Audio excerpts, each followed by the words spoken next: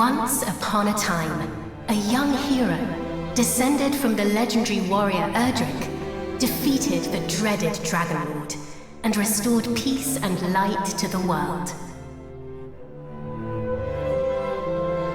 Having done so, he set off on a journey with his new bride, and together they founded a kingdom of their own. This kingdom came to be ruled by their children, and by their children after them. Under the enlightened rule of the Scions of Erdrick, the nation grew ever greater and more prosperous. As the years passed, other adventurous scions forged forth into the unknown, founding new kingdoms in their ancestors' image. Thus came there to be 3 nations ruled by those descended of the hero and his maiden.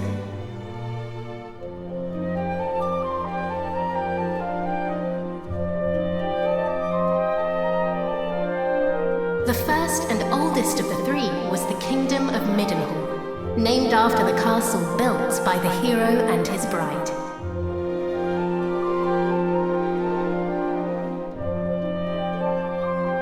Oh, my beautiful boy. Thou wilt grow into a fine leader of the land.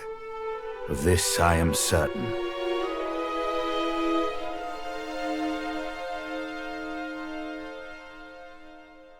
After Midenhall was founded the kingdom of Cannock, a nation nestled betwixt misty mountains and lush forests.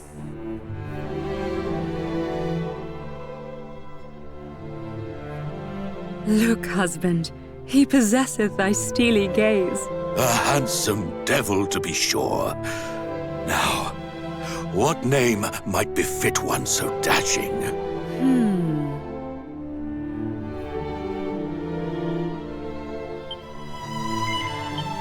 It is perfect, is it not? The very height of perfection, my dear. A mighty name for a yet mightier heir.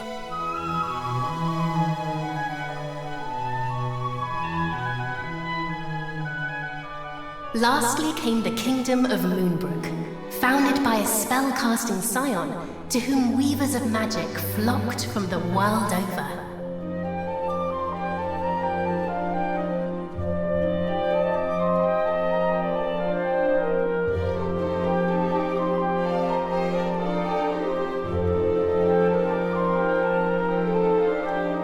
Dear, supposest thee the princes of Midenhall and Cannock might deign to play with our daughter when the 3 are older? I doubt not but they shall forge a fellowship most firm, as I did with my cousins the kings. But first, she will need a name that befitteth her station. And, after great pondering, I believe I have happened upon just that. Come, lend me thine ear. Yes, it is lovely. And her future will be bright. I swear it. Thus did the legendary line continue into another generation. Some years later,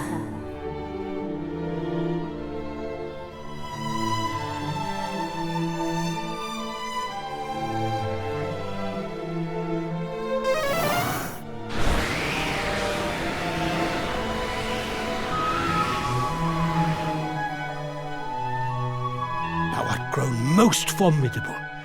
Thine ancestors' blood runneth strong in thy veins. Oh, please, father. Thou knowest full well mine abilities pale in comparison to thine. Thou hast mastered all manner of spells, of which I as yet know naught. 'Tis true I was once a caster of no little renown, though now... Father! Alas, some matters are beyond even the purview of magic. Come, father. Let us repair to thy chamber.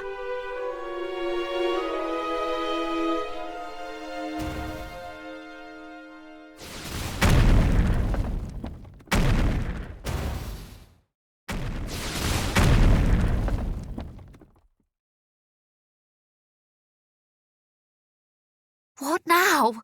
By the goddess! Guards! Assemble! Majesty, I bring grave tidings!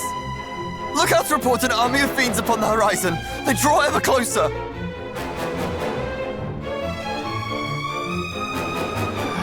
Curse thee, Hargon! Hargon?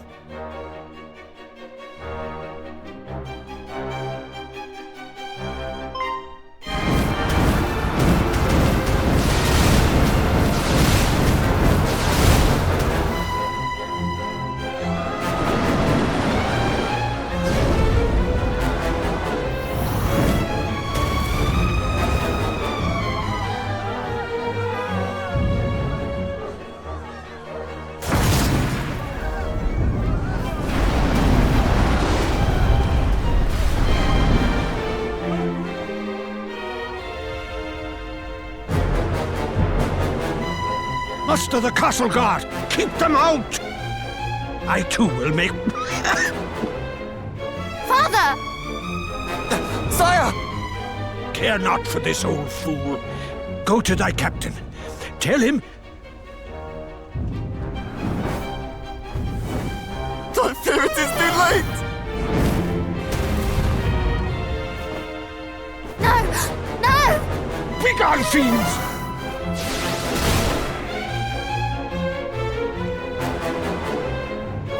Father! What is happening? What will become of us? Still thy heart. Thou shalt escape this place.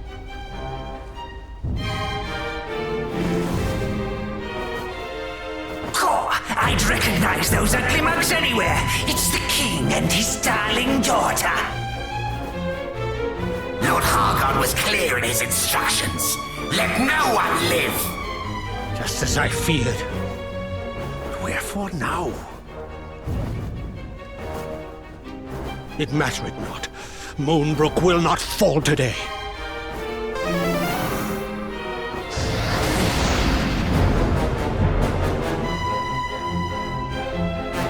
You are faces. Then I have no choice. This way, my child. Father, please, I do not understand. Listen to me. Thou hast thy mother's beauty and her wisdom. Thou wert ever our pride and our joy. Since the day of thy birth, everything I have done for thee. I would trade 1,000 lives to live this one with thee anew. Thou speakest as if this is the last time we shall be together. I shall never leave thy side. Come.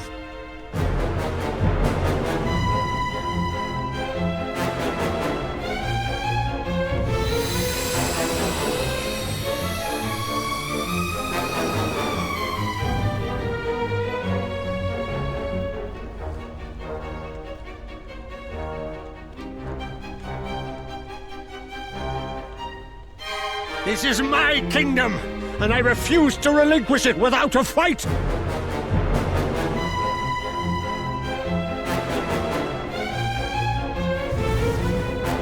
Squeeze! There he is! He may be old, but he knows a spell or two. Don't bite off more than you can chew. Wherefore do you tarry so? Do not tell me you have had a change of heart. Today, you battled the bloodline of Erdrick!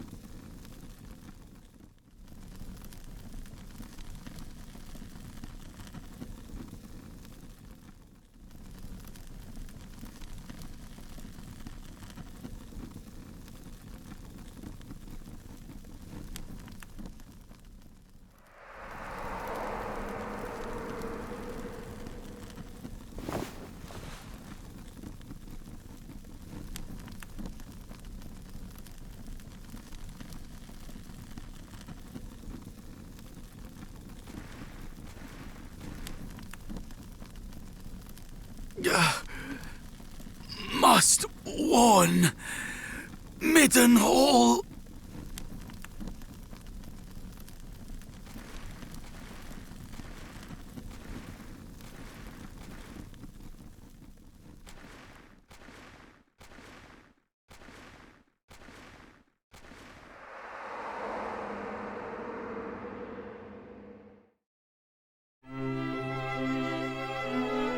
There thou art, beloved son. Though thou seem'st mightily vexed, didst thou dream ill-omened dreams, perchance? Our dreams are the mirror of our souls, my boy. If ever aught should trouble thee, thou must needs share it. Thus is a problem halved, as the saying goes. But enough of such talk. Today is a day like any other, and thou must needs be about thy duties. Pray, go into the streets of the city and walk amongst thy people. Speak to them of their hopes and fears, that thou might one day rule wisely over them.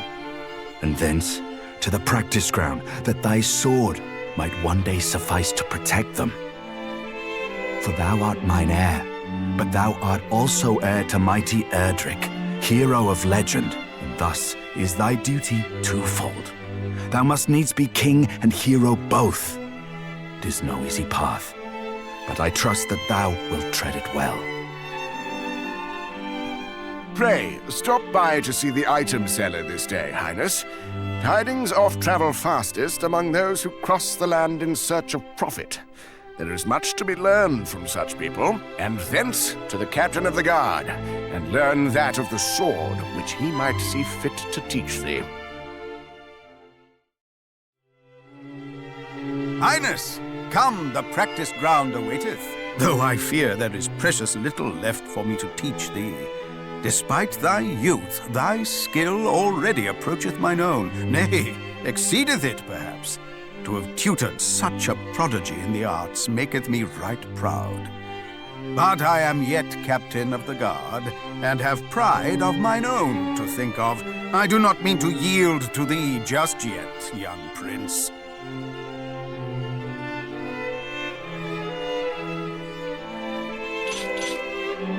Make ready! These wounds! Friend, what misfortune hath befallen thee?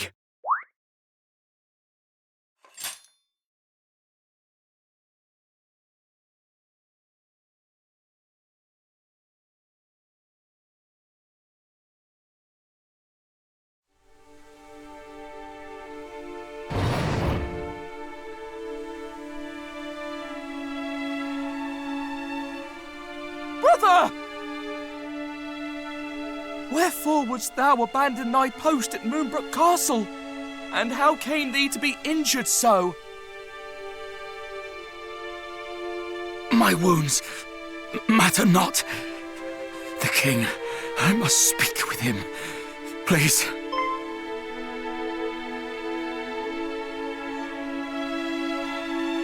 Of course.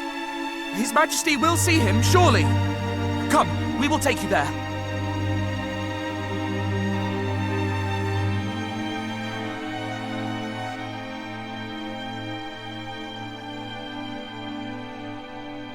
What is the meaning of this?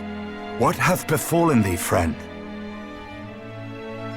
Majesty, Moonbrooke Castle attacked. Monsters. A great horde of fiends.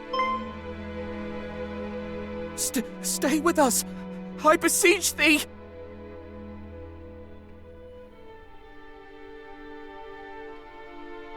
Fear not, brother. We shall meet again. No! He did his duty to the last, and expended his final breath that we might learn of the assault on Moonbrooke. His was a grit and forbearance granted to few, and he must be given a burial befitting such heroism.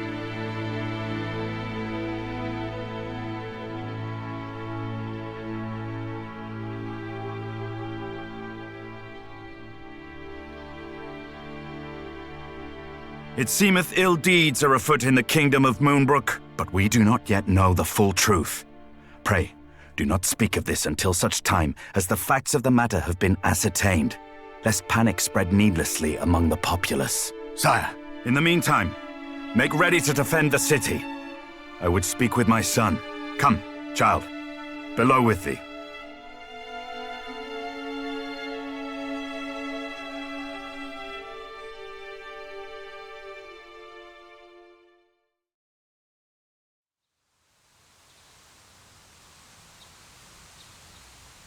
Another such tragedy befell our world some decades since. A great monstrous horde laid waste to the land of Erdrick. The horde was commanded by one who styled himself High Priest Hargon, fearful that the High Priest's minions might make Midenhall their next port of call. My father did shore up the kingdom's defenses and set his men to watch for monsters on the horizon. I must confess that the further the tragedy drifted in time, the more I had thought the danger past. But the similarities between the assault just now reported and the one my father described cannot be denied. Could this be another Erdrick? I hardly dare believe it. We must ascertain the facts of what hath befallen Moonbrooke as soon as we are able. I would have thee journey to Cannock, there to share these unfortunate tidings with the king of that realm. None can afford to remain ignorant if the horde is abroad. Thence, thou must visit Moonbrooke, and see with thine own eyes what hath befallen it. I must needs remain here to see to our defenses, as my father did before me. Wilt thou bear this burden on my behalf, beloved son? I am right glad to hear it. Now, before thou departest, a gift. A necklace, to be precise. The princess's pledge. Ere he became the first and greatest king of this land, thine ancestor, mighty Erdrick, did set out upon a perilous quest to defeat the Dragonlord. This necklace was presented unto him by a certain fair maiden with whom he did forge a firm and lasting bond on his travels. It shall surely aid thee on thy path.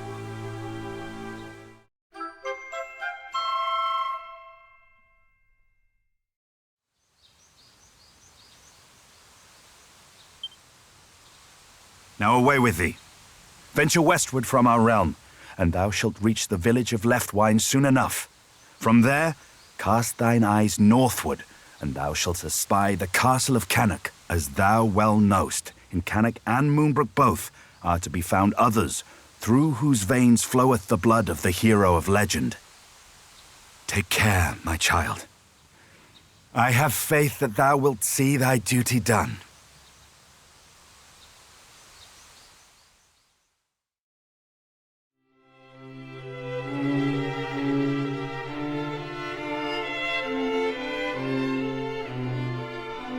Well met, young Midenhall.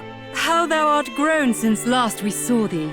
Yet the furrow of thy brow suggesteth all is far from well. Zounds! Moonbrooke is fallen? Her armies laid waste by a vast horde of fiends? Yet as thou sayest, we have but one soldier's word. It would behoove us to learn the truth before acting unduly. Wait! Pray, take our boy with thee. Though some regard him as something of a featherbrained sort, he is assiduous in his daily training with sword and spell. Where art thou, boy? Thy presence is required in the throne room. Whatever is the matter, Daddy? If you were looking for that wayward brother of mine, I'm afraid you shan't find him here. He set off for the wellspring of the hero earlier this morn. Even now, he marcheth to the beat of a drum entirely his own. Mine apologies, fair prince. Yet I could not forgive myself wert thou to go companionless and any harm were to befall thee. Wouldst thou be willing to journey to the wellspring of the hero and bring back my son? Forgive us for troubling thee so, but we should be ever grateful. Once thou hast located our boy, do see he is returned to the castle. There are matters I would see discussed before you two depart.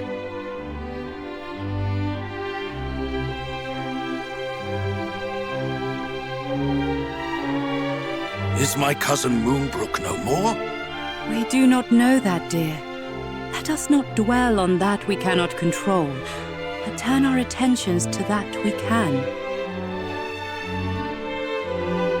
Quite. Summon the Chancellor. The kingdom must be fortified.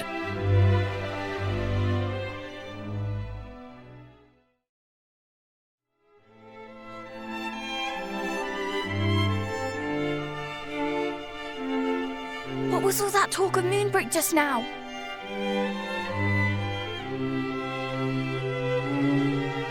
Good gracious! That is terrible news, and I can well understand why Father is loath to let you go alone. Then it is decided. I will accompany you on your hunt with my darling brother. After all, if he is to play his part as a scion of the hallowed hero, then so must I.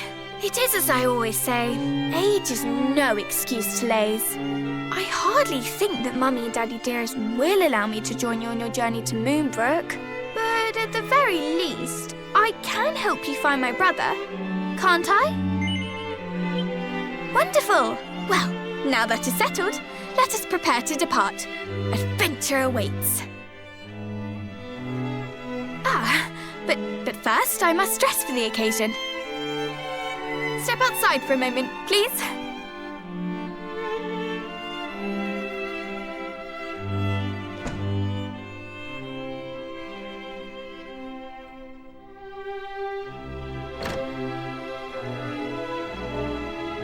Well, what do you make of my travelling togs? I sewed them myself, you know. Honestly, you boys wouldn't know needlework if it poked you in the eye.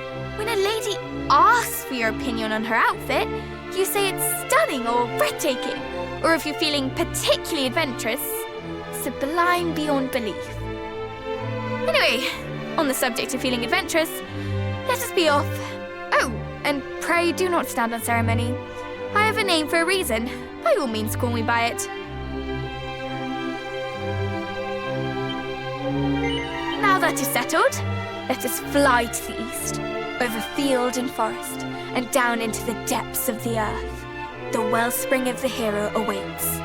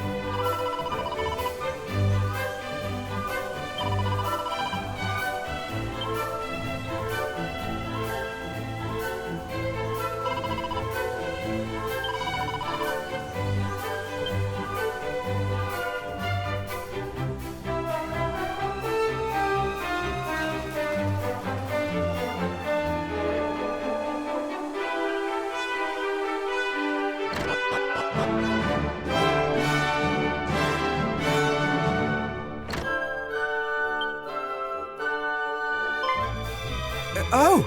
The very rascal I have been at such pains to find! Your father told me of the terrible news from Moonbrooke, and that you journey there to learn the truth. Pray, allow me to accompany you on your expedition. I cannot rightly remain idle while my kin ventures into dangers unknown.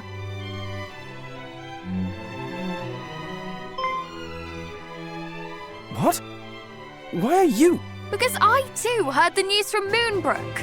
That is why I've been helping the prince to find you, that you might venture there together. Is that so? Then I owe you my thanks, and my apologies. Accepted. Now let us repair home. We mustn't keep Mother and Father waiting. It is a pleasure to join your fellowship.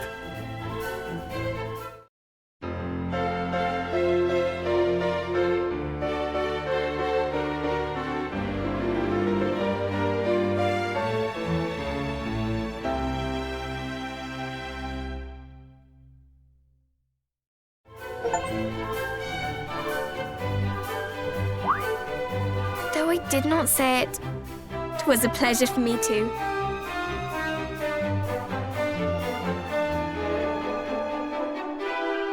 It was almost like being a hero.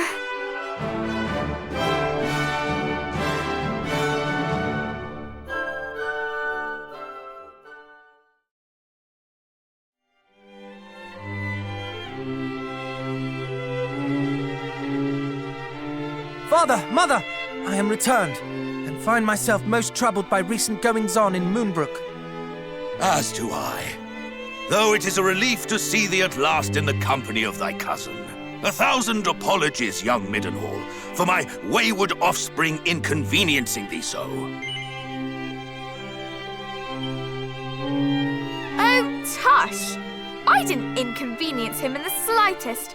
And even if I did, the prince is far too kind a soul to say so. Isn't that right, fair coz? Allow me to offer mine own apology. If I had only been here. 'Tis of little import now. More pressing matters are at hand. A calamity most foul hath befallen Moonbrooke. Thy cousin, Midenhall, bravely ventureth forth to survey that place and rescue the king and princess. Should rescue be possible, I would have thee accompany him on this quest. Lend him thy succor. Prove that blood is a bond that none can tear asunder. Yes, Father, as scions of mighty Erdrick, naught shall stand in our way. The road to Moonbrooke passeth through Goyling's Gate, to the south and west of here. Take with you this parchment, and present it to the guards at the gate. They will grant you passage.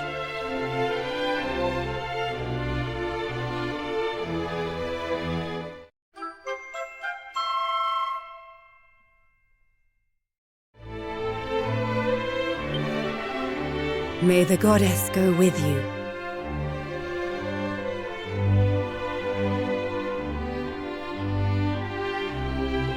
Brother, I wish you well.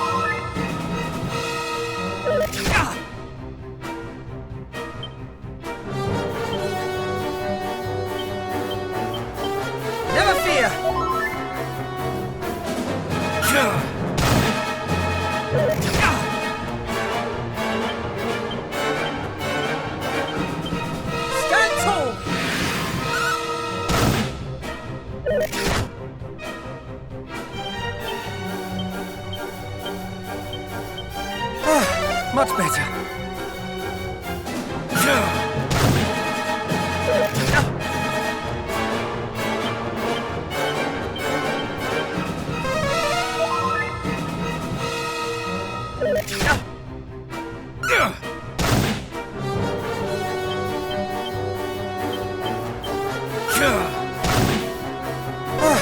Much better.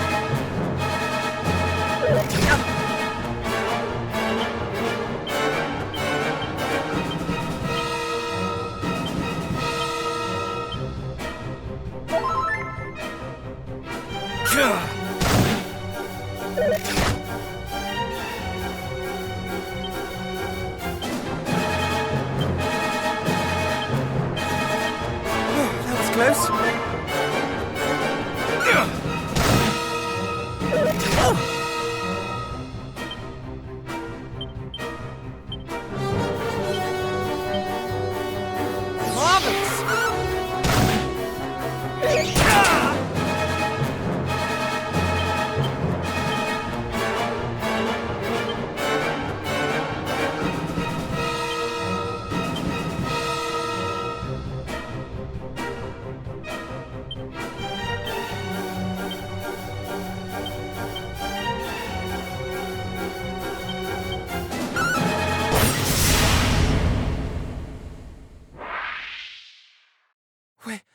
We are victorious!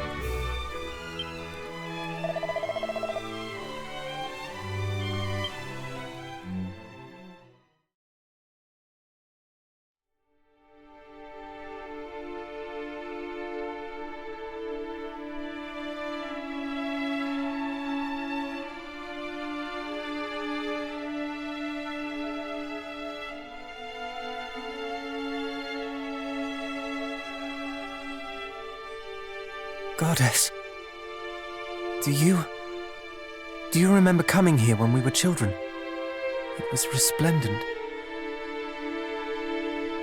Flowers as far as the eye could see. Shining marble from ceiling to floor.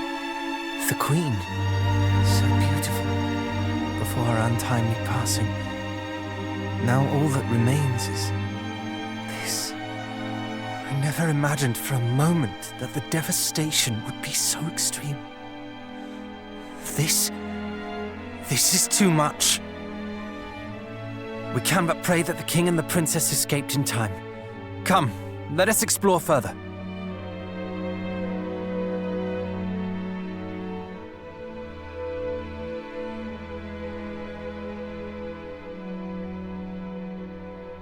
Your Majesty?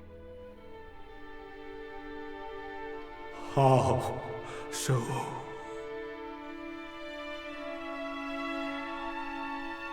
My kingdom ruins. Your Majesty, we are here.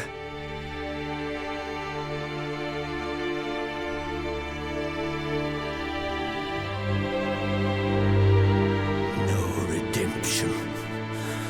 Evil such as this.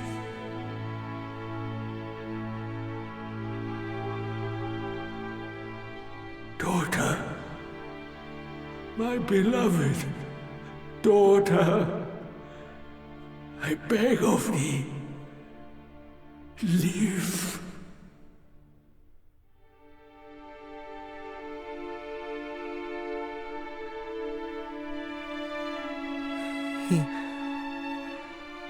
He was already gone.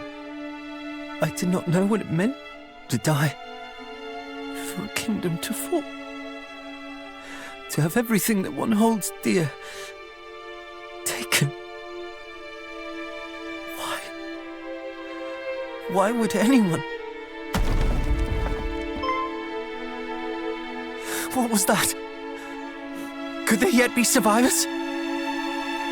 Quick, let us hurry to the courtyard. The noise came from there.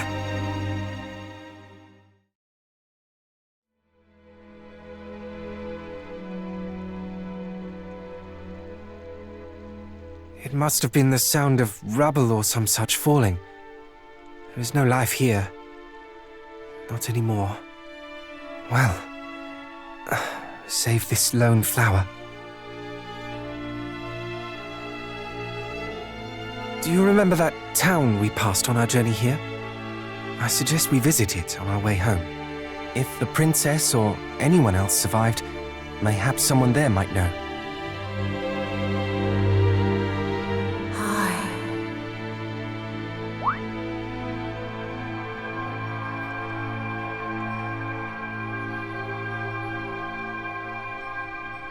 High east, to the shrine. Find her.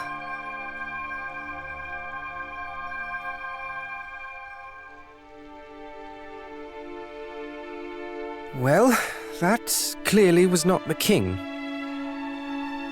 Whoever it was, it would seem they have other plans for us. A shrine to the east, was it? It is the rummest thing, though. I'm certain I have heard that voice before. I just cannot place it.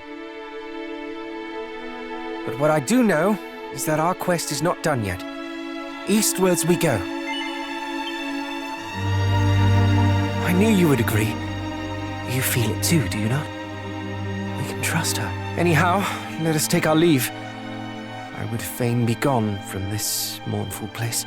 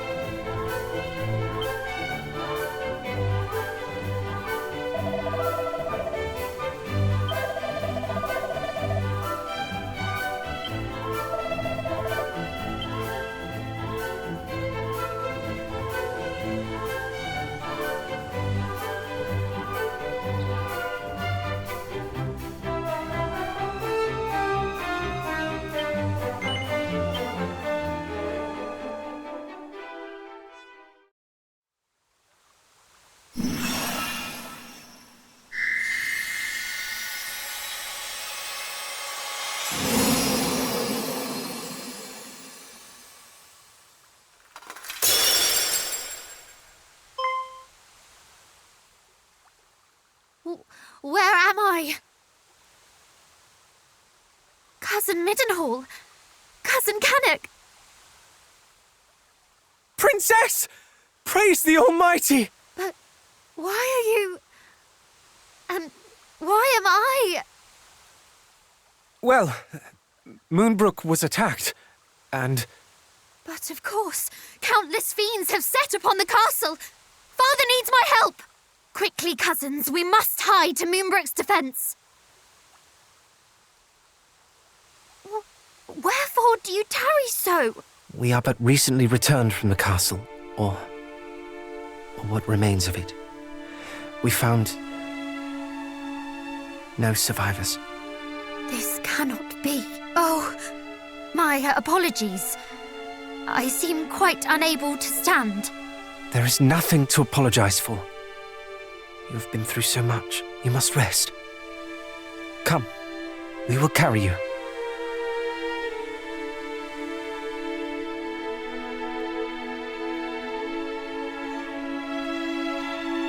I know not how to thank you. I feel much more myself now. And full glad am I to hear it. May I suggest we rest here for the night before making for Midenhall in the morning? You can stay there in safety till all this is over. No, I will not. I will not rest until Hargon is dead. Hargon? The name feels somewhat familiar. Yes. He was the villain behind the sacking of Erdrick, was he not? You mean to say that he was behind the attack on... I do. Moonbrooke fell by his hand. I shall be ever grateful to you for restoring me to my senses. But I did not survive to be locked away in a gilded cage. Besides, neither Cannock nor Midenhall will ever be truly safe while the High Priest yet lives. This is why I must have his head. It is as you say, Princess. Nowhere is safe anymore.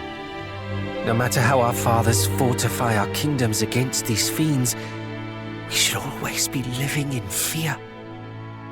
And I, for one, balk at it. Don't you, cuz? Your cause is ours, Princess. Together we shall restore peace to this fair realm. True peace. It pleases me immeasurably to hear it. And yet, I ask that you allow us to return to Cannock and Midenhall first.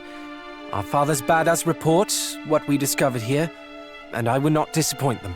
Yes, of course. If I might ask something of you in turn, I would visit Moonbrooke Castle. I must needs see the aftermath with mine own eyes. For now, I think it best we all get some rest while we can. We have much to do on the morrow.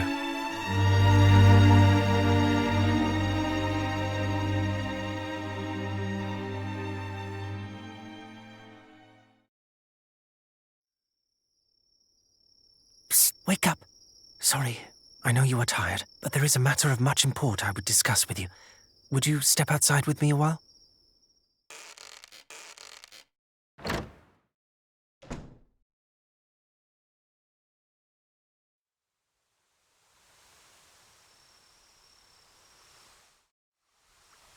My apologies. I did not want to risk the princess overhearing us. I have been thinking. We are all three of us descended from the hero of legend, are we not? And come the morrow, we embark upon a quest to end the ambitions of the fiendish High Priest Hargon. At first I deemed it destiny. We three Scions of Erdrick striving together for the same cause. Yet the more I thought upon it, the more my doubts grew. As the matter stands, we do not fight for the same cause she does. You and I fight to protect those we cherish, but she has already lost them. The princess fights to exorcise the grief and anger that cloud her heart. We may never be able to soothe the princess's pain, nor replace her family. But perhaps we can offer her another. Though I must say I doubt she will ever think of me as family when I am constantly calling her princess. Do you think she would bristle if I called her sweet cuz? Perhaps it is a little too familiar. Ah, cousin, then. Or perhaps simply by her name. On that matter, do tell me should I say something foolish. I can be an awful blunderer at times. Perhaps even most times. Thank you, cousin. We two make a fine team. And so shall we three.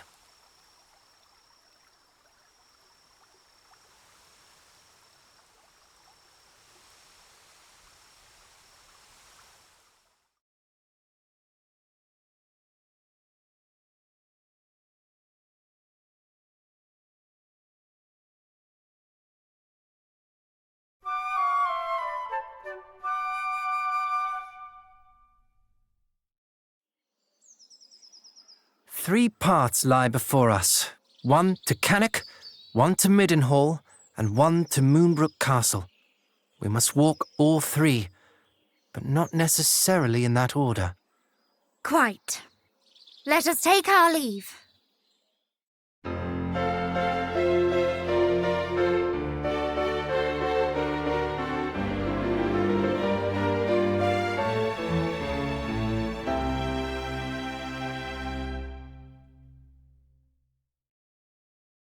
Just a moment. If we are to travel together, then I see little need to stand on ceremony. Pray, call me cousin. Or, if you would rather, sweet cuz. Ha! Did you hear that? I was right all along. It is destiny.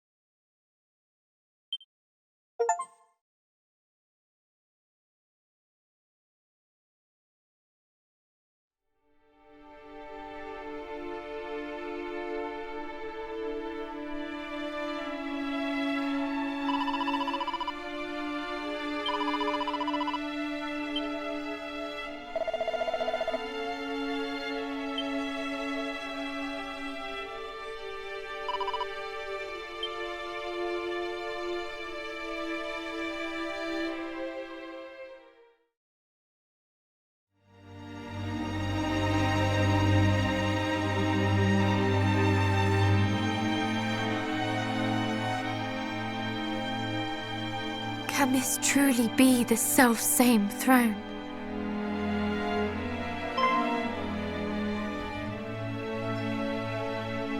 Is aught the matter? My father kept the mark of Moonbrooke here, the emblem of the crown, but it is gone. What? You do not mean the monster stole it? I cannot say for certain, though I can think of no other explanation. Princess!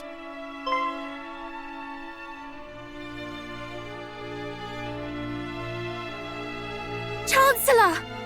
Guards! You are alive! And so art thou! Oh, Highness, I thought that we had lost thee. Words cannot express how my heart soareth this moment. The feeling is certainly mutual. 'Tis a miracle that you are unharmed. No miracle, Highness. Only happenstance. When the fiends attacked, we were leagues northwest of here, making for Rippleport at thy royal father's behest. Were it not for this, we too would surely have... Why Rippleport? The town is a maritime gateway to the rest of the realm. His Majesty had hoped to expand our trade routes, and sent us to inquire about securing ships for said purpose. This sounds precisely the sort of place we ought to visit. With a vessel of our own, we could hunt our quarry across the realm. Though I confess, I haven't the slightest inkling how one might go about securing a ship. It shameth me to admit it, Highness, but neither do I. Alas, our journey to Rippleport ended at the Dragon's Horns. The pair of towers on the road to the west, beyond the plains. Indeed, Princess. A great stretch of water lieth betwixt the two. One far too wide to swim across. And, well, without a boat. Blast! For a moment I thought our next destination was decided. To Rippleport, and thence to sail the seas in search of High Priest Hargon. But if we cannot even reach Rippleport, how are we to find him? Let alone slay him? You mean to? Lo, Princess, thou art a beacon of hope for us all. Alas, so long as the strait remaineth unpassable...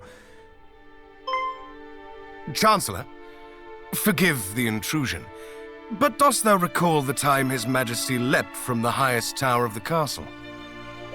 Thou speakest of father. Indeed.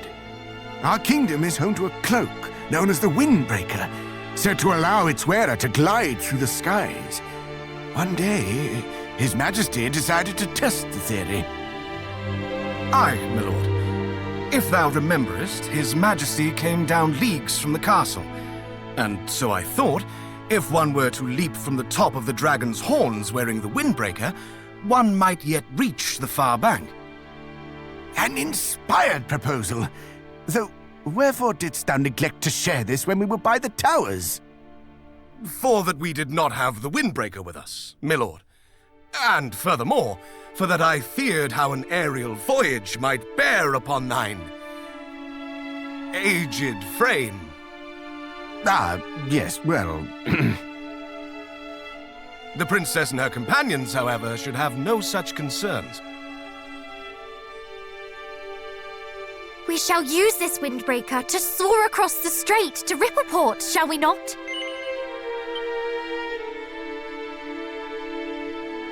In that case, allow me to bequeath this unto thee, princess. There lieth a tower to the southeast, known as the Pillar of the Winds. It houseth the Windbreaker, that was once thy father's. This key will grant thee entrance.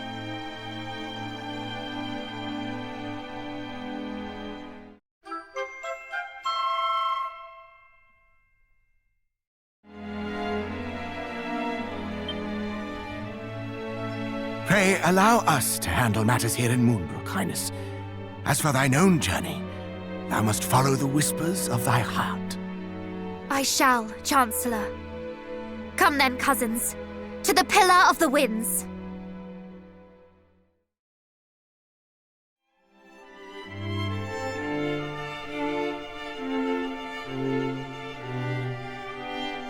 Princess of Moonbrooke, it is truly a relief to see thee well. Thou hast done me right proud in seeing the princess safely back to us, my son. And you, young Cannock, thy father sent tidings of thine own heroism. I thank thee for resolving to accompany my son on his travels.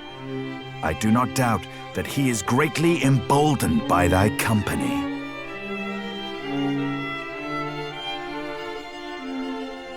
Alas, Moonbrooke is...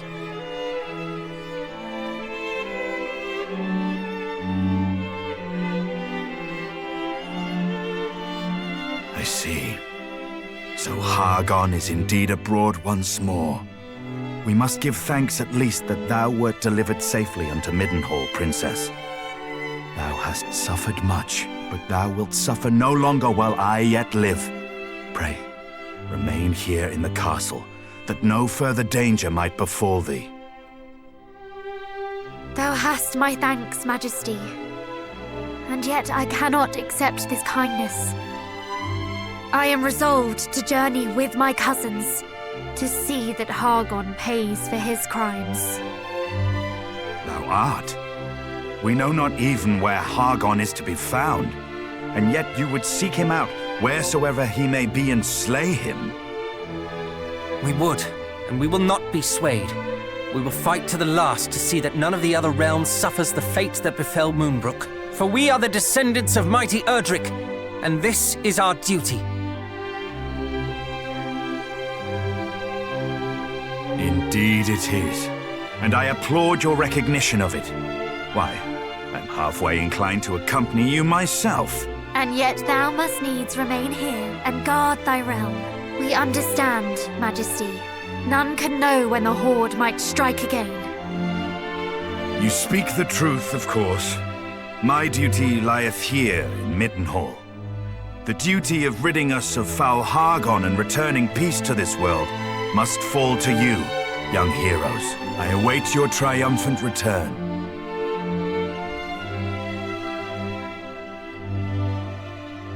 Thou wilt prevail, my son. Thou must. This shall prove, should such proof ever be required, that thou art of the royal line of Midenhall. May it aid thee in thy quest.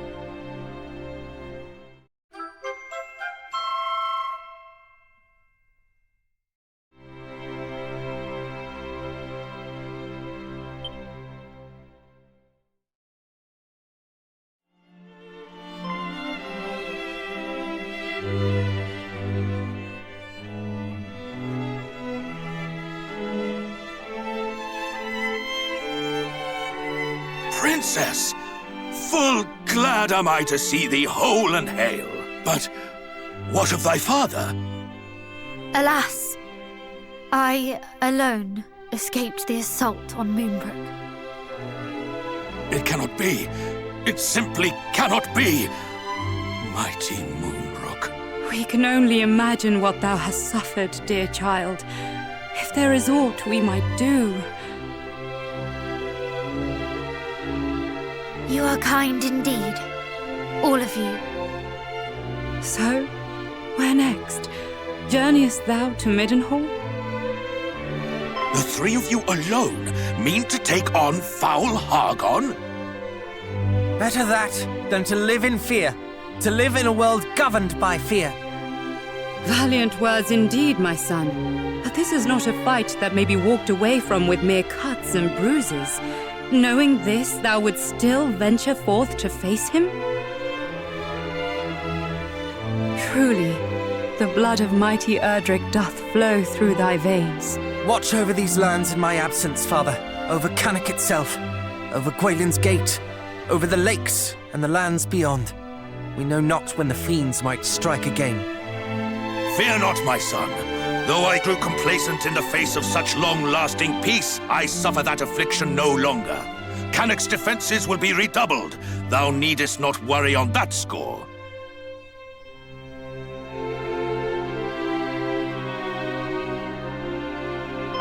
One more thing before we depart. The monsters we encountered spoke of sigils. It seems they seek them out. Know you of what they might be? Sigils? Did they mean perhaps the 5 great symbols of power made so long ago by mighty Erdrick? I have heard tell of these. Though they seem to the naked eye as mere stones, they impart great power upon those who wield them. Power destructive and redemptive both. But why should the monsters be at such pains to acquire them? Do they covet that self-same power, perhaps? We can only guess. As to the fiend's motive, and alas, as to the whereabouts of the sigils. For it is not known where or in whose keeping mighty Erdrick left them.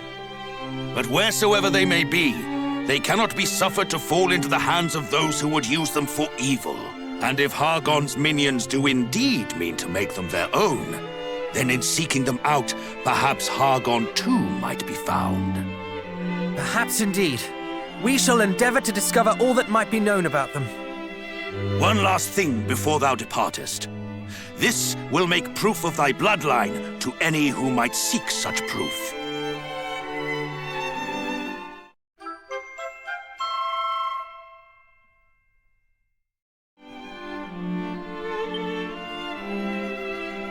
Thank you, father, mother. Now, I must away to adventure. May fortune follow thee, beloved son. And shouldst thou ever find thyself in need, do not hesitate to return to us here.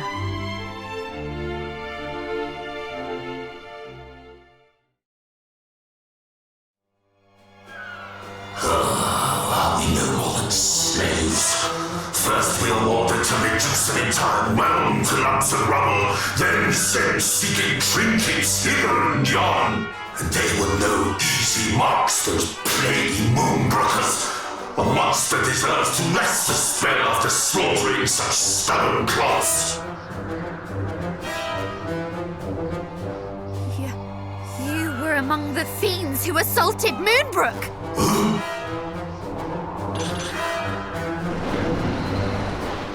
And who might you be? What brings little lumplings like you to such a place as this?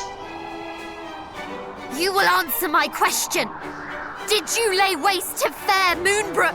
Aye, but I did not rain down my spells of destruction alone.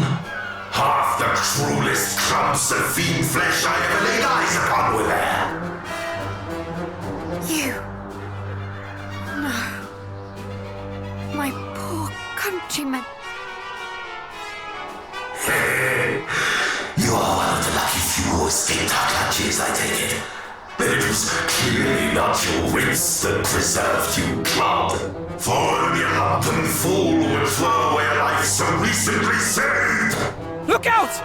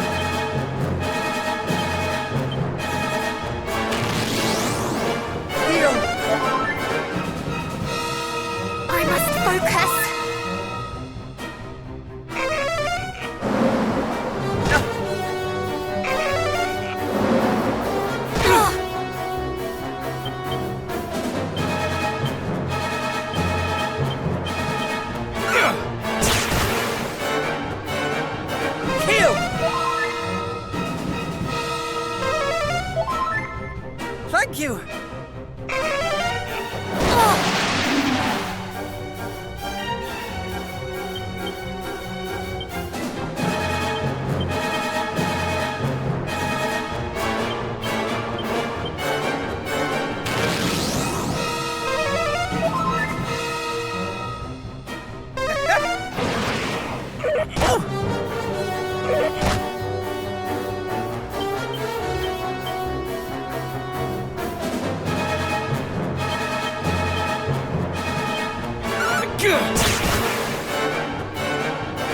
Tables turn! You cannot fall here! You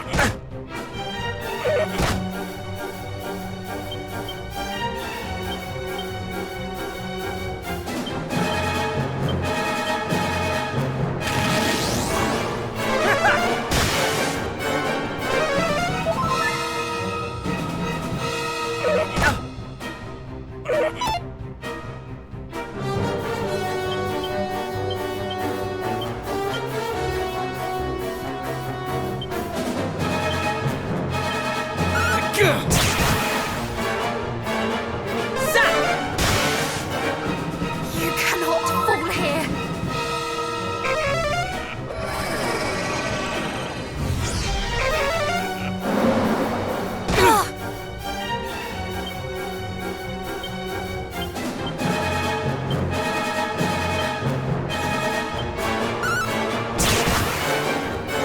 You cannot fall here!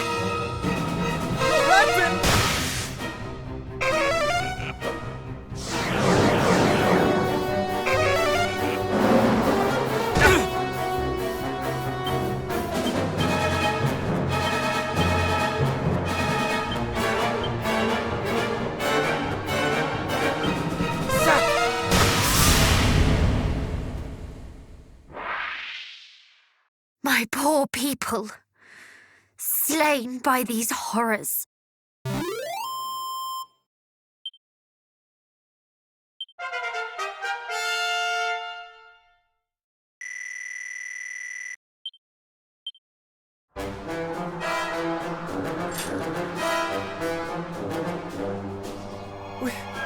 We did it! We laid the creature low! Huzzah!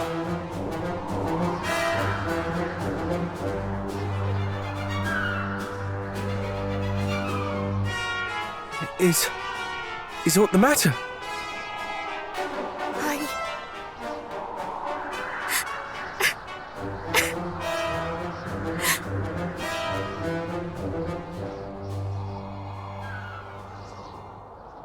To think that my people, my father, suffered at the hands of such...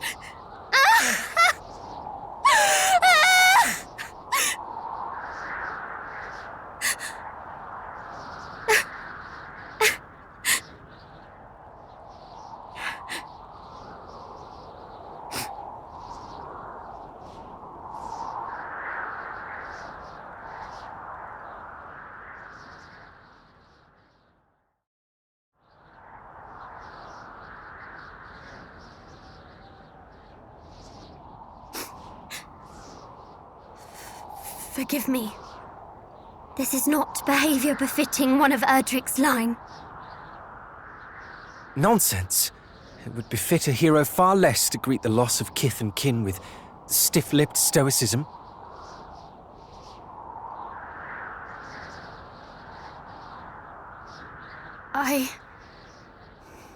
Thank you. Now come. The hour grows late. Let us turn in. I shall take the first watch.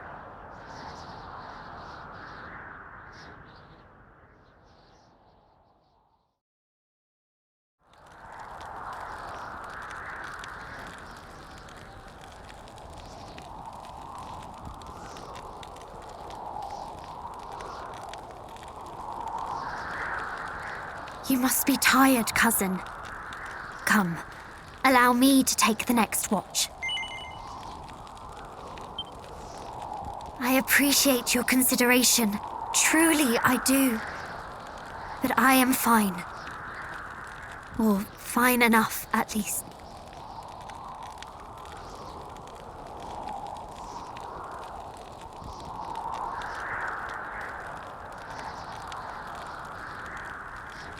I have lost much.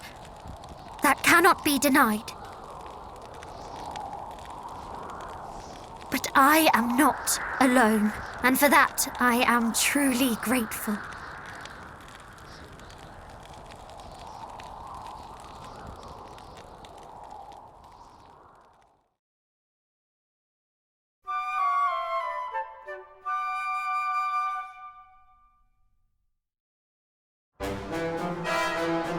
Come, friends! The Windbraker shall be ours this day. I shall eat my hat.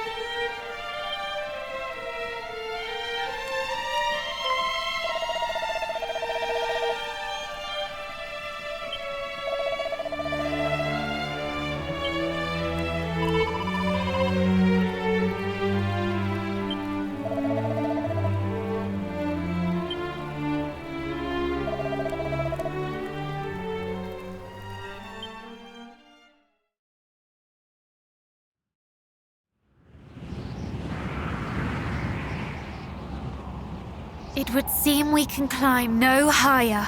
Then this is from whence we must needs throw ourselves to fly down to the far shore. 'Tis but the shortest of drops.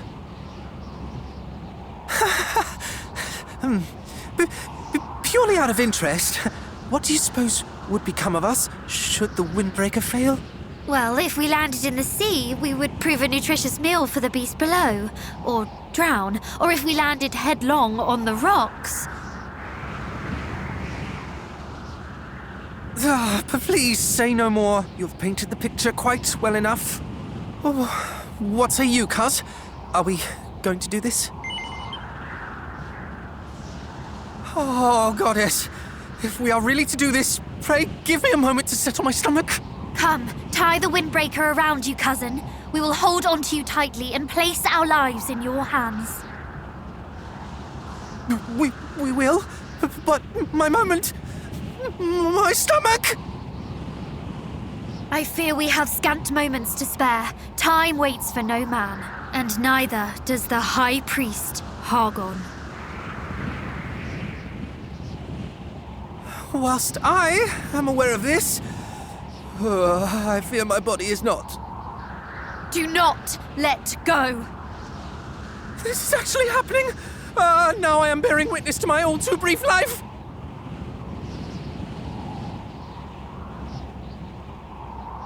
Come, let us take flight.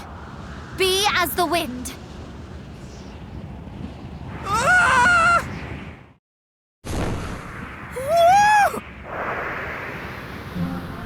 We're flying! We're actually flying! That we are, and it is marvelous!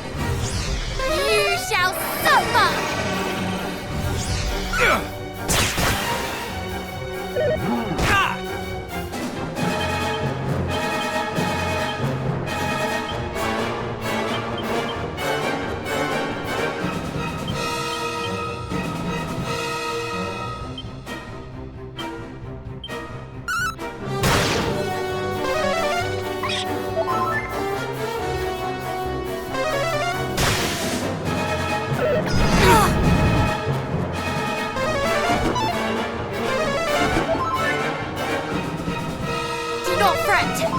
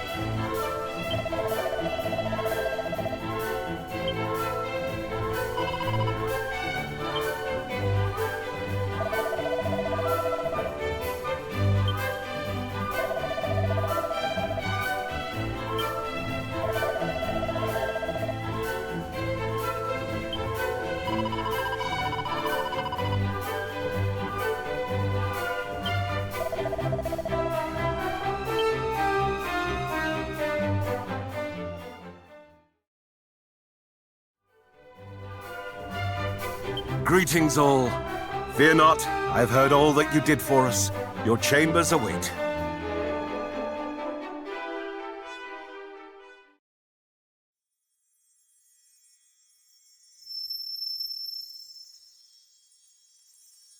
Hear me, Scions of Erdrick.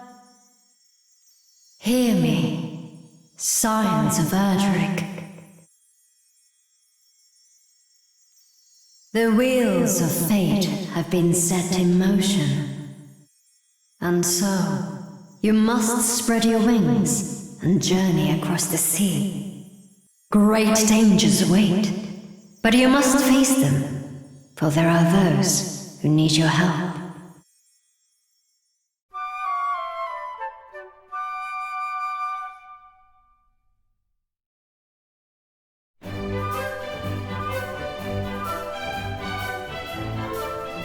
I too heard the voice. And I.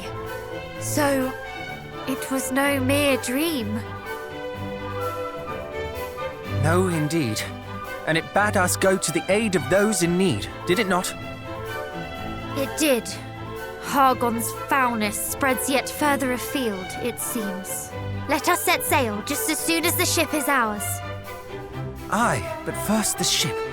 I can still hardly believe it is to be ours. Come, to the port.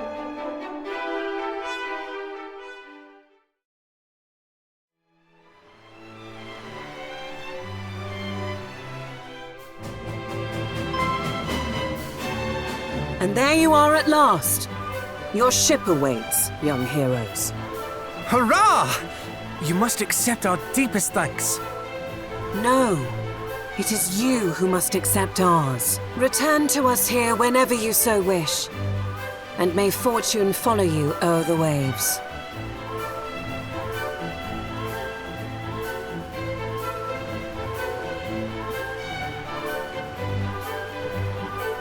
Very well. The world is now ours to explore, it seems. Let us go to the aid of those in need. With all haste, and let us hope that in so doing, we might learn more of Fal Hargon's schemes. Aye, and there is one more thing we must do besides. We must warn those we meet of the darkness that threatens our world, that they might make ready to meet it. None must suffer the fate that befell Moonbrooke. I do not wish to sow discord and fear by so doing. I wish only to give the gift of vigilance, the lack of which I fear played its part in the downfall of my homeland. Indeed. Had your people been forewarned, perhaps they might have been better prepared when the moment came. Come then, let us away. But I must warn you all. This will be my first time at sea. Forgive me if I do not prove the sturdiest of shipmates. I, too, have never been to sea. All will be well, I am sure. And even if it is not, we can at least console one another.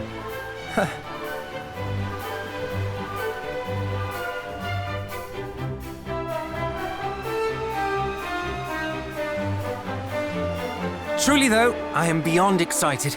A maiden voyage aboard our very own ship.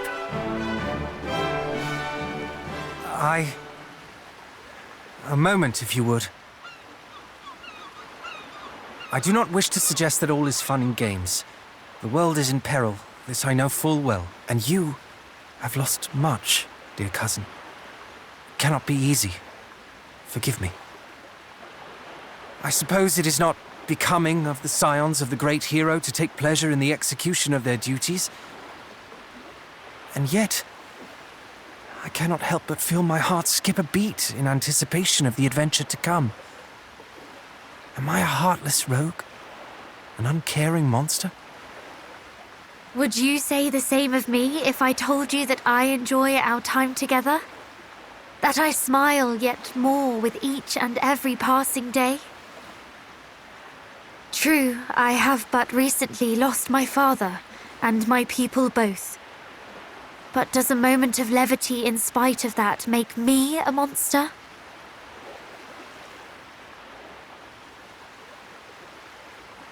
Of course not.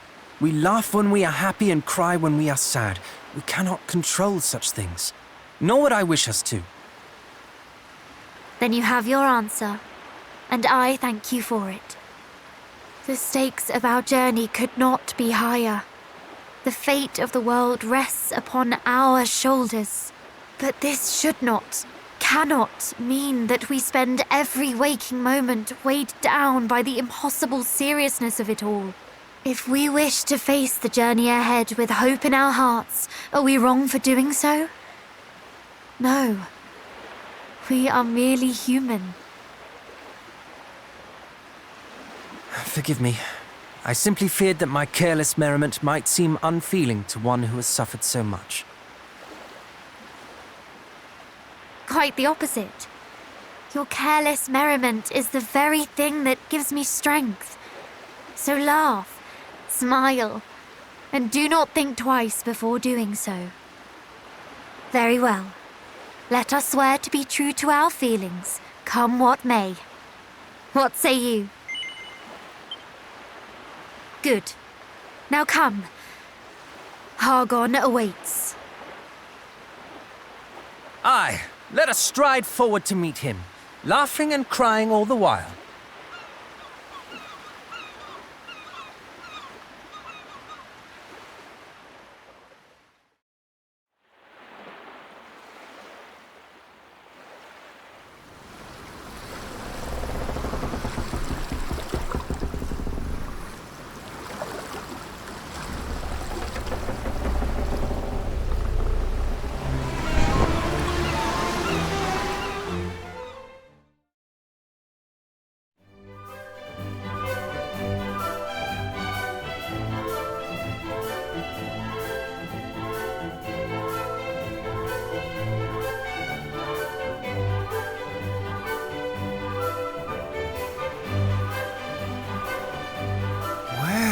This town is rather fetching.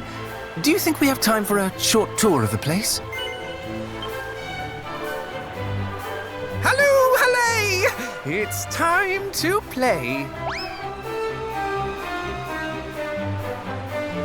The town does indeed have a certain charm. Let us each explore it at our leisure a while.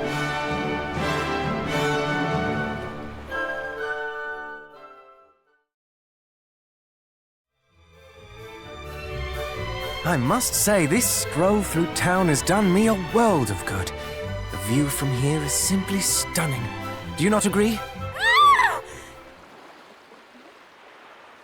monster! Run for your lives! May this be a lesson to you all. Naught but despair and oblivion await those who blaspheme. Back, fiend! Thou shalt proceed no further, even if it should cost me my life. It need not come to that. No, it need not. Though this fellow does look rather formidable. We must keep our wits about us, cousins. Wait! You think yourselves capable of slaying me? That'll keep me laughing long after you're gone!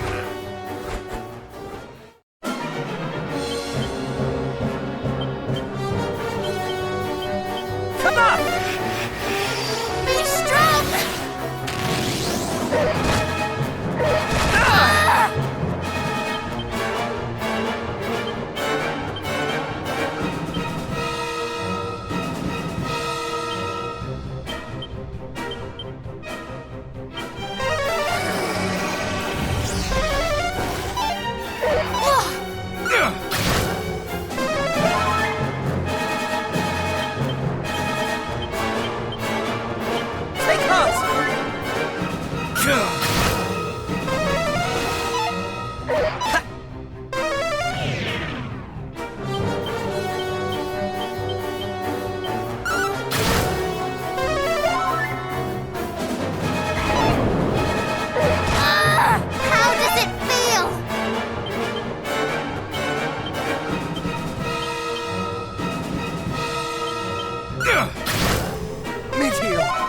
My thanks!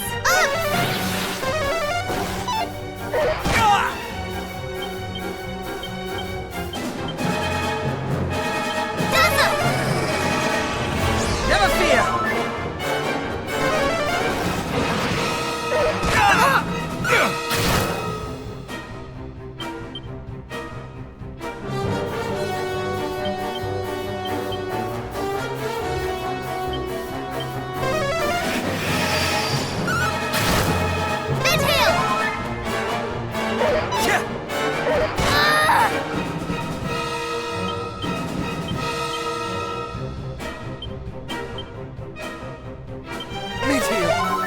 I am in your debt.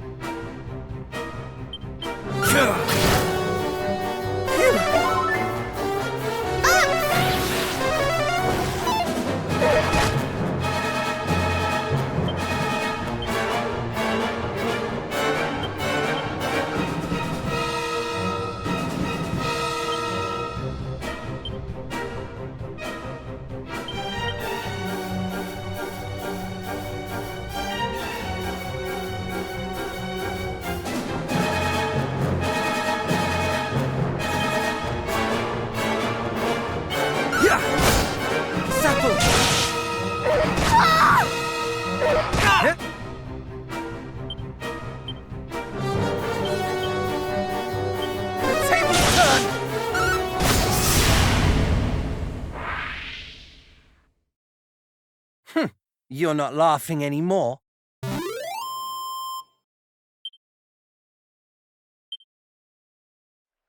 No! I cannot fall! Lord Pazuzu! He chose me!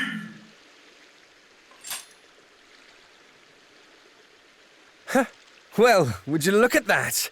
He wasn't so formidable after all. Or mayhap it is we whose strength has improved, our arms tempered by the fires of adventure. Though I suppose the chance remains that we have only faced the dregs of Hargon's army thus far. How dare you! It is time you learned the true power of the darkness. Though I perish, I shall not perish alone!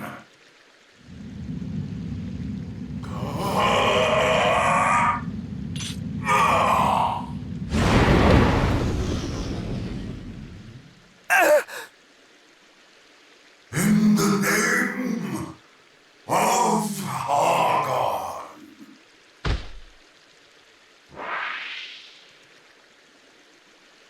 I can't.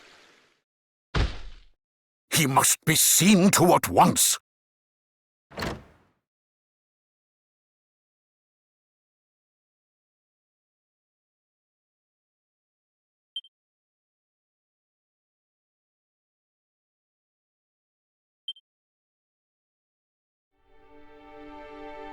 Forgive me, friends.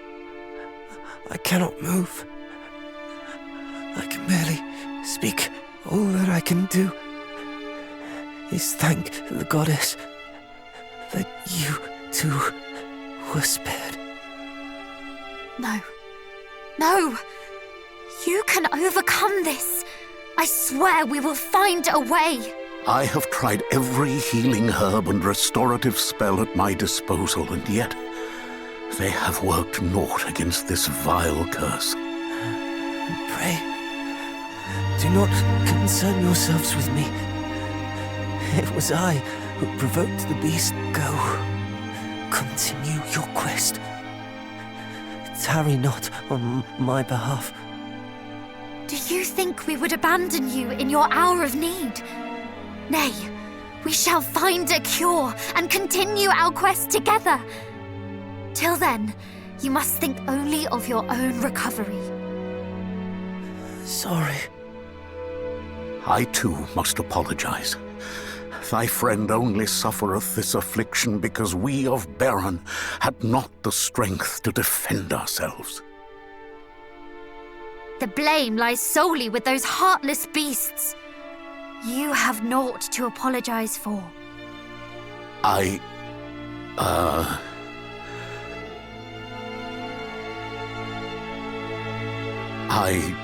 pray that you can find a cure. Could you tell my mother and father that I was happy to have been their son? We will not be giving up, and neither should you. I, for one, could not face your parents if I was not certain we tried everything we could.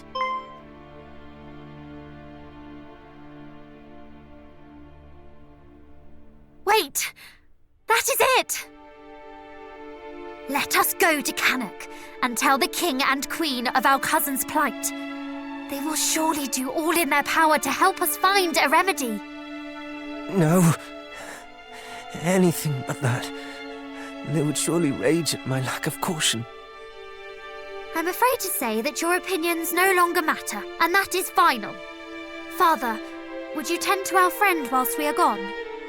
Of course. Then let us hie to Cannock.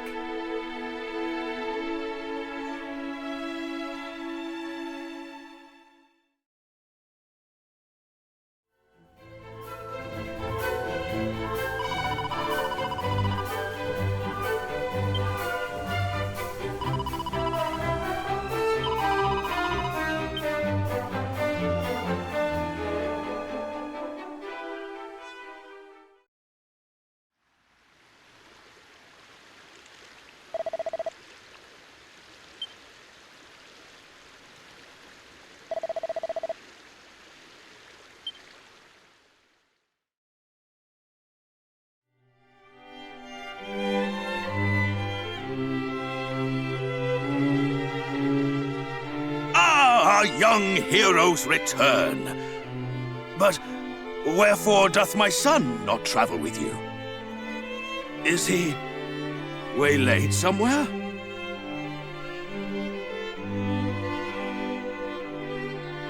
Good goddess, my poor boy.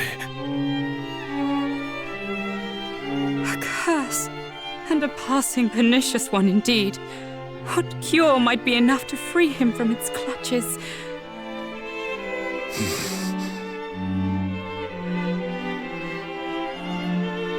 Of course, a leaf from the World Tree. The World Tree? Aye, the World Tree, Yggdrasil, the source of all life. 'Tis said that its leaves possess the power to heal any ailment. Tell us, where may we find it? Alas, its location was a closely guarded secret of the royal line of Renderak, a line that no longer existeth. Slain by Hargon and his minions when they razed the kingdom all those years ago. Nary a member of the royal family survived. A scant few Renderakians did manage to escape the onslaught. Yet I doubt any would have been privy to their king's closest secrets. Though it may be a hopeless endeavor, I shall have my envoys look into the matter.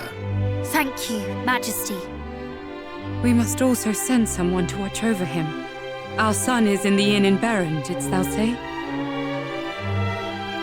Mayhap we cannot cure him, but at least we can ensure he is kept company and learn of any change in his condition.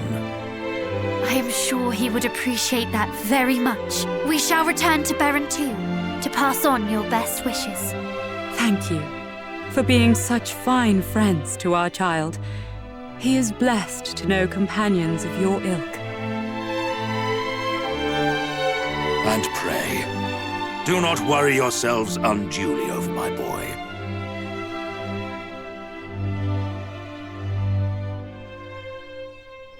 This would not be the first affliction he hath overcome, and it will not be the last.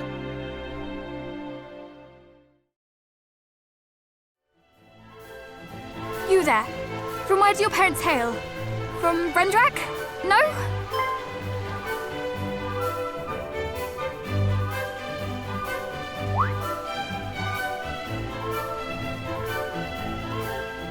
What of you?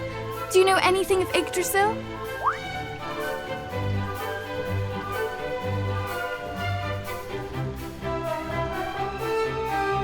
Would you care to explain what brings you here, Your Highness?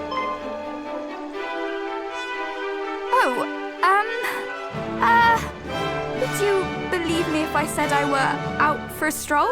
A stroll? From Cannock to Berryn? Across a great continent and leagues of open ocean? If I were to believe you, what would that make me, Fine! I'm sorry.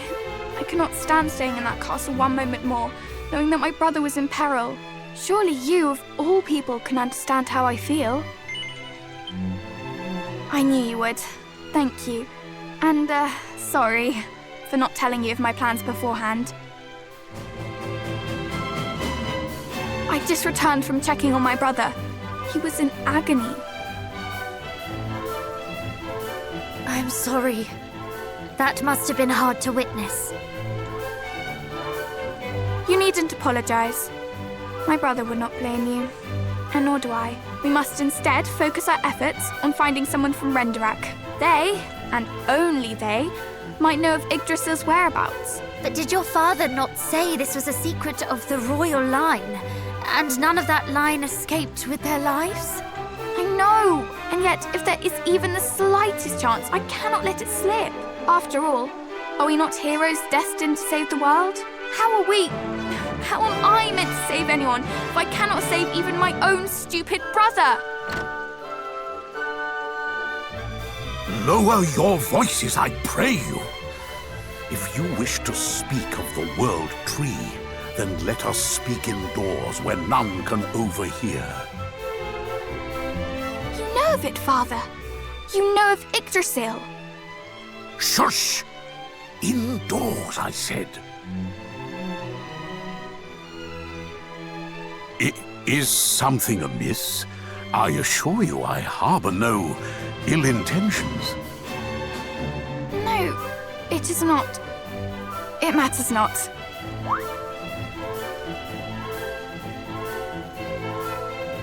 Come then, let us talk more at the inn.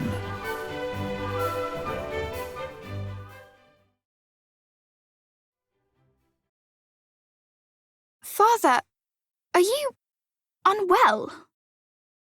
Most perceptive for one so young. Thou art correct. My health is not what it once was. Yet I am not beset by any particular ailment. 'Tis but the ravages of time. The same cannot be said of your companion. His life's flame may flicker as mine, but it may yet blaze anew. Which bringeth us back to the subject of Yggdrasil and her leaves. Please, we would be grateful if you could share whatever you know. First, you must promise that what I tell you will never leave the confines of this room.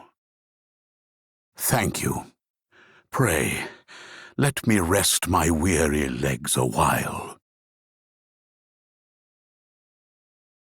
You must needs head eastwards for Erdrick, or rather Burrowell.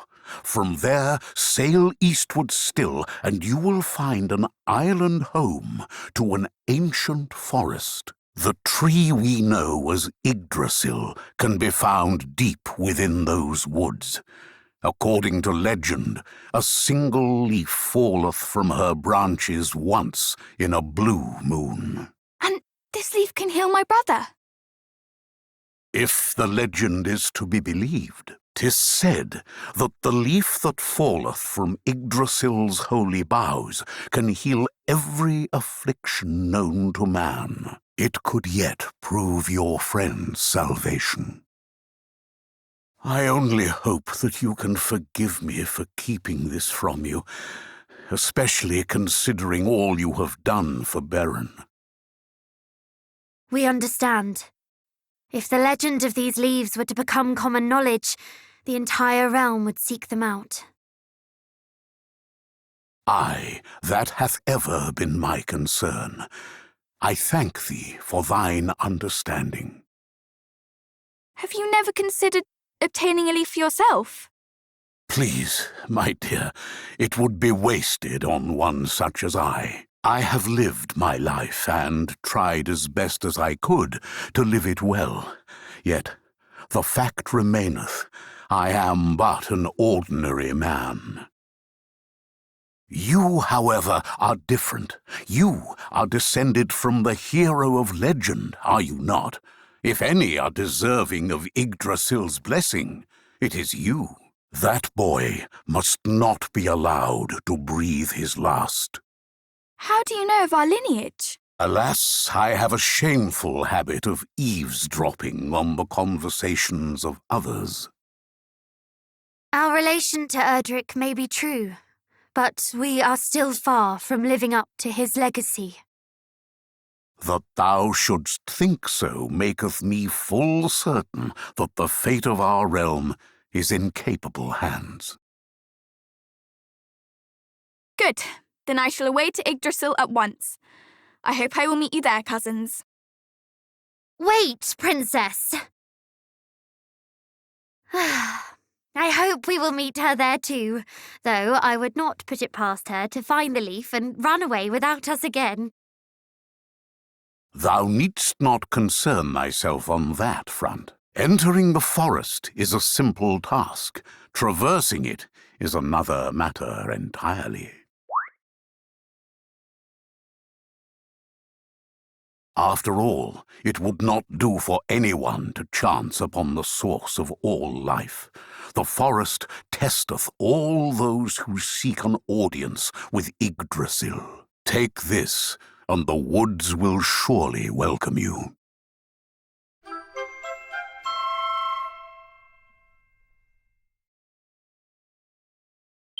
We are in your debt.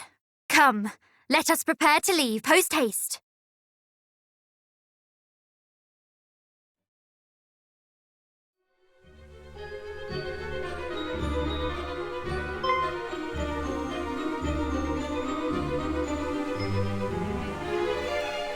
There you all are! Come! We have an Yggdrasil Leaf to find.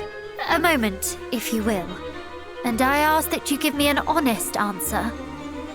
Your parents have no idea that you are here, do they? But of course not. Papa would never have allowed it. He's so frightfully dull. Then it is incumbent upon us to see that you come to no harm. Your poor brother is already incapacitated. Were we forced to send word back to Cannock of you too, having come to harm, Fear not. There'll be no need for you to make any such glum reports. I prepared a letter in anticipation of just such an eventuality. After all, it would hardly have been responsible of me to abscond without making provisions for the fact that I might never return. Please! I'm under no illusions as to the danger of our quest. After all, as you say, my brother lies at death's door as we speak. This is no carefree saunter through the meadows. That much is plain to anyone. But I have a responsibility, and I would see it fulfilled. Would you have me remain safely at home simply because I happen to be born a little later than yourselves? That I cannot do. My father may glibly insist that I wait a little longer before taking up the mantle of the hero of old. But the time is now, the fight is now, and I must fight!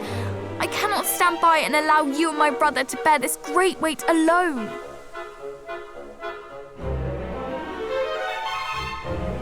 Very well. It is your life and your decision.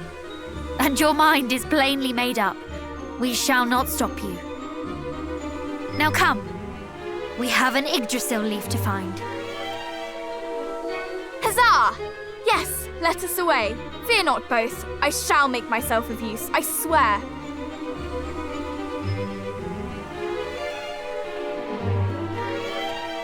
Good. Lead on, cousin.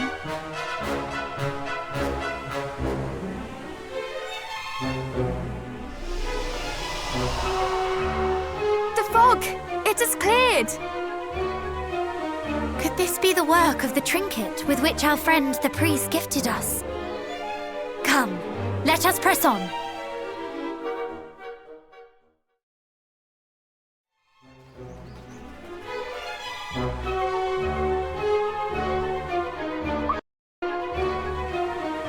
So this is the item we seek. A leaf of mighty Yggdrasil. It is plainly possessed of great power. That much would be clear, even did we not know what it was. Forgive us, O wild tree, but my brother is in grave peril. I hope you will not mind us availing ourselves of it.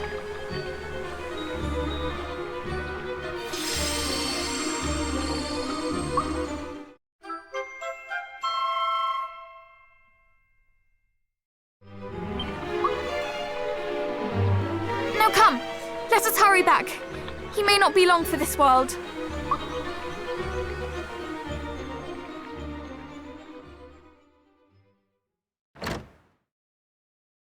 We have the leaf, but how does one go about administering it?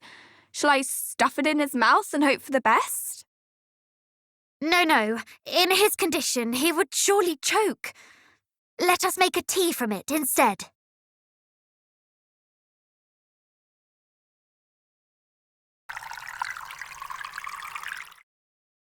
Good. Now let him drink it, quickly. I hope this works.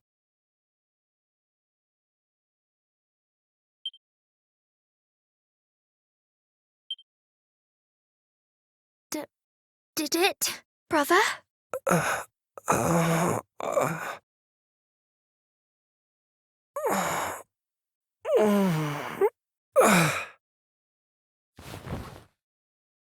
I feel light.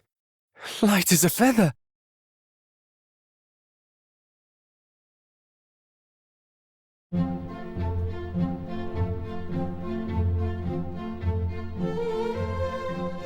Thank you so much. That brew worked wonders, and not a moment too soon. Honestly, talk about a brush with death. I'll brush you with death, you blasted fool! This is no laughing matter! But seriously, allow me to apologize. I have caused you much heartache, and for this, I am sorry. Truly. No. We do not blame you. We are just happy to have you returned. I blame you? It may not have been your fault precisely, but do you have any idea how worried I was? If you had died, it would have been all you deserved for vexing your little sister so. Are you happy or angry that I did not? Both. Well, I, for one, am very happy to see you, dear sister. I presume Mama and Papa are unaware of your absence? Astute as ever. I'm certain they would not bemoan me, coming to their son and heir's aid. That is why I did not ask. Truly, I am blessed to have such fine friends and family. Well, now that my brother is back on his feet, we can return to the small matter of vanquishing Hargon. Where to next, my capable companions?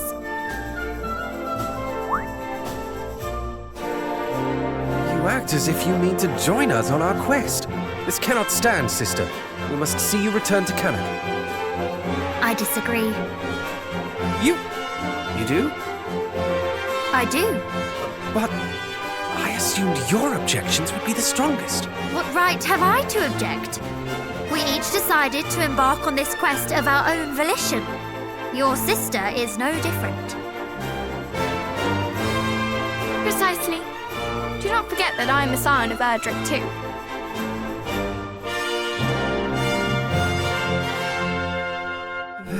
Very well, far be it from me to deny the will of the masses.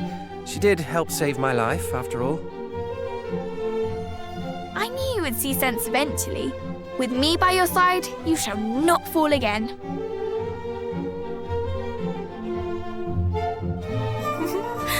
You are a lucky prince indeed.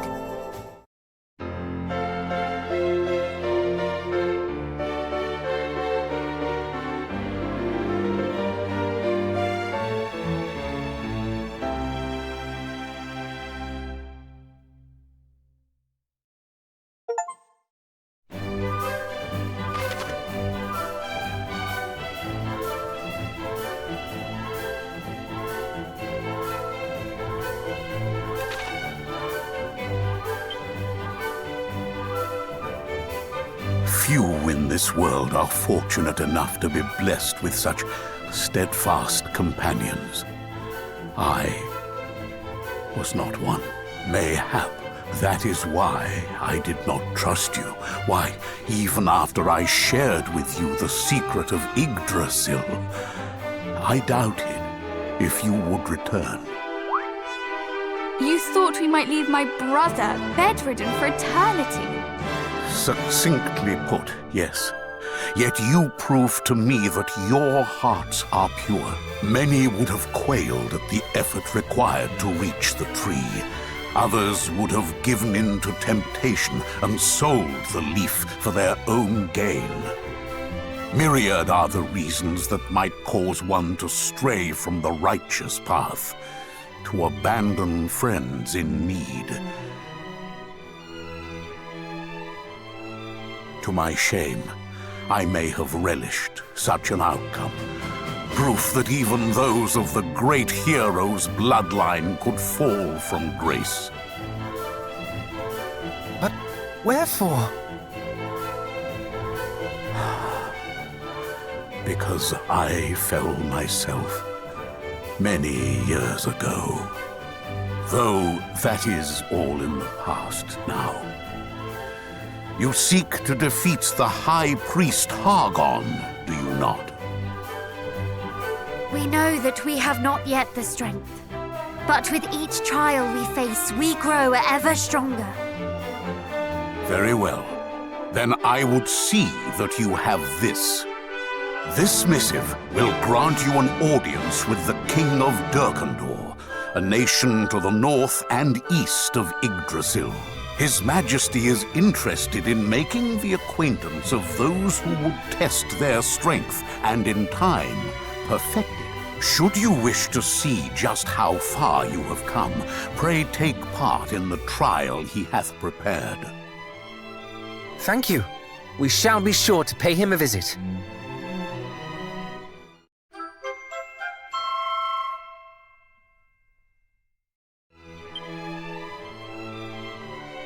Please, go on ahead.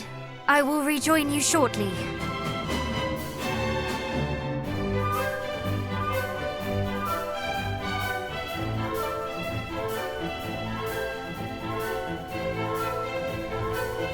What do you suppose she is discussing with the priest? Honestly, brother, isn't it obvious? She's apologizing for all the time he wasted watching over you. Do you think that I ought to offer him a word myself? Please don't. You would only say something silly and make everything worse, like you always do. Me? Silly? Surely you jest. Now, where were we? Discussing how you were likely apologizing for burdening that poor man with my brother. Oh, well, yes. Something along those lines. Shall we be going then? No. He must think me an awful bore. Allow me to apologize. Please. While your intentions are noble, cousin, I fear you do lack a certain tact. Does anyone have anything nice to say about me? No? Come now. Evil waits for no man.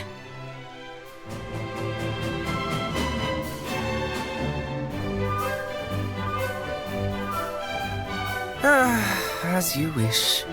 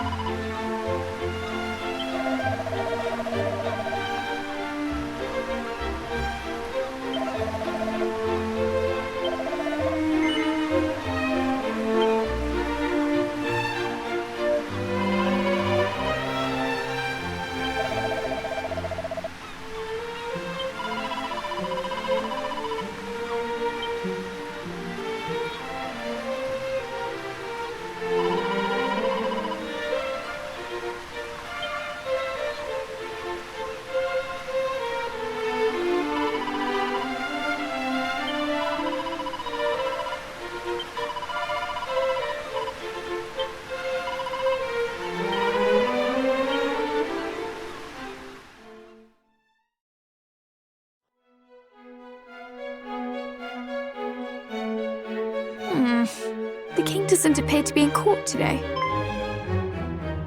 Pray pardon the sudden intrusion. I am the Princess of Moonbrooke, and these are my cousins of Midenhall and Cannock. We seek an audience with His Majesty.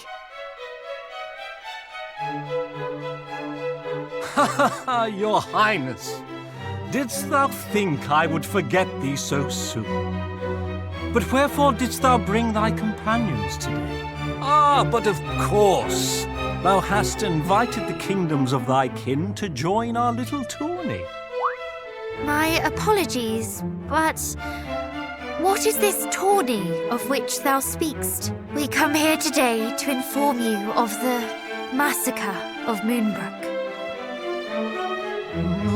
Massacre? But Highness, surely thou jestest. Thou didst visit us but a day hence, and proposed that our armies partake in drills together. I did? Why, yes. Thou wert of the opinion that such a tourney would help ensure our knights were in prime condition. Preparations are already underway. But how can this be? I have never before set foot in Tantegel till this very day. Come, Princess, cease this game. Thou knowest full well thou wert here. Thou didst show to me the mark of Moonbrooke. I bore the mark. But the mark of Moonbrooke was stolen by the monsters, was it not? When they sacked the castle. By the goddess, if this is true, then who did I meet? What is happening? I am afraid, dear Chancellor, that thou hast been hoodwinked by a thieving fiend in a pretty dress.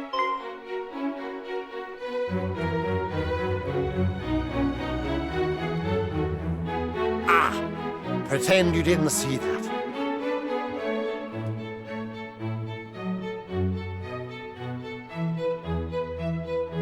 Majesty, I thought thou wert abed. Instead, I see thou hast been tending to thy duties most thoroughly.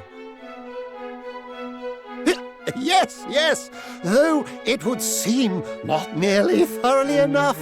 Tell me, did this imposter princess happen to share aught else of note? Well,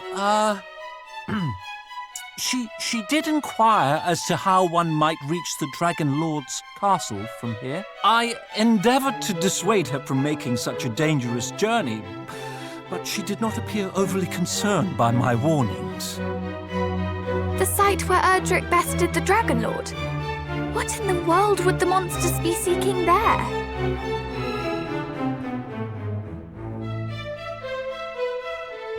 It would behoove us to find out. Speaking of which, what bringeth you to Tantegel? Is it truly as the princess saith? Hath Moonbrooke fallen?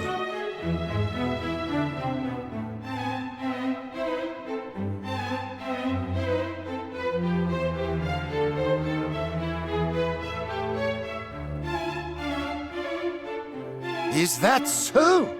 You young Scions of Erdrick quest to slay the wicked Hargon. A perilous duty indeed.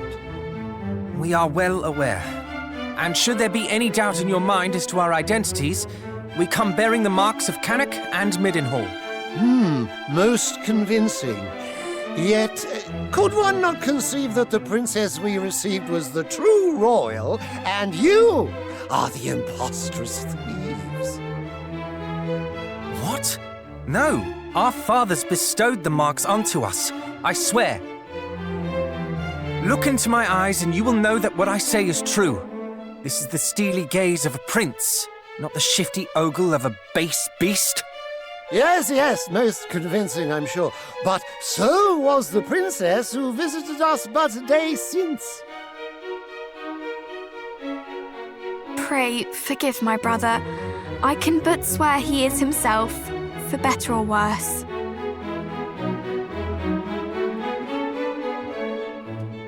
Lo, how my blood boileth to know that beasts masquerade as Scions of Erdrick. As the ruler of the kingdom which gave the hero his title and birthed his bride, I will not stand for it. Your Majesty, I neglected to tell you we have another artifact in our possession. One that proves our lineage beyond doubt. Show him.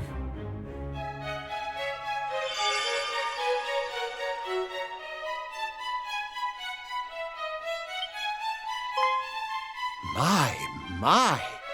The necklace gifted to the hero by his maiden, our fair Princess Goyling. That it should shine so brightly in your presence is proof enough that the hero's blood runneth in your veins. Oh, you should have suggested this from the start, brother. Pray accept my unreserved apologies, Highnesses. And, Princess, allow me to express my heartfelt condolences for thy kingdom's plight. Thank you, Majesty. How to proceed? If the High Priest Hargon is at large once more, we must exercise the utmost caution. Chancellor? Tell the knight captains to stay their wooden swords. Instead, we must steal this city against invasion. Doubtless, the monsters schemed to lure our knights out in lighter armor. They would have been lambs to the slaughter, if not for our visitors. Verily, our nation oweth them a great debt. Forgive me, young heroes, but the Chancellor and I have much to discuss. Wait for me atop the battlements, and I will join you anon.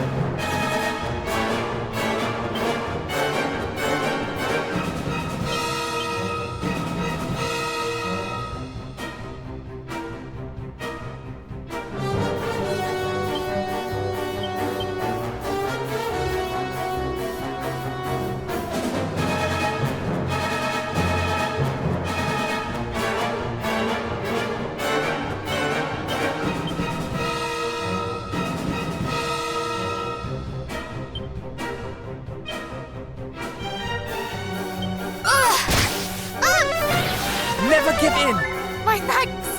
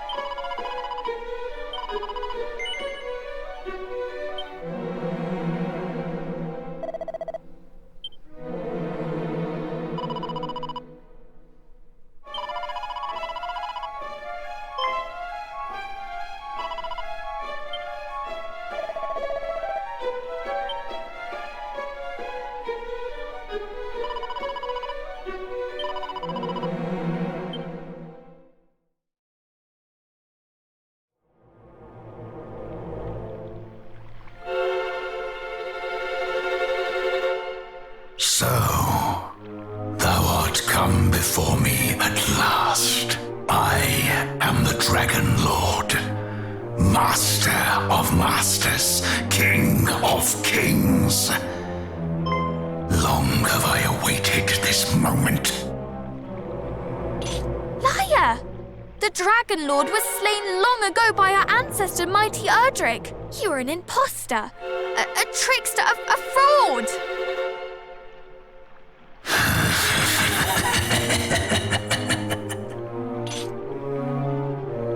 What, pray tell, do you find so amusing?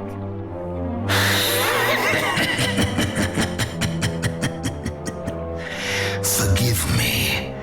Perhaps I should explain. If thou wilt permit me another attempt. I am the Dragonlord's great-grandson. His what? It seemeth my great-grandfather did give thine esteemed ancestor a good deal of trouble. But rest assured, I do not mean to do the same myself. I have no quarrel with humankind. Can that truly be so? I do not mean to doubt you, but... Oh, please, doubt away. 'Tis only to be expected, but I speak true, I promise thee. Why else would I have ejected those snivelling fiends who did just now come a-crawling? We fought those self-same fiends. We met them as we entered the castle, and they did set upon us most mercilessly. So they learned nothing from their chastisement at my hand, and fell straight to attacking innocent humans. I shall not be so quick to let such visitors escape unscathed in future. So you truly are not allied with Hargon? Heavens, no. Though he doth pester me most mightily to join him, I have no desire to see the world laid waste. He was e'er an unpleasant fellow. You know him? Then please, you must teach us of him. My homeland was destroyed by a horde under his command. I journey to see that my people and my father are avenged, and that no other land is made to suffer as Moonbrooke did.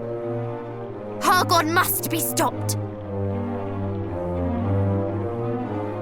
So that is thy game. Then thou must needs gather the 5 sigils. Sigils? The monsters at the lake too spoke of sigils.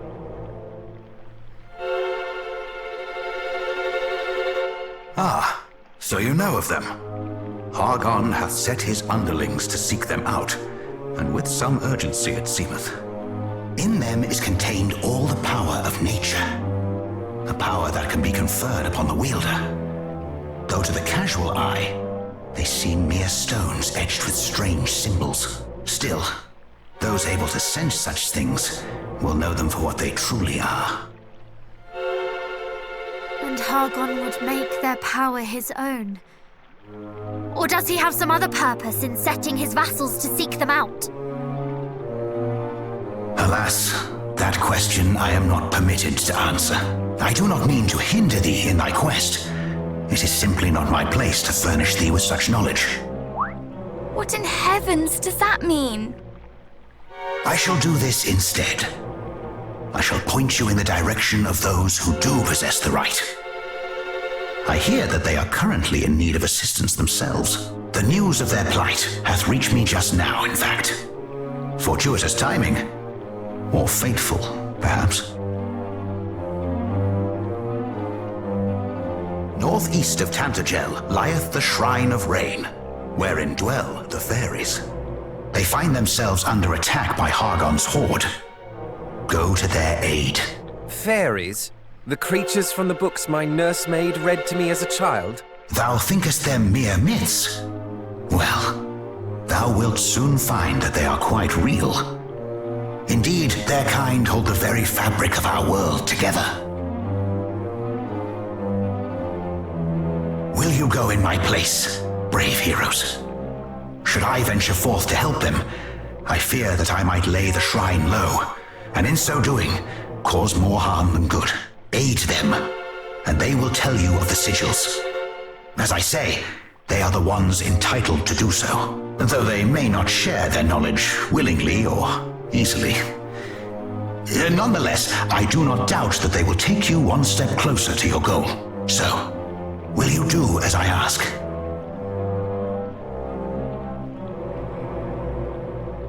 Perhaps if we might confer among ourselves a moment first.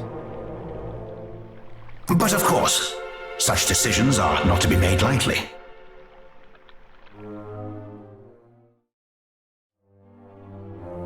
And? Have you reached a decision? We have.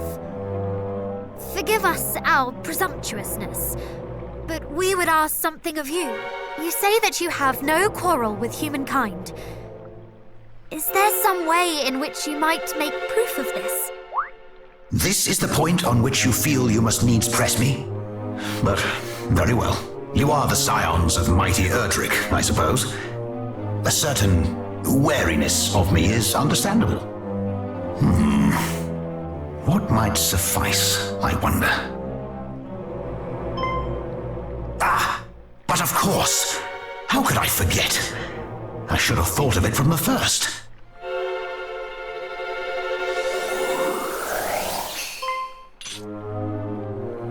Fear not, little ones.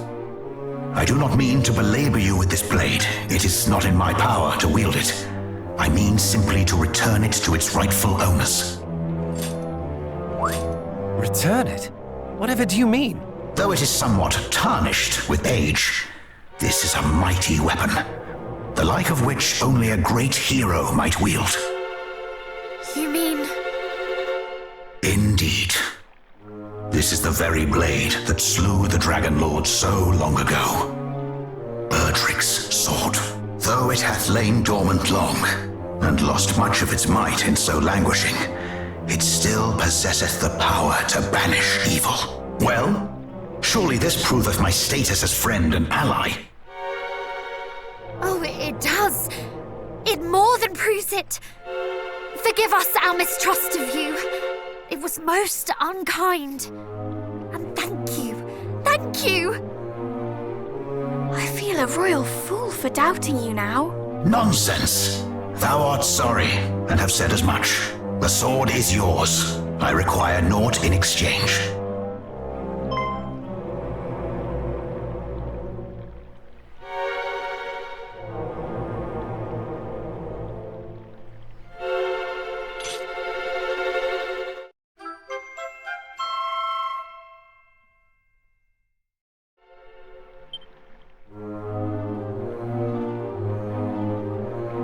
Thy gratitude is reparation enough. I pray that the blade might be restored to its full power ere long. Now go. The Faeries have need of your aid. Northeast of Tantegel, do not forget. Hargon must not be suffered to succeed. Aye.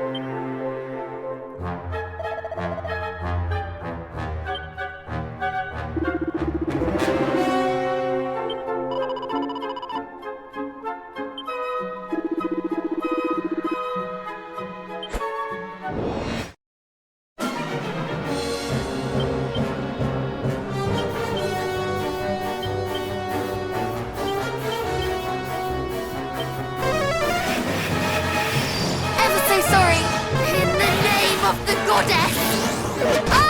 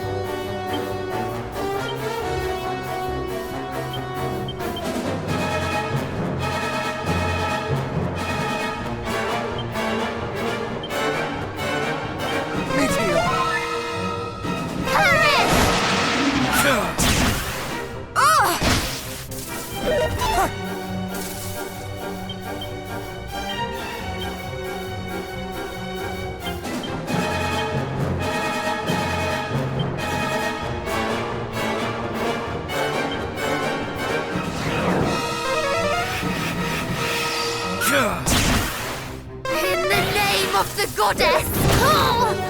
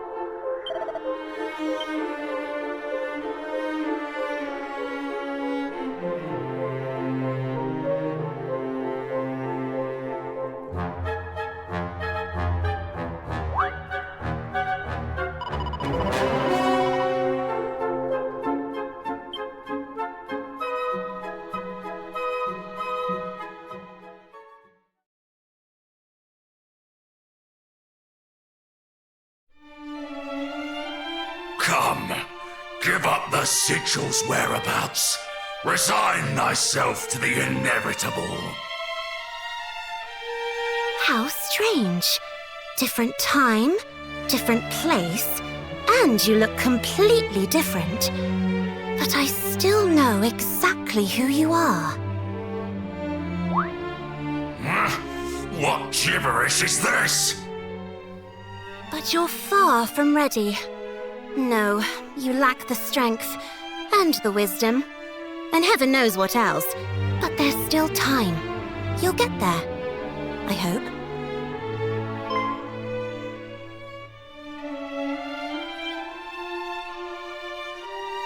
We will. Our journey has only just begun. Huh? Humans? But how? Surely you did not bring down the barrier we put in place. I think you're probably a little too low down the food chain to understand. Low enough that defeating you should be a nice, easy way for my young friends here to prove that they are who they say they are. I hope they won't disappoint me. We would teach this fiend a lesson whether you asked it or not. Though, if the request is to be made, I might hope that it were made a little more politely. Hope all you want. I'm not too fond of humans. Oh. Truly? What manner of fools are these that chatter back and forth as if I were not even here? As if my defeat were a foregone conclusion. Your victory is far from assured, worms. No, this is how your future will unfold. You will fall before me. And when I have finished with you, I shall see to it that not a single fairy remains alive.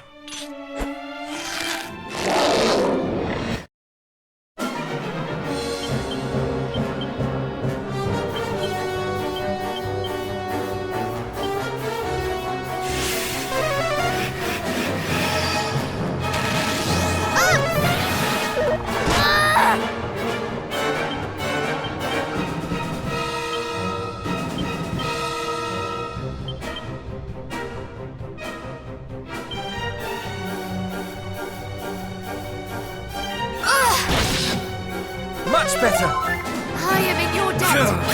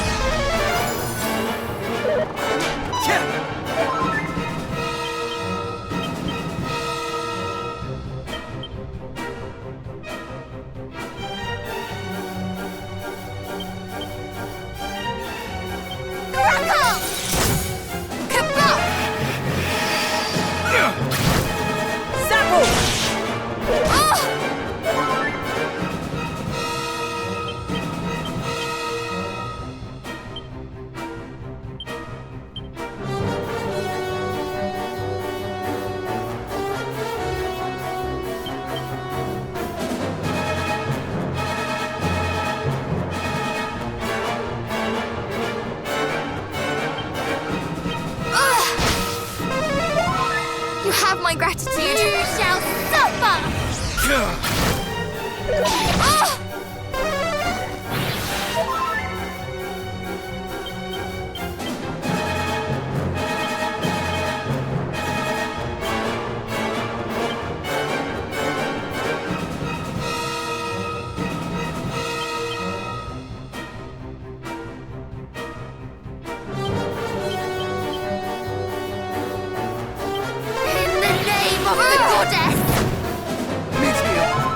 You have my gratitude.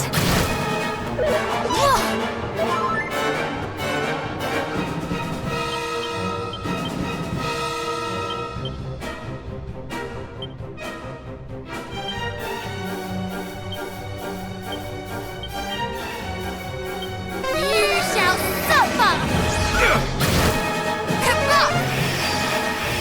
Do not falter.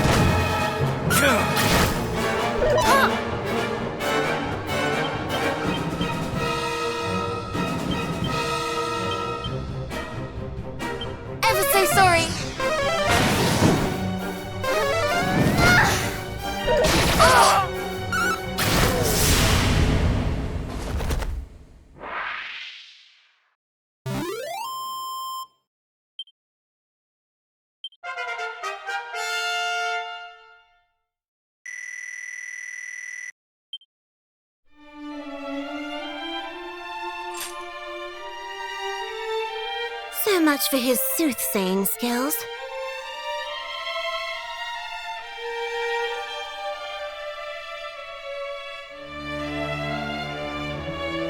Thanks for that.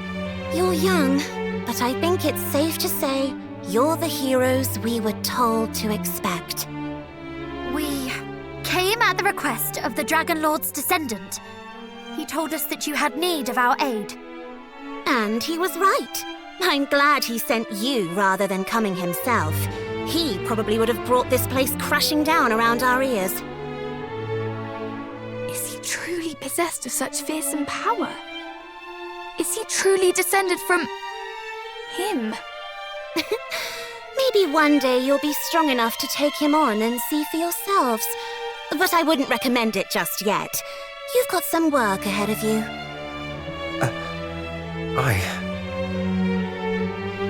He bade us seek out the 5 sigils. Did he now? So you're planning on taking on Hargon?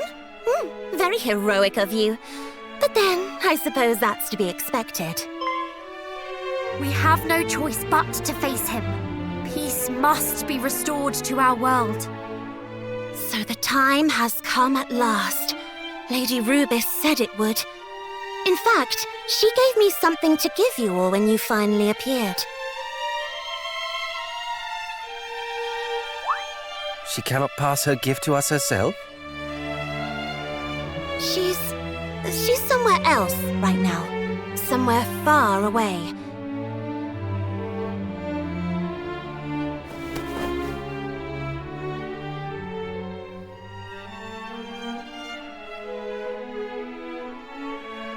Anyway, here.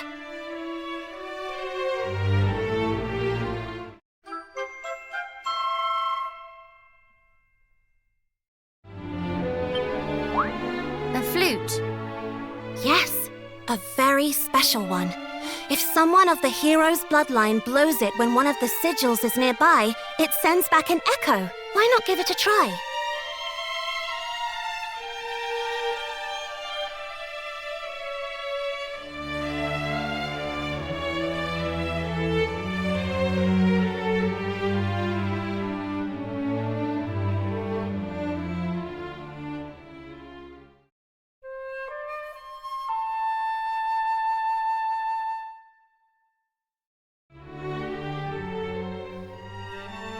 No echo, which means there aren't any sigils around here. Oh, but it won't respond if the sigil is on the move. And certain other things can interfere with it too. Anyway, just take it around with you on your travels and blow it every now and again, all right? So this is what they meant when they said that only we might know the sigil's locations. Thank you! We are in your debt. If we might trouble you for one last thing, we would know why Hargon's minions, too, seek out the sigils. What happens when all 5 are gathered in the self-same place? We asked the Dragonlord's great-grandson, but he claimed that he did not have the right to answer such a question. Did he indeed? Well, I sort of do, but I also sort of don't. Sorry, it's not completely my place to tell you either. What I can tell you is that it's not just about the protective power they grant. There's more to it than that, but you'll have to find all 5 of them to find out what. Just know that it's something that will be vital if you're going to defeat Hargon. I'll tell you more when the time comes. Thank you. Though you claim to have no love for humankind, you are certainly very generous. Only because I have to be. Lady Rubis and the other fairies are always going on about it. And besides, it's not like I want the world to end. And I knew some of your ancestors. The heroes that came before you, the first one I met. He was the one who convinced me you might not all be bad. But then, he was special. I hated not being able to reunite him with his... Never mind. That was all a long time ago now. The hero who came after him wasn't bad either. You might even say we were friends. Your ancestors helped me out, and I helped them out in return. Not because I cared much, just because it was easier that way. I didn't have to feel like I owed them anything afterwards. And that's all I'm doing for you, too. Helping you, so I don't have to feel like I owe you anything. You shared friendships with our forebears. This is fortuitous indeed. Please, you must must tell us of them one day. Maybe, if you're lucky. But there's things to be doing right now. Get out there and find those sigils. And don't die.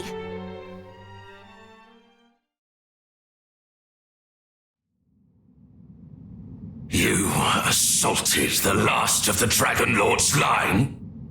Apologies, Master. He wouldn't join our cause, so we thought it wise to gobble him up. And it was wise. Those who oppose the High Priest will find themselves on the end of my fork.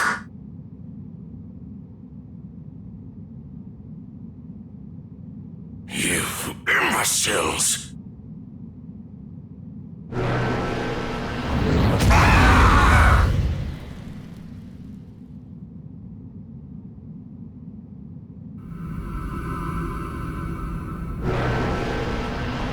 Lord Hargon! Thy charges want for instruction, Belial, in the value of life, or the lack of it. Yes, Master.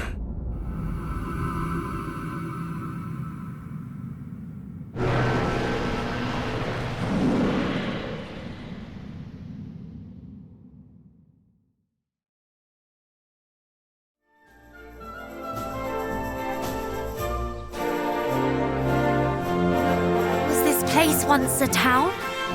If it was, it would seem to have been some time since anybody lived here. Well, town or no, I grow weary. Shall we rest a while before continuing on our way? Fools!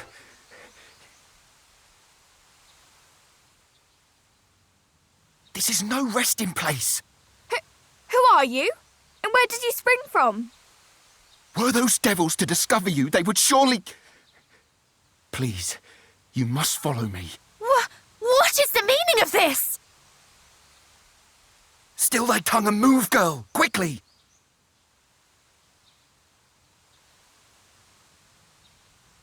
This way! This is... I can hardly believe it.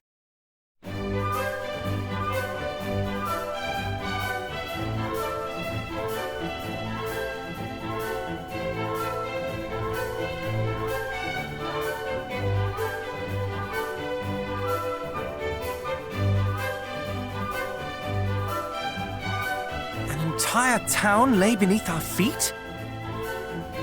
What is this? Outsiders? Were they seen? Pray, tell me they were not. They were not. I did bring them below as quickly as I was able. If I might ask, where precisely are we?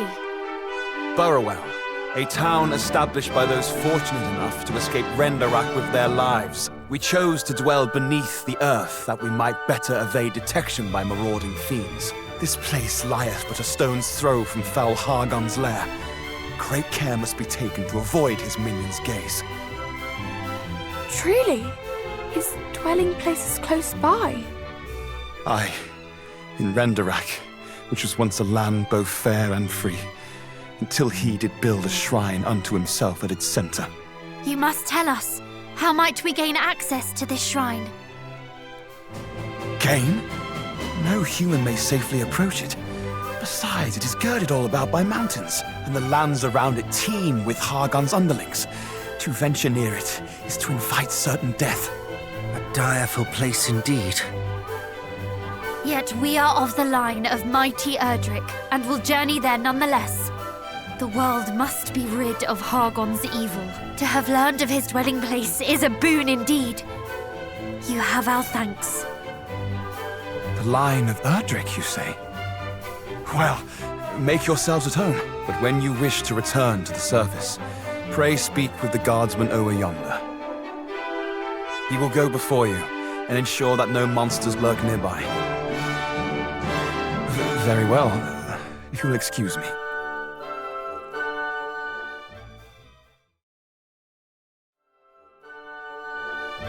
I had suspected thou would say as much.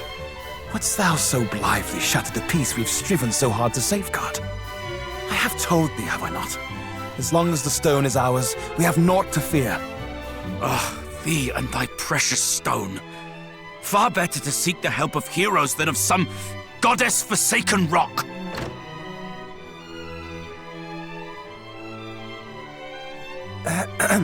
Might there be something we can help you with, perhaps?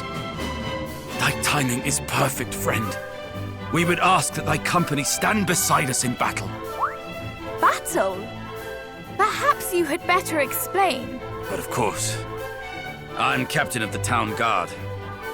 And let us just say that myself and the chief are not entirely in agreement on how our home might best be protected. We live here in meekness and silence, that the fiends above might not discover us. A guard is posted air overhead, and precious few of us are suffered to leave the town, lest, heavens forbid, we encounter our tormentors. With Hargon hard by, this is a wise policy indeed. It is. And yet, this is no way to live. For how long do we mean to subject ourselves to this tiresome life of creeping and cowering? Far better surely to run not from the next cry of monster, but towards it. To stand as one, and strike down those who would strike us down ere they have the chance. And invite their fellows to come a-looking for them when they fail to return. And this, assuming we are even able to overcome them in the first place. What sacrifices might the guard, nay, the town, be forced to make shouldst thou fail in thy proposed endeavor? And so thou proposest that we stand ready with thy wondrous rock, hoping to bargain for our lives instead, should the time come. Wondrous rock? A stone possessed of magical properties. One need only touch it to feel its power. It seemeth the fiends do covet it most mightily. Could it be? I had thought to offer it up should Hargon's underlings discover the town, and in exchange for it asked that we be allowed to walk away unscathed. Thou wouldst bargain with demons and expect them to listen? Nay, the fiends would surely take the stone for themselves and slay us all regardless. Better to stand and fight from the first. And what of the town elders, and its babes in arms? Wouldst thou have them too stand and fight? To do so would be suicide. Though the chance of success might be slim, surely 'tis better to attempt to bargain with them than to risk slaughter. And besides, to take a life is no easy feat, even the life of a monster. The captain has the right of it. One cannot hide from monsters and hope for the best. One must eradicate them at the first opportunity.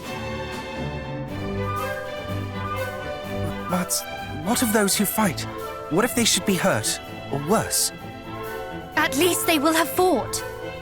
Better that than to hide and hope, only to be discovered and slaughtered regardless. Do you not agree, cousin? Or would you, too, choose the path of appeasement? I stand with the chief. We've seen enough death. Well, surely you must have an opinion one way or the other. I know not. What say you, cousin?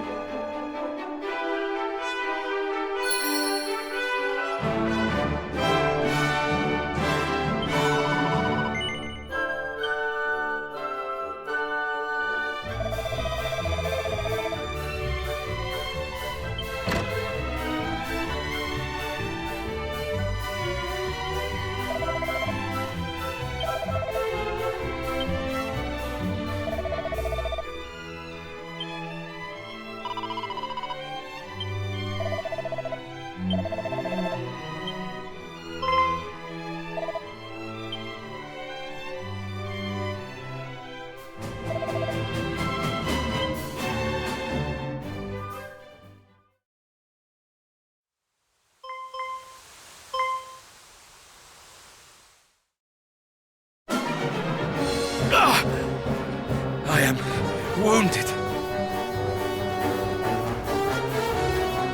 Calm yourself, please.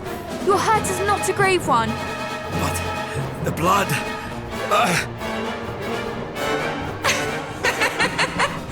What nest of humans have we stumbled upon here? Come, aid me in destroying them! Lord Hargon shall hear of our achievement. But what, worm? Again you tremble and stutter and dither like a ninny, and you call yourself a monster? Watch as I slay these humans here, then do as I do. The little one shall be yours. Please, is there naught we might do to convince you to leave these poor people in peace? Must we fight? Is there truly no other way? Pathetic! Humans will ever beg for their worthless lives, and we monsters will ever laugh as we take them. No, boy, there is no other way but this. Look out!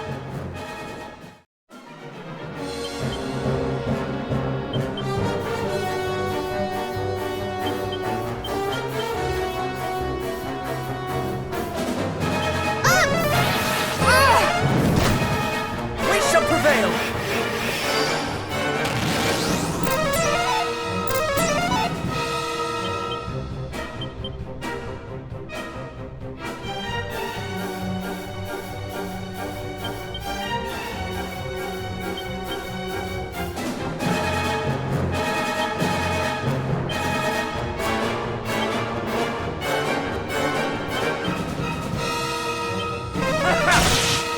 In the name of the goddess!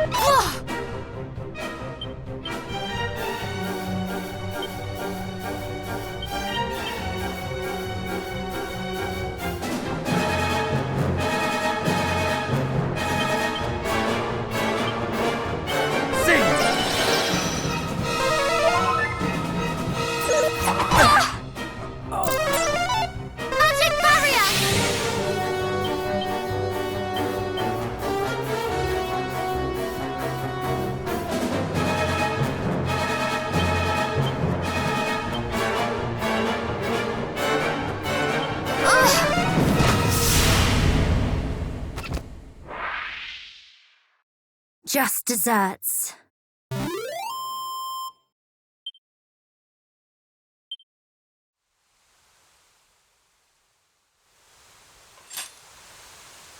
There was no reasoning with that wicked creature. There never would have been. Please, I beg of you, spare me. Do you think us foolish enough to fall for such theatrics? Huh? I swear to you, this is no ruse. I do not wish to fight with humans. I cannot. But you serve Hargon, do you not? I do, albeit poorly, for I am unable to raise a claw in anger, as I say. What poison is this? You wish us to believe that you have never harmed a human, and by so doing save your worthless life. Would you extend the same mercy to others? The people of Moonbrooke, perhaps? Did you beg of foul Hargon that he spare the lives of those poor innocents as you beg for your own? No. At best you did naught but stand by and watch as they were slaughtered. You are as guilty as the rest of your kind. Though they pleaded to be spared, my people's pleas fell on deaf ears. They were cut down where they stood, and now you ask that we heed your own pleas for mercy?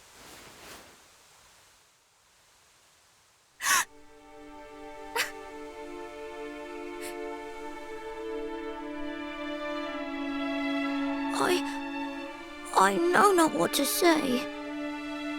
It is true. I stood by and listened as my companions spoke of eradicating your kind. I did naught to stop them. I gave little thought to the terror they endured. But now I know that terror for myself. And in knowing it, I see for the first time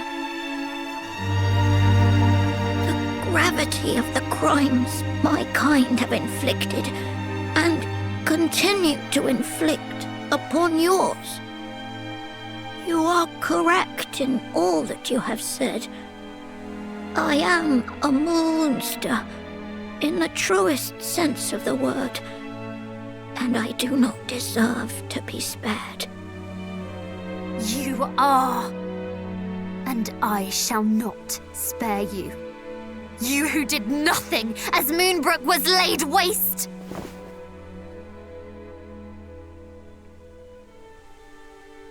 But surely this is not... Wait! He is a monster, this much is true, and a servant of foul Hargon. Nonetheless,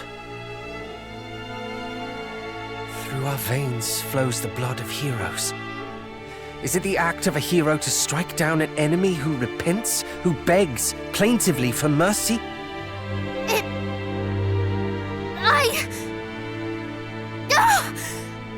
Why do you ask this of me now? Because it pains you to do this.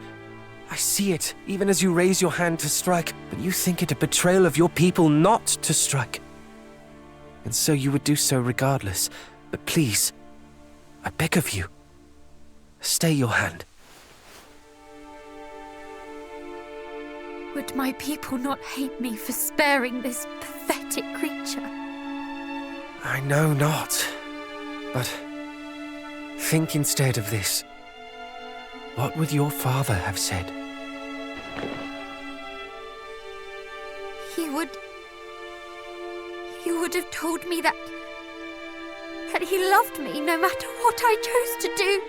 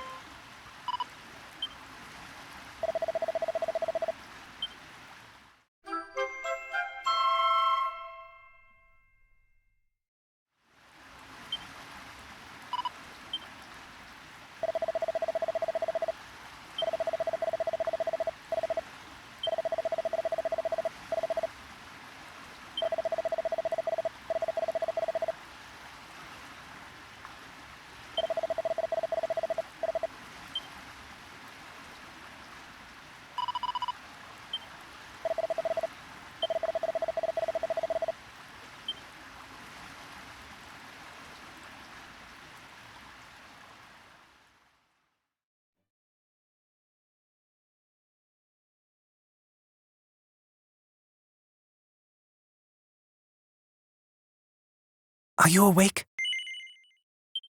I too am awake. As am I.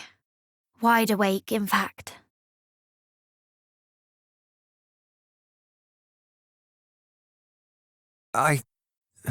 Forgive me. I did not mean for us to quarrel. I should have been more considerate of your feelings. The fault is as much mine as yours. What leader would not wish to protect the villages in his charge? And yet... Oh, fie upon you both! Cease your bickering! I can bear it no longer! We were faced with an impossible choice. Who could blame us for struggling? You are right, of course. Forgive me.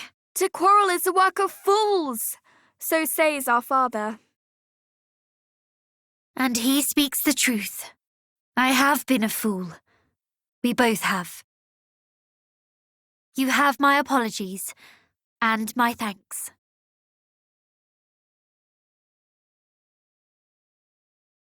Now that I think upon it, I fear that neither of our friends had the right of it. The captain wished to fight, yet could not when the moment came, and the chief wished to parley with beasts. A fool's errand, if ever there was one. Perhaps. And yet, if neither path is right, then all are wrong. Indeed. Peace may be returned to this village, to this world, but by one means and one means alone. The defeat of foul Hargon. Hear, hear. And we shall not achieve our end divided, so let us stand together. Indeed. Indeed.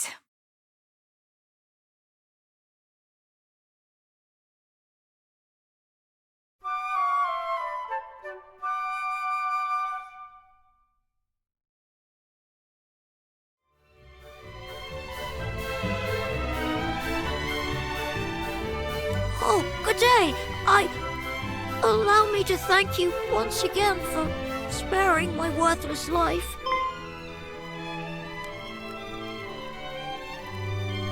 And allow me to apologize. It was not you who destroyed my homeland. Perhaps not, but nor did I go to your people's aid. I have decided to try and do what I might to make amends. Already have I shared moods with the chief that I pray might be of use in protecting this community. And I'm sure it will be. There is much that only you could know. We were told that you asked to be locked in a cell. I did. A monster loose in the village is the last thing these people need. So I thought it best that I be confined. At least until such time as they feel I might be trusted. I have heard my whole life of the maliciousness of humans, but now that I find myself among you, I see that these were lies. No monster ever permitted me to share my true feelings as the people of Burrowell have. And so, I wish to live among you from now on. We are honored indeed that you think so highly of our kind. We shall visit you again when next we are in Burrowell. Thank you.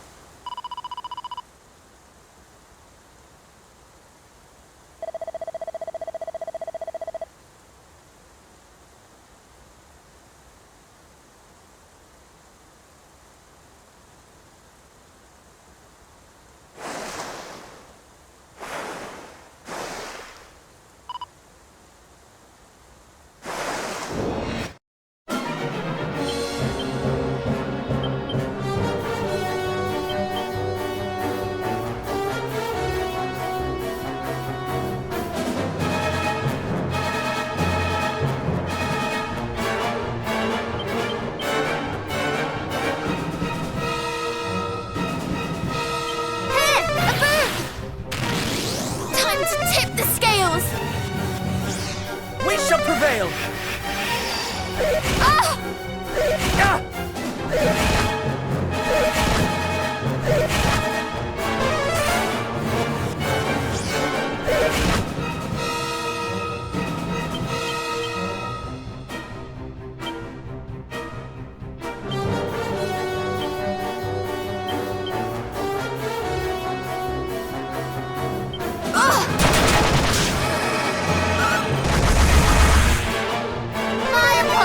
That did the trick.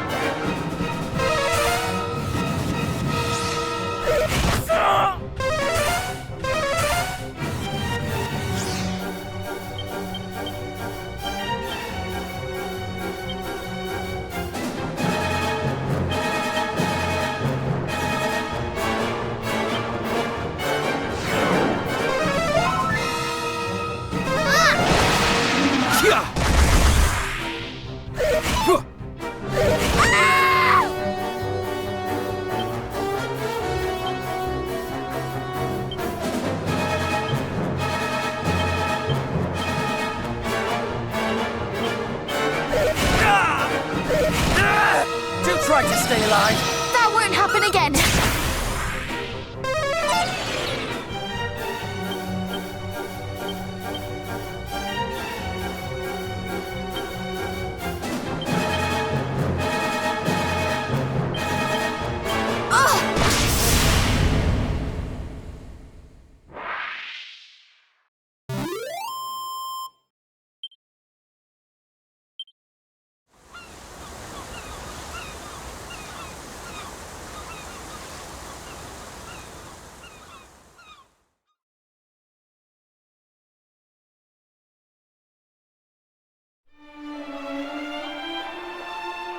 Perhaps it was not mermaids that caused the accidents of which we heard tell, but monsters.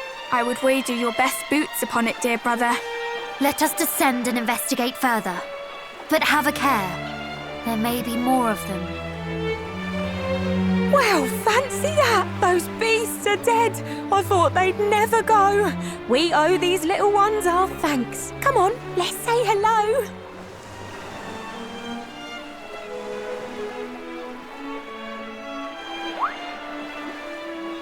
But sister, those are human children. Shouldn't we be wary? They'll steal our scales to sell at market. Ugh, humans are scary. Oh, don't be silly. What do you think their monster slaying means? That's right, that they're the nicer kind of horrid human beings. Those voices.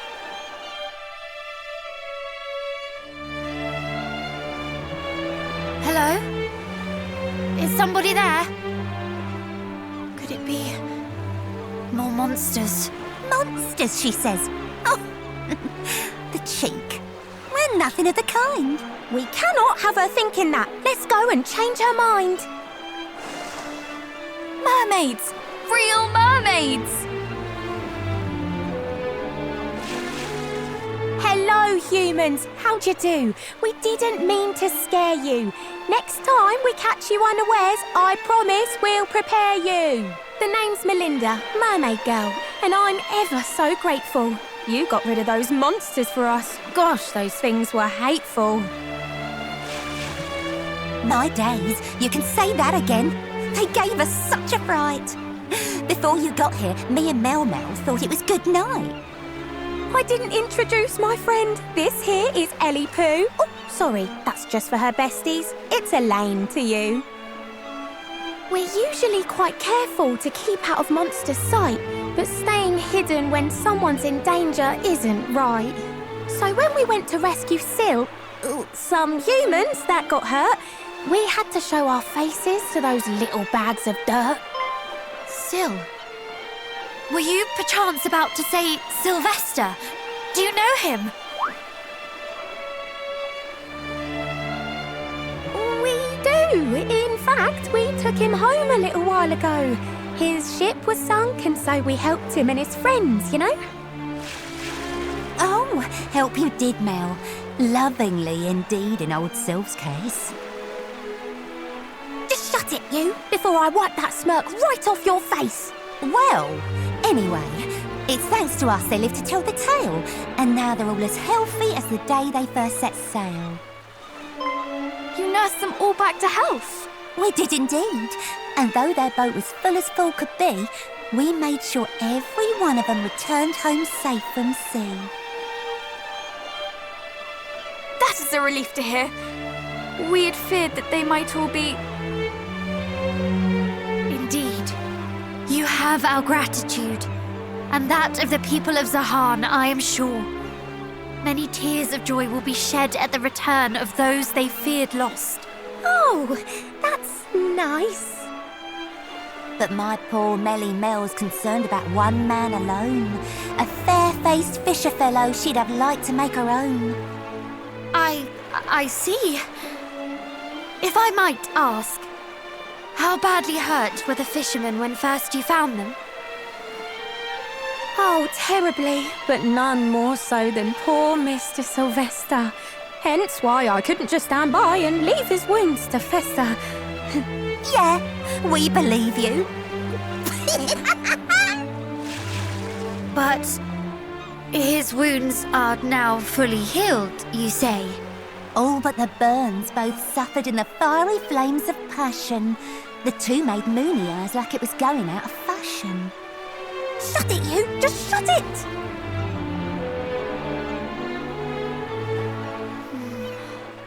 The two of them seem entirely consumed by their own affairs. Though I try, I cannot seem to get them to simply say what happened. What are we to do? What if I were to join in? I must confess to being eager to hear more about these flames of passion.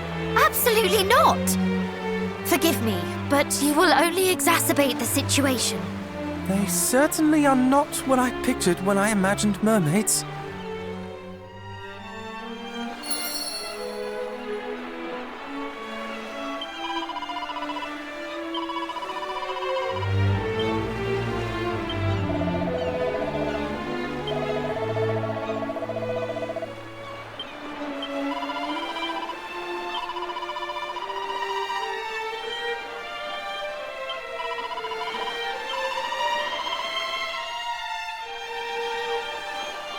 Forgive us for interrupting once more, but if I might disturb you for just a moment longer, you said you saw the fishermen of Zahan safely home.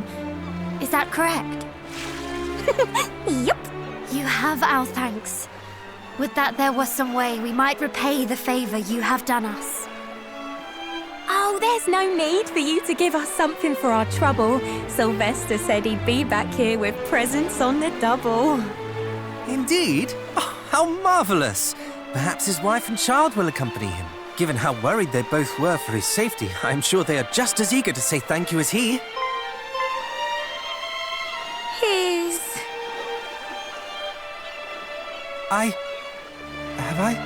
Did I say something strange, perhaps? I did, but he does indeed have a wife back home, does he not? A most handsome one, if I recall correctly.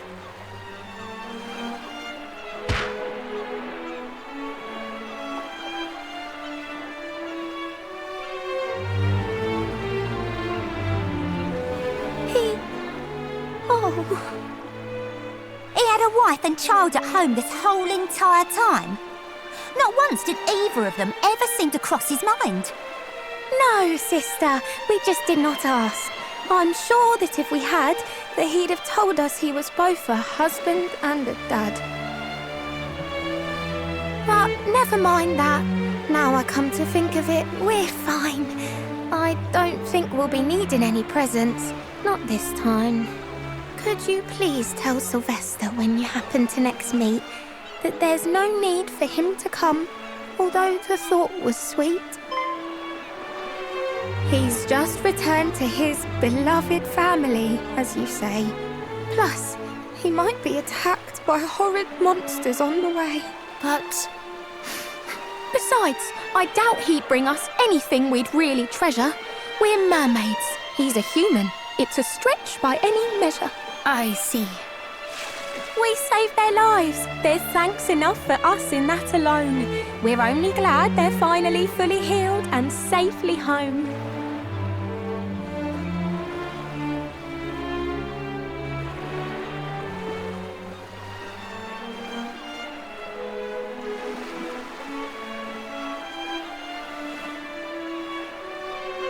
sure you're all right? I'm fine, I promise. After all, there's nothing I can do. If he's back home and happy, then I'm happy for him too.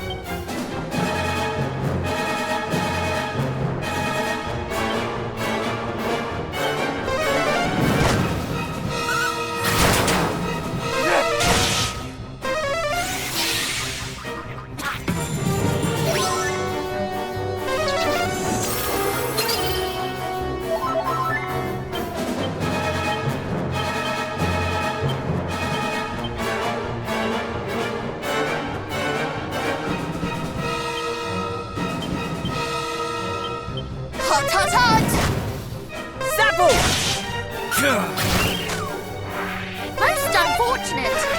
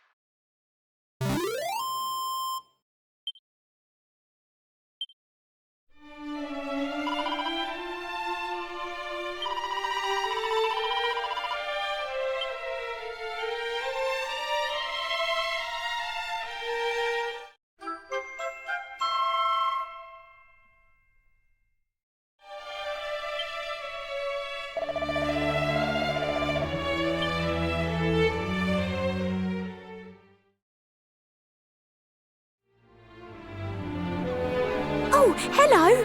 Look, Ellie, it's our little human friends. It's wonderful to see your smiling faces once again. Ah, good, you are still here. There are matters we would discuss with you.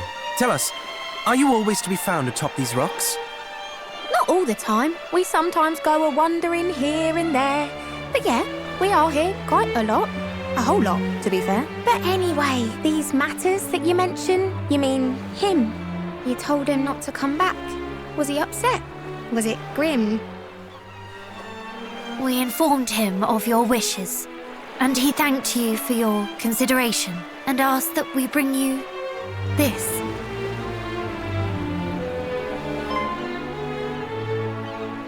Oh, pretty.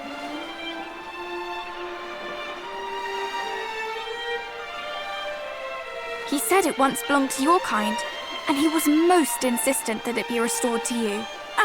Thanks. I've seen a pearl just like this one. Now, where would it have been?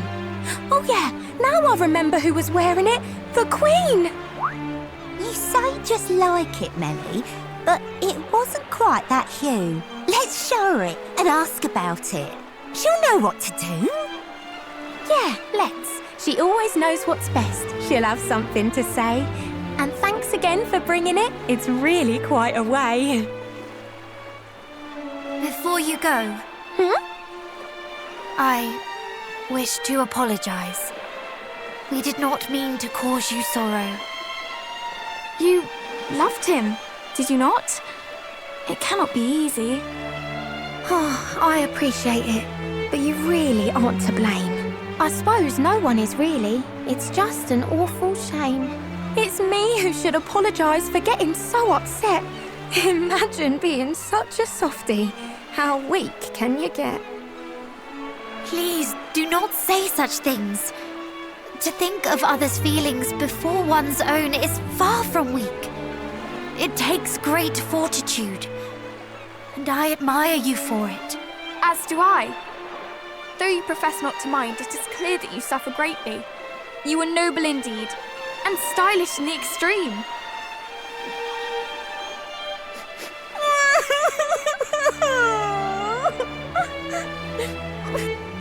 I know you're trying to cheer me up, but this is out of hand. Don't praise me so, I beg of you. It's more than I can stand.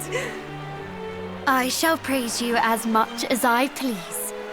You are a wonderful, thoughtful person, and I admire you very much. Stop it! Stop it, you silly human!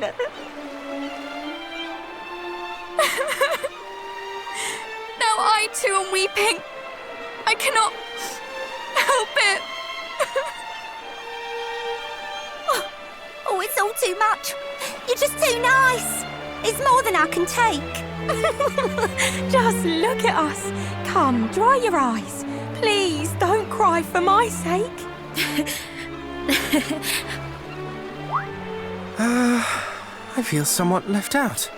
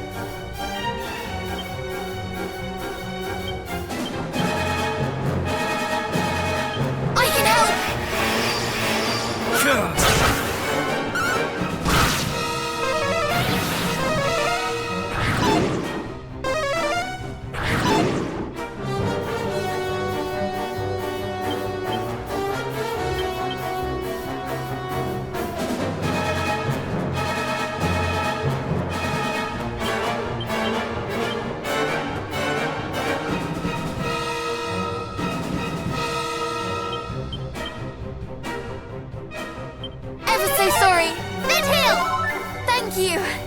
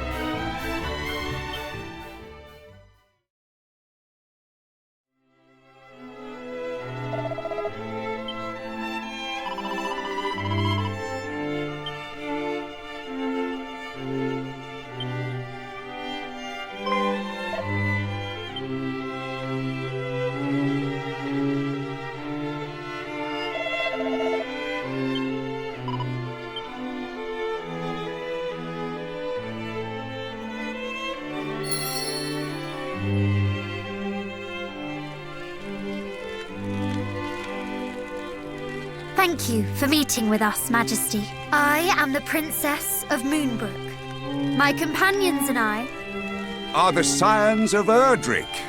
Or are you merely insidious impostors playing the role? Thou art aware of recent events?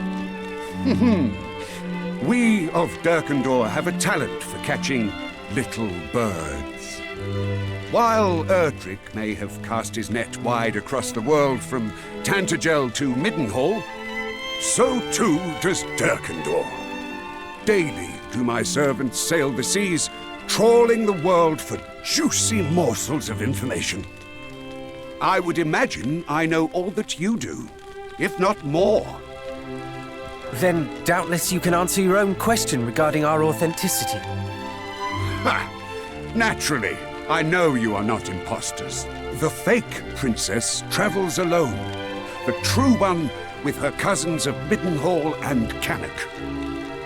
Yet, my sources neglected to mention the princess.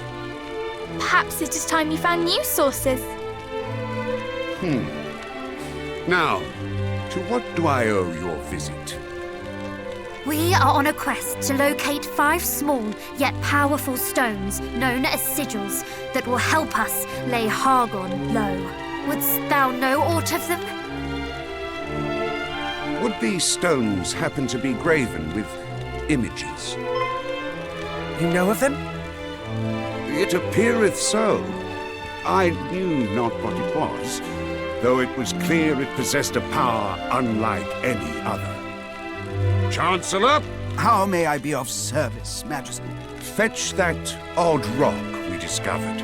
The one I told thee to store apart from the other artifacts. At once.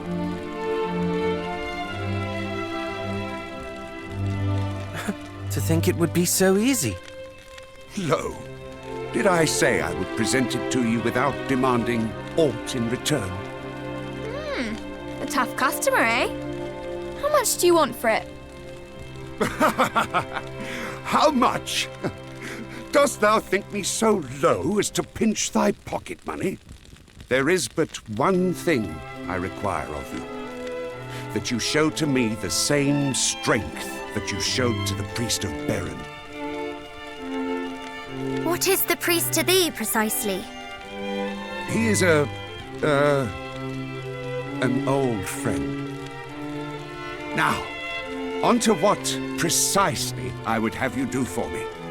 I would put your strength to the test. Perform satisfactorily, and I shall bestow unto you the sigil. After all, if you cannot best my trial, then you will hardly be capable of defeating Hargon himself. What say you? Of course we will face it. Why, I can but think it is the very purpose for which your friend sent us here. One would expect no less of the Scions of Erdrick. Speak with me anew once your preparations are complete.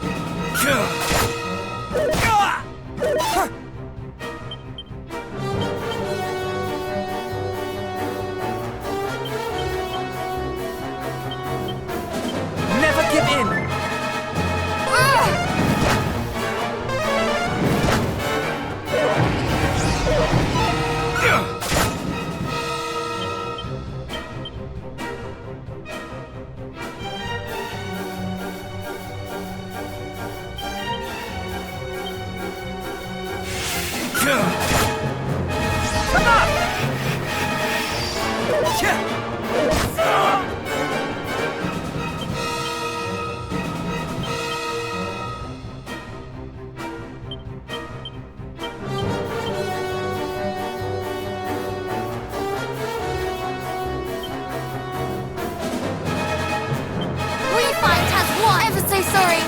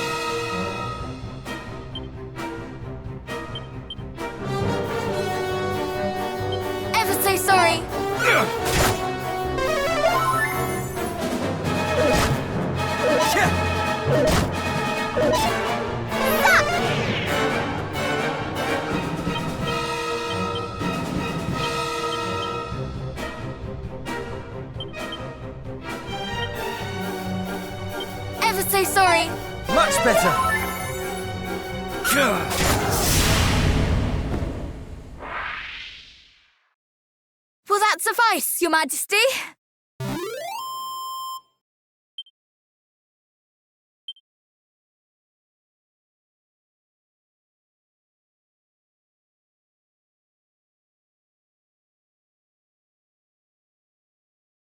Magnificent! Now that was the strength of Erdrick! Though, misconstrue me not, this was your victory. The product of your diligence and your fortitude. Doubtless, these same virtues will allow you to reach greater heights still. Here, your reward.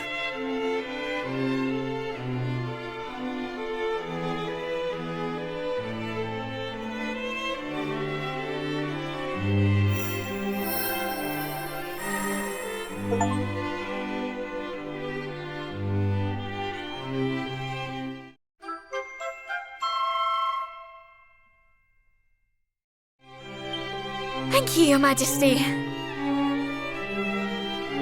I myself have yet to cross swords with Hargon, but I have heard tell of the fearful powers at his command. He harnesseth his mastery of sorcery to confound his enemies. It will be a fight like none you have faced before.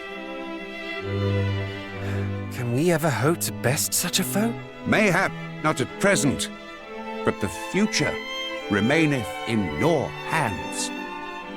relent not on your quest for greatness, and good luck! Our sincerest thanks, Majesty.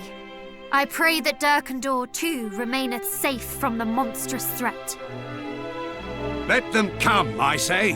My warriors and I yearn for the thrill of combat. In this, and this alone, we welcome all and any uninvited guests.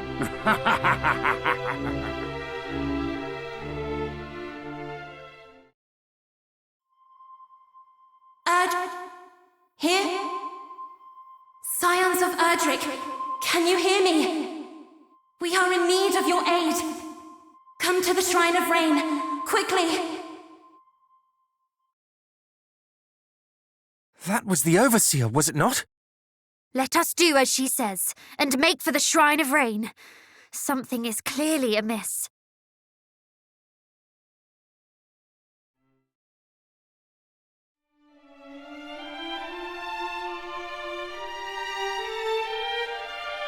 Oh, there you are. Thanks for dropping by. Let's see now.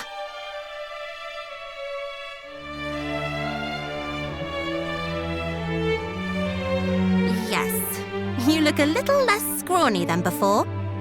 It is very kind of you to say so. Is there aught we might help you with? It's like this. There's more than one place in this world where us fairies live, all safely hidden from human eyes. And each has its keeper. Ah, yes. You are the keeper of this tower, are you not? I am. Anyway, the biggest of them all is the Faerie Palace. We keepers can all hear one another. But lately, the keeper of the palace has gone quiet. You can hear one another? Yes. Fairies with a certain amount of power can sort of talk through their minds, I suppose you'd say. But I haven't heard anything from her for a while now. We can't hear each other all the time, and there are all kinds of reasons why she might have gone quiet. But still, she's the one out of all of us who's closest with Lady Rubis, so... Yes, I suppose it's just a bit of a worry, really. Could she have been targeted by Hargon's underlings? They sought knowledge of Lady Rubis, did they not? They did, which was why I asked you to come here. Could you go and check on the palace for me, just in case? Thank you. Just don't get angry with me if you go all that way and find out I was making a fuss over nothing. Of course we will not. That would be the best outcome we could hope for. Well, thanks. But, there's something else I should probably mention. The palace isn't exactly easy for humans to get to. It's not exactly easy for you to even see, is the truth of it. I can mark where it is on your map, of course, but actually getting inside is another matter. Or working out where it is so you can get inside, or, well, you know what I mean. Basically, in order for you to be able to tell where it is, you'll need to play the fairy trumpet. Not a flute this time, but a trumpet. This quest is proving to be quite the test of our musical skills. You may leave the playing to me. Though my experience with such instruments is far from extensive, I have studied them a little. You have? Marvellous! When I tried to play one, I could not squeeze so much as a pop from it. Do your talents know no bounds? My parents were great music lovers. They saw to it that I was trained in a number of... Do you mind? I'm still talking. In fact, this next bit is the most important, so listen up. Honestly, you humans. Sorry. We don't have the fairy trumpet. The mermaids do. So you'll have to go and get it from them. You probably don't believe in mermaids either. But trust me, they exist. Even if they do spend most of their time hidden away at the bottom of the sea. Oh, we more than believe in them. We count some among our friends. You do? I must say, for humans, you certainly get around. All right, Well, you go and speak to your mermaid friends and ask them to get you an audience with their queen. She should be able to point you in the right direction. Very well. Then let us away to the rocks where the mermaids bask, and hope that they are there.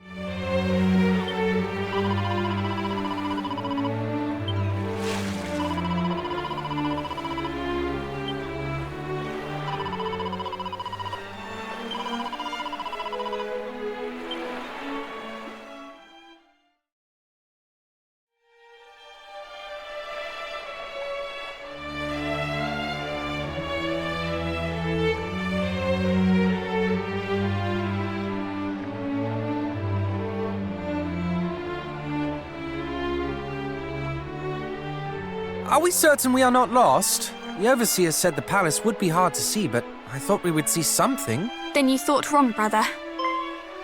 Maestro, if you please.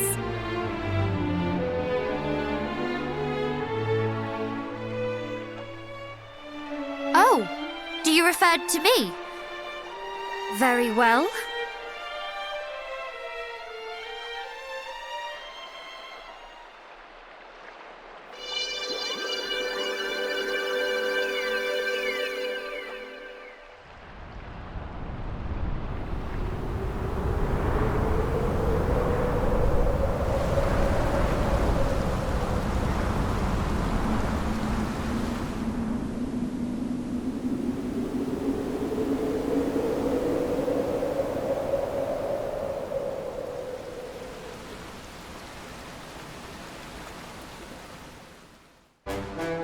By the goddess! To think that was right before us all along.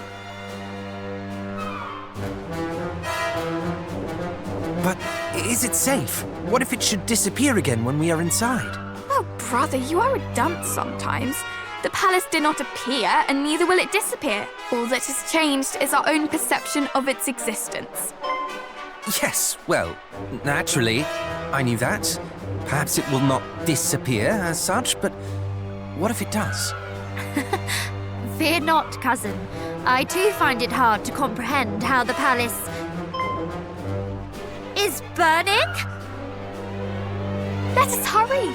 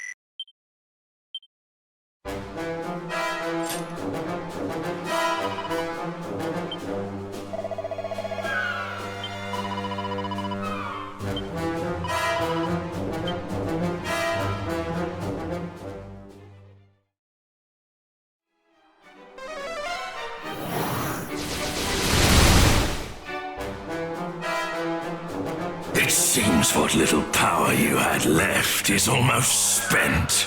You did your master proud, holding out for so long. Master! I'd like to think the Robus and I are closer to collaborators. Colleagues, even. And I assure you, she treats her allies far better than your so-called High Priest. Obstreperous till the end! Halt! It's you. 4 children standing against the darkness. You must be the would-be heroes I've heard so much about. Did your lackeys tell you of our fearsome strength? I cannot say they did. And by your boasting, I see they did not tell you of mine. For you stand before Belial, champion-in-chief of the High Priest Hargon. The one the fiends who attacked the Dragonlord's great-grandson made mention of. Hardly our finest hour. My master harbors a certain fondness for the old rogue, and was not best pleased when he learned what my servants had done. Speaking of the one who got away, is this the Princess of Moonbrooke I see before me? I heard your kind knew a trick or two, but no one told me you specialized in escapology. What? Were you involved in the attack on my kingdom? I really couldn't say. Nor am I eager to waste any more time on idle conversation. I'd like to get this over with. Let's see if my master's interest in you is warranted.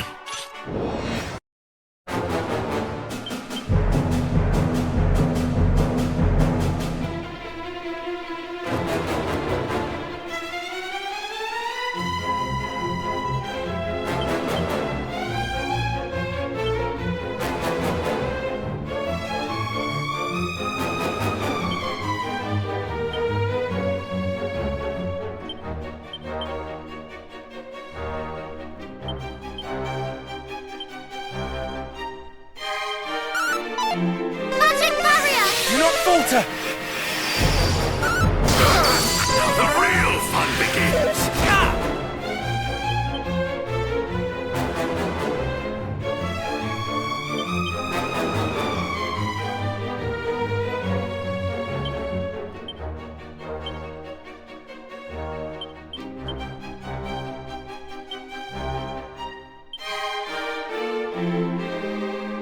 Allow me!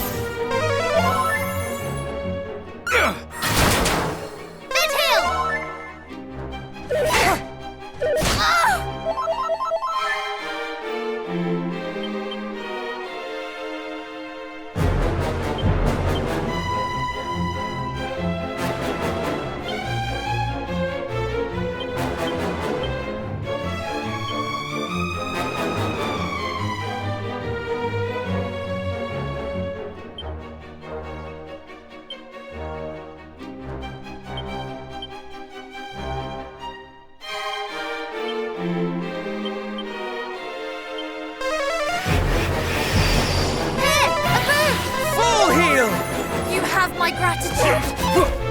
Have you suffered enough?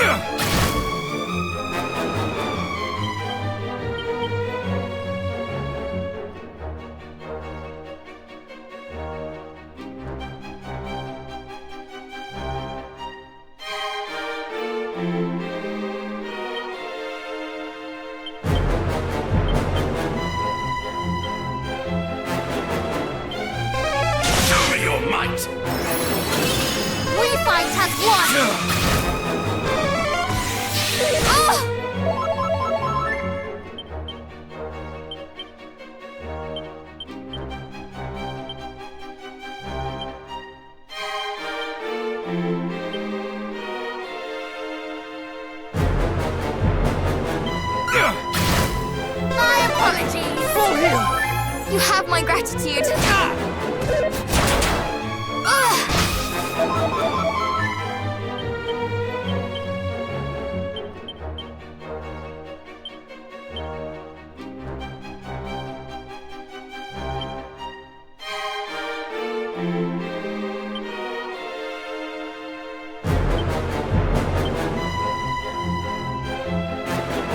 Time to tip the scales.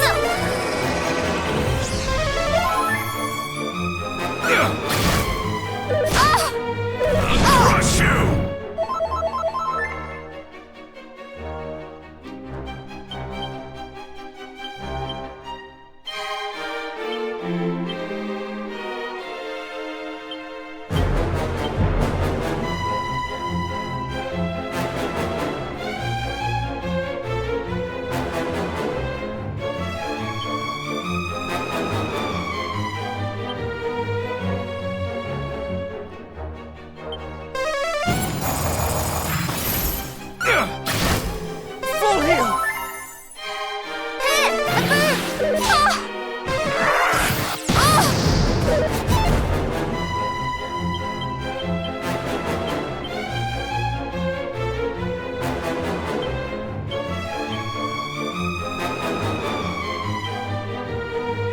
I can help! Midhill! Have care! Careful now! Do not disappoint me!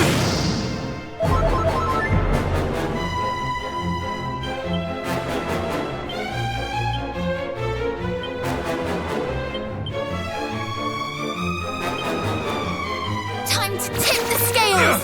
Not bad at all. Where was I?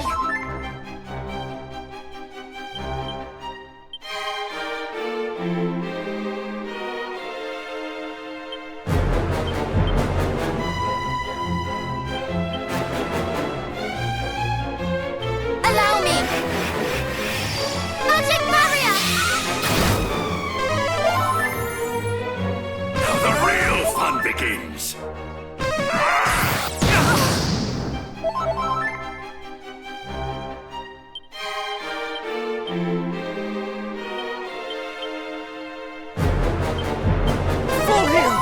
Thank you! Fight on! That won't happen again!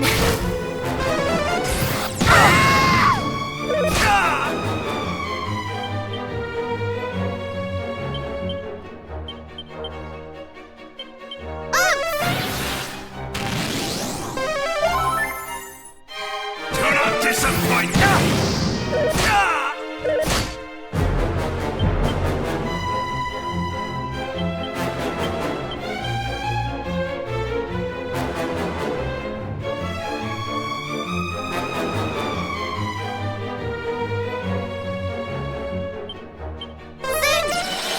That won't happen again! Let us call it a day.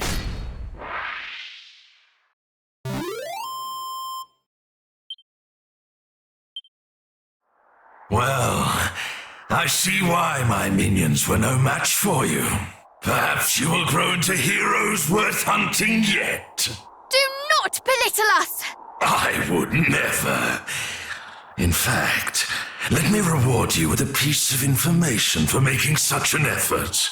The fact is, While you have been here entertaining me, my allies have been entertaining yours. The mermaids. What? If you hurry, you might just arrive in time. My colleague has never been the most methodical soul. How do you stand to gain by revealing this to us? I told you, I merely wish to acknowledge your effort. But do not let me keep you. I'm sure we all have much to do. No, wait!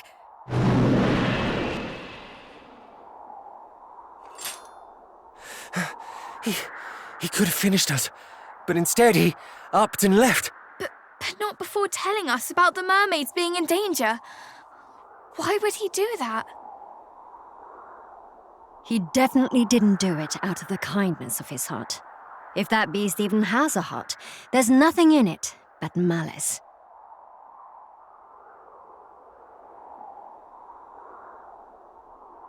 Oh, but allow me to introduce myself.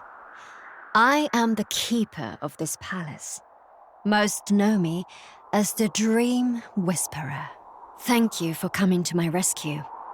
The Dream Whisperer? Tell me, was it you who reached out to us as we slept in Rippleport? Yes, it was my intention to have you seek out the friends and allies you would need to end the encroaching threat. Then there was a plan! That is all well and good, but I think we need it under the sea. We cannot stand here chatting while our friends are in danger. Of course. Go to their aid, I beg you. Like us fairies, they have long watched over Rubies in her slumber. She is asleep. But we have not the time to discuss it now. Let us speak more when the danger is past. Yes, let's. You'll need this if you want to enter the mermaid's domain.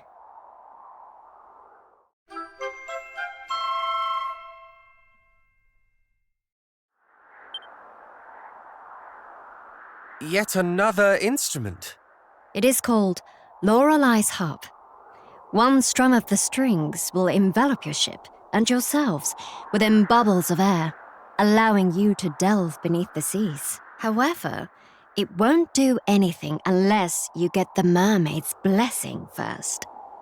And how do we do that? The mermaid's magic is conveyed by their lips. To cut a long story short, you'll have to convince one to kiss you. I see. So only those the mermaids trust enough to press their lips against might visit their kingdom.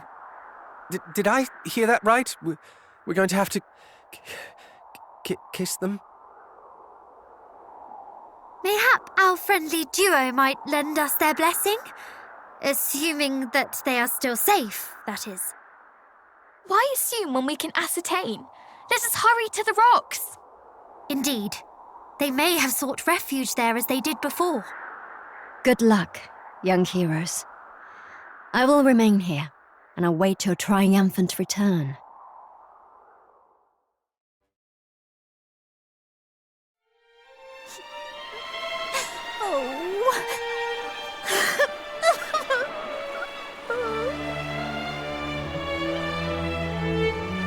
Are you injured?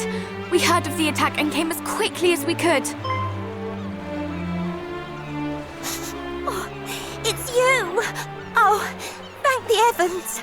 Finally friendly faces! You've no idea how scared I've been, or how lonely this place is. I fled when fiends attacked the town and got as far as here. But as for what to do next, well, it really wasn't clear. Mel and the others are...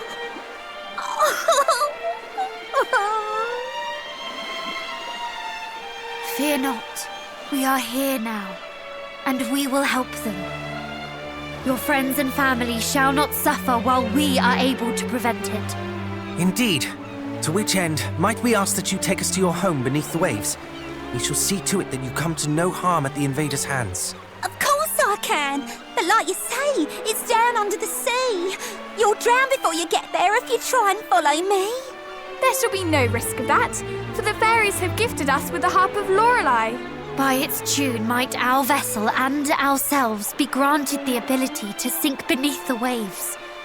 But it may only be played on one condition. That a mermaid grant us leave to do so. Well, might we ask this favour of you? Oh yeah, I think I've heard of that. The harp and everything. We're only supposed to let humans we're fond of strum its strings. Should I? All right, I'll let you play the harp. I trust you, I suppose. And you trust me as well, of course, as your being here shows.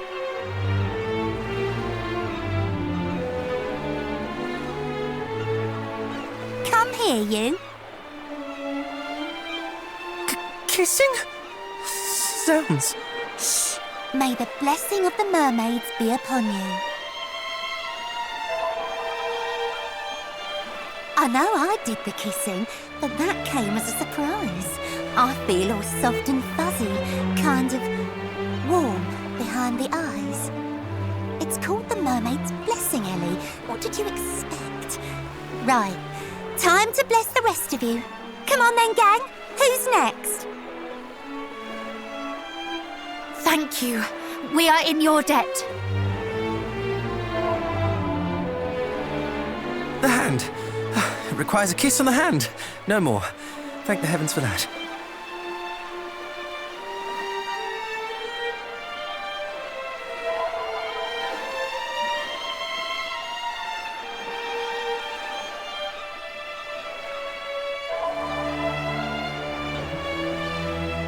All done.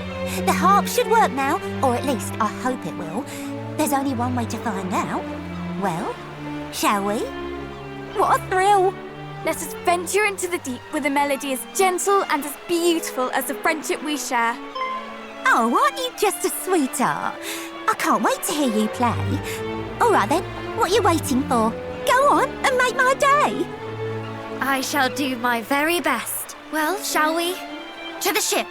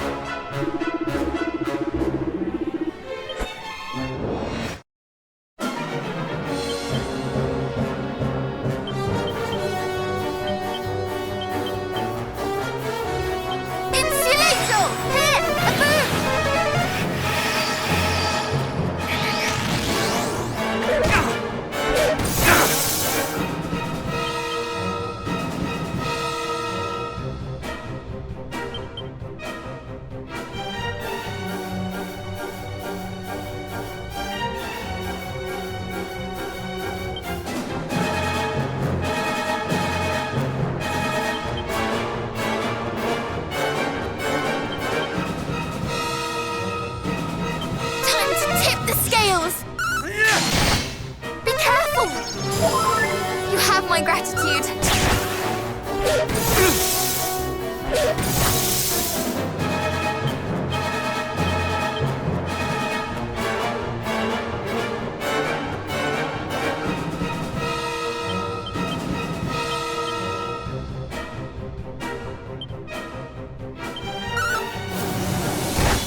Multi-heal! Thank you.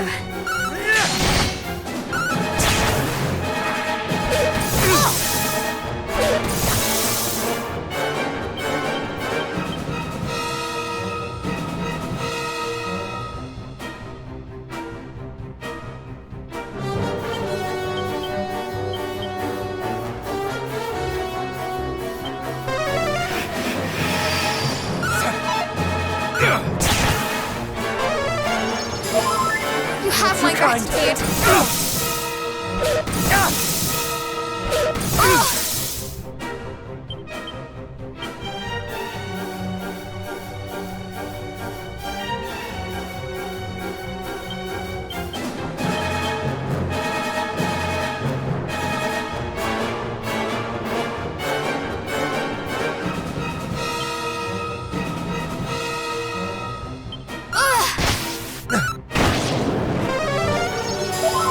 You have my gratitude.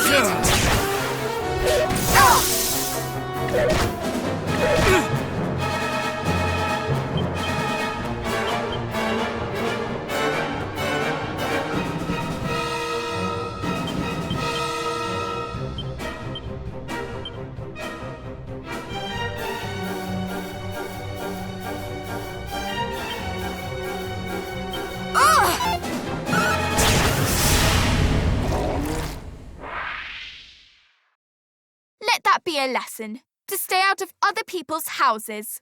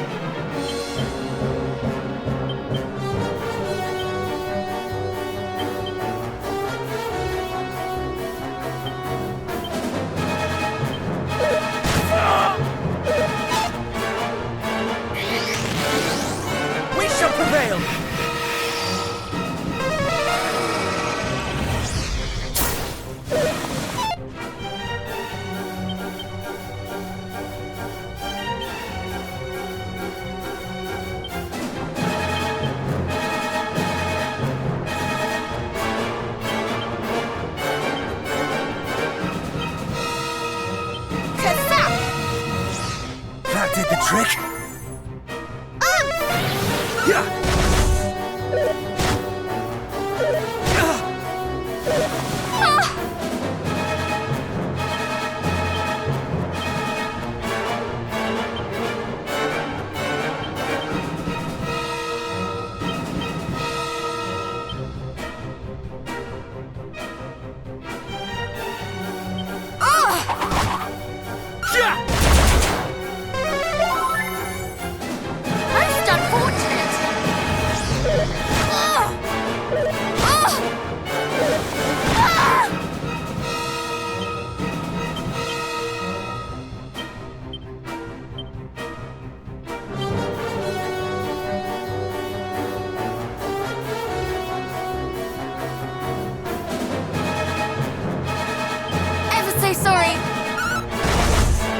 Try to stay alive. Where was I? I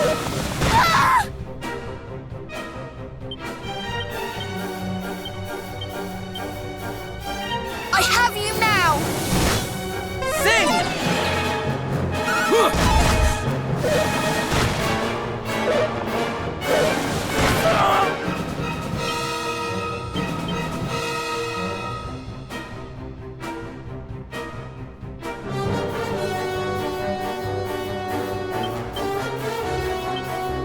I have you now!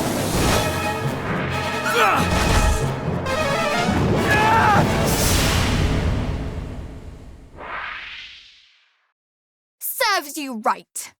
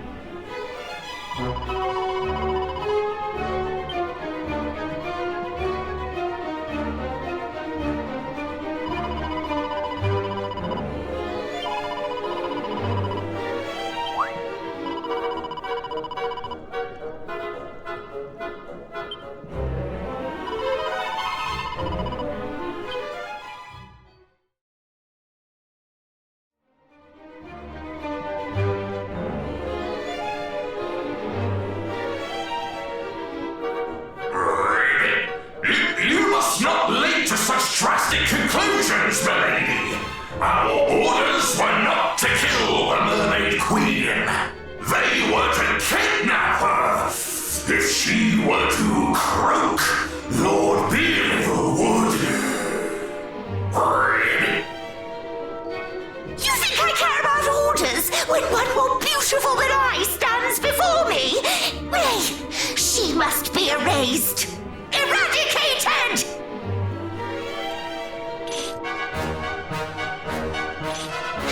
So you are the interloper who berates and belabors her fellow fiends. Humans on the ocean floor? How? That is none of your concern. All that you need to know is this. So long as we live, every one of your devilish schemes shall end in failure. You think to threaten me, child? These are no mere children, as their aura doth attest. Though Hargon's right-hand creature, you are clearly not his best. What? And you wonder why I wish to destroy you? Insolent... But please, this talk of destruction and exploitation must cease. She is to be taken alive. Why, I ask you, why are we not free to destroy this wretched creature?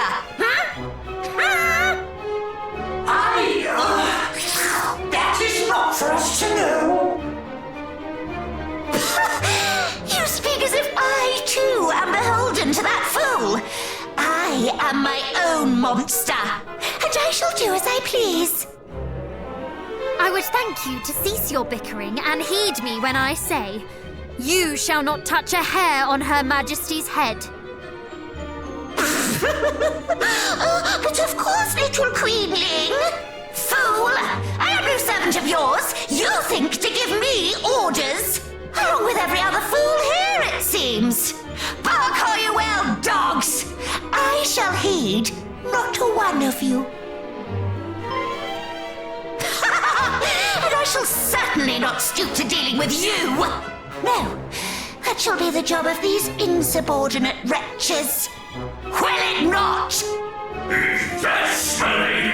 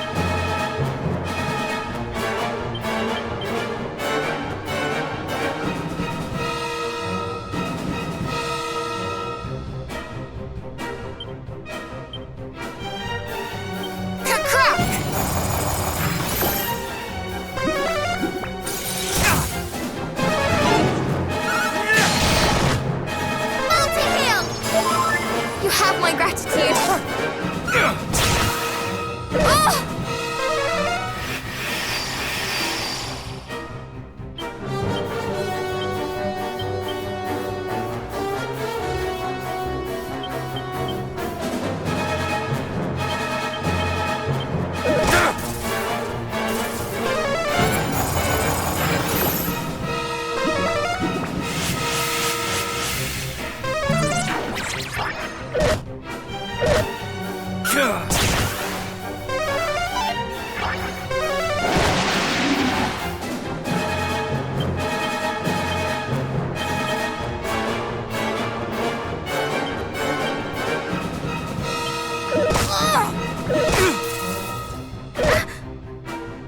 comes the cold snap!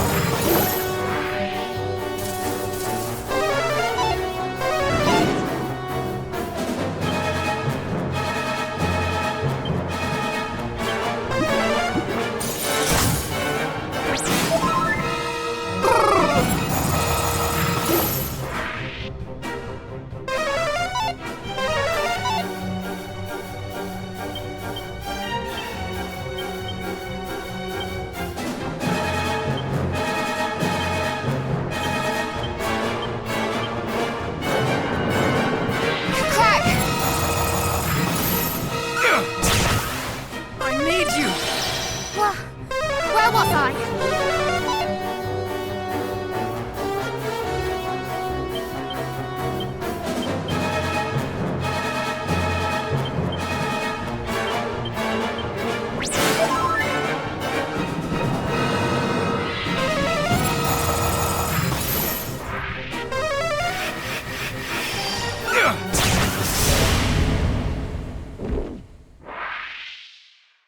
You see? Failure.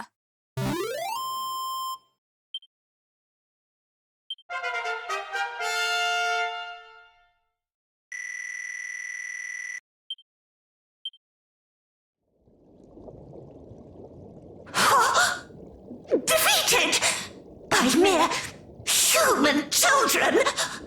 What foolishness is this? You do not see the truth of it. These children's storied line. Theirs is the blood of heroes, and the foolishness is thine. Heroes?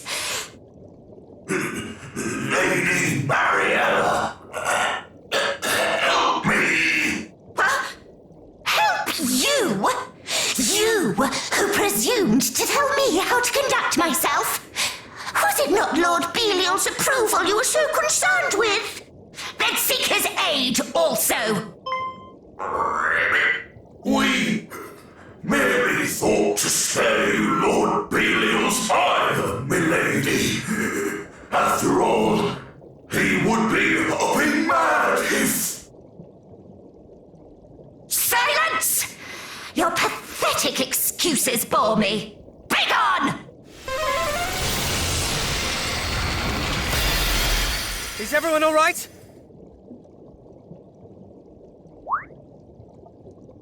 What is this? A barrier I put in place to see you kept from harm.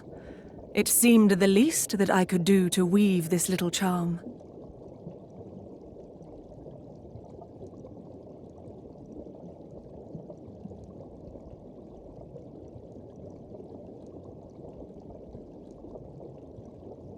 Thank you, Your Majesty.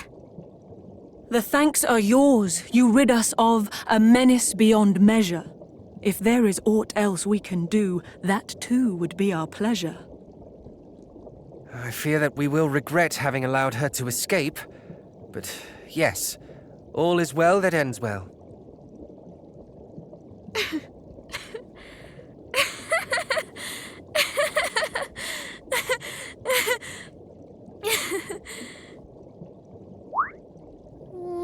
What is it? Are you angry, perhaps? So angry at letting her escape that you cannot help but laugh? Quite the opposite. I'm overjoyed, for I've seen that we can win. That victory over Hargon and his army shall surely be ours. Whatever do you mean? All I remember seeing is a gaggle of ne'er-do-wells bickering like children. Precisely. It was Belial himself who told us of the attack on the mermaids, was it not? And Mariella could not have been more disdainful of Belial's wishes. There is no unity among the monsters, no harmony. They do not consult with one another, nor attempt to work together. Quite the opposite, in fact. And when their underlings displease them, They think nothing of destroying them. Each is a law unto themselves. We, on the other hand, have made and continue to make allies of the people we meet. Nay, not just the people, the fairies too, the descendant of dragons. And us.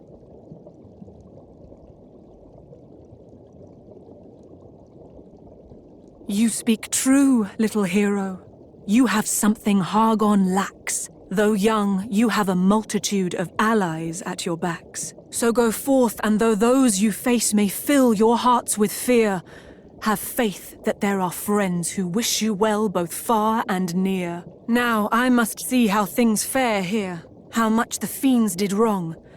Please head toward the town, and I will join you there ere long. If not for you, we mermaids might have fallen to the Horde. As queen, I must ensure that you receive your just reward.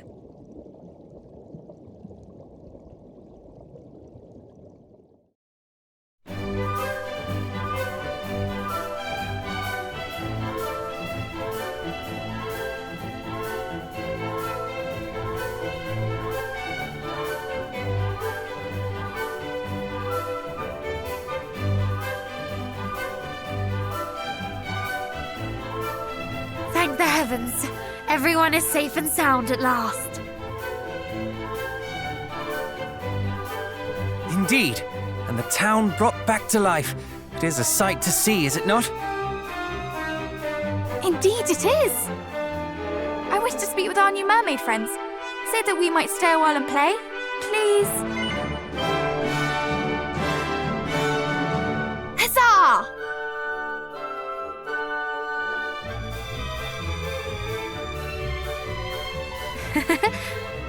I should not mind a little look around myself.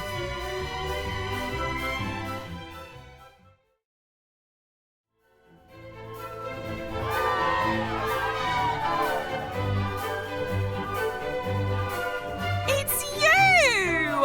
Oh, thank you once again for all you went and did. You humans fought on our behalf while we ran off and hid. The sanctuary too. You really are the best. If you had been a moment later, oh, we're truly blessed. Aren't we just? Aren't this lot great? You know, we met them first. I don't know why the Queen would say you humans are the worst. They're cheaters and they're liars, always fiddling and faking. That's what she said, but it's not true. You're right, I was mistaken.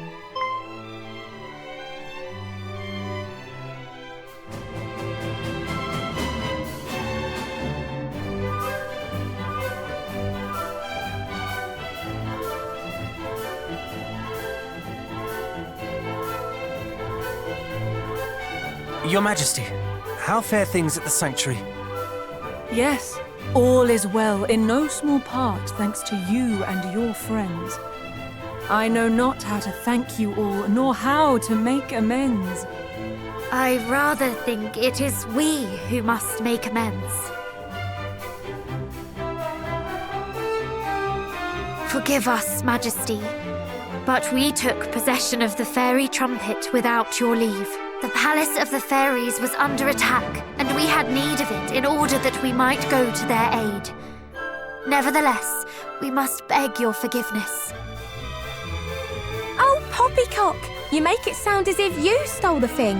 I gave it to her. I should be the one that's grovelling. There is no need to grovel or to otherwise atone. That you went to the fairies' aid is recompense alone. The harp of Lady Lorelei is yours now, is that so? I know no other means by which you join us here below. Perhaps if you might lend it as the fairies did to you.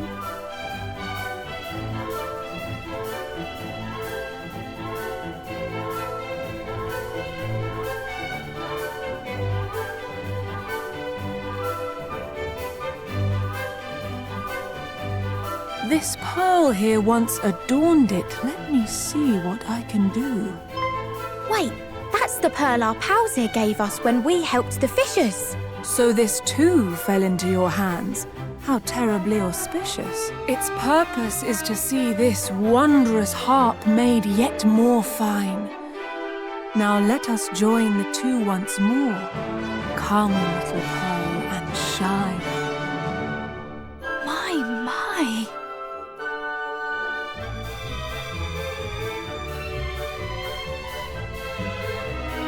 Your presence here beneath the sea brings peace unto our hearts.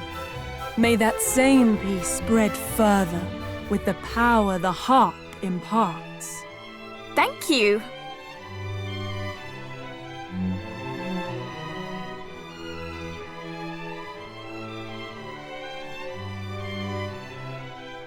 Will you accept one final gift?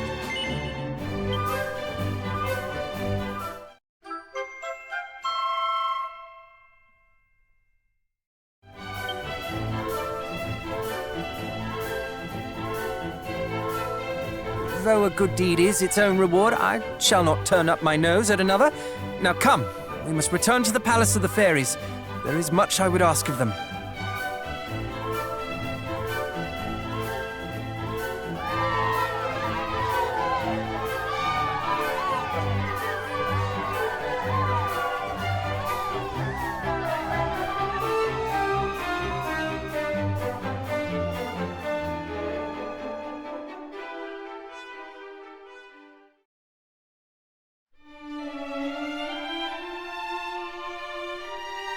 Thank you, from the very bottom of my heart.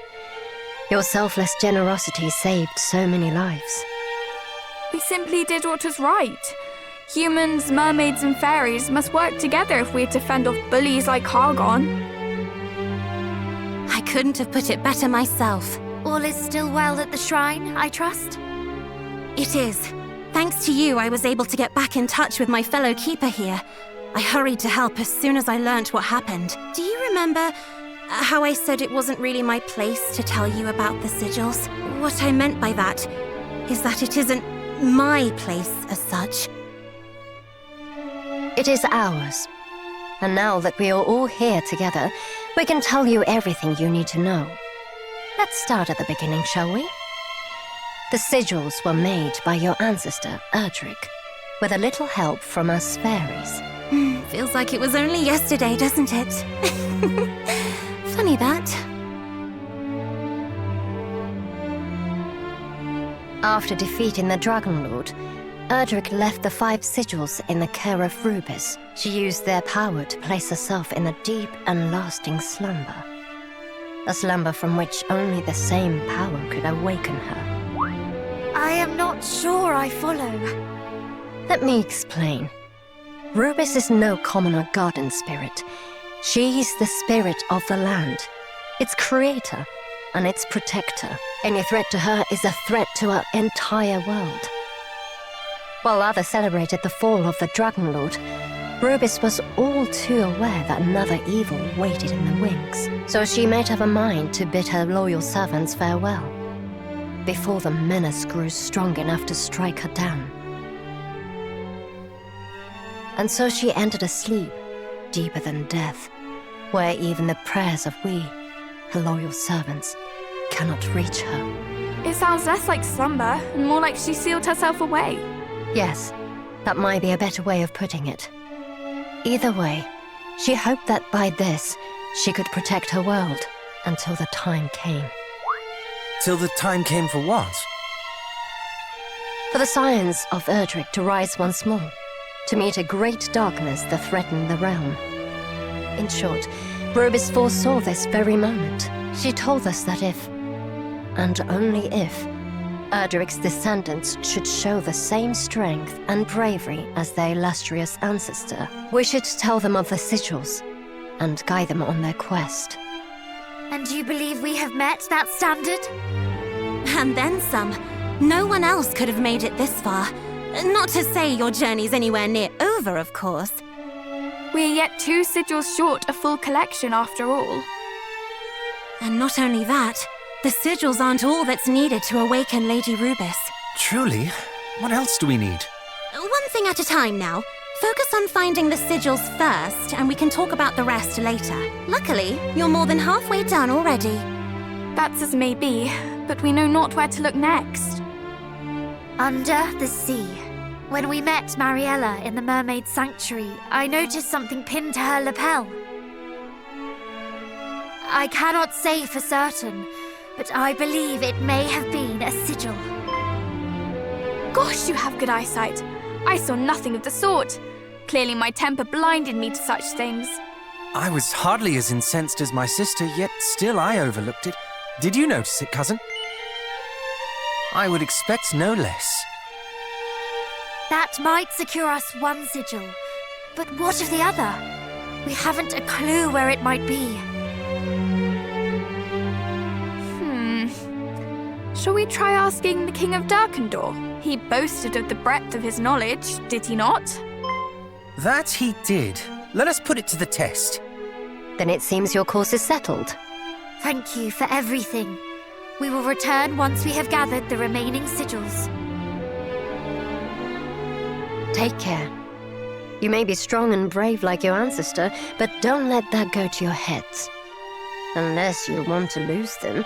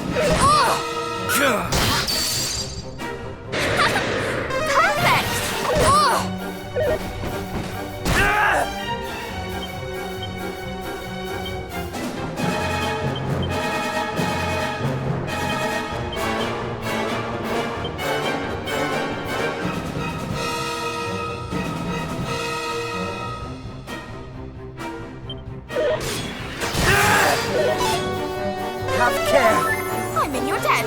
Kablam!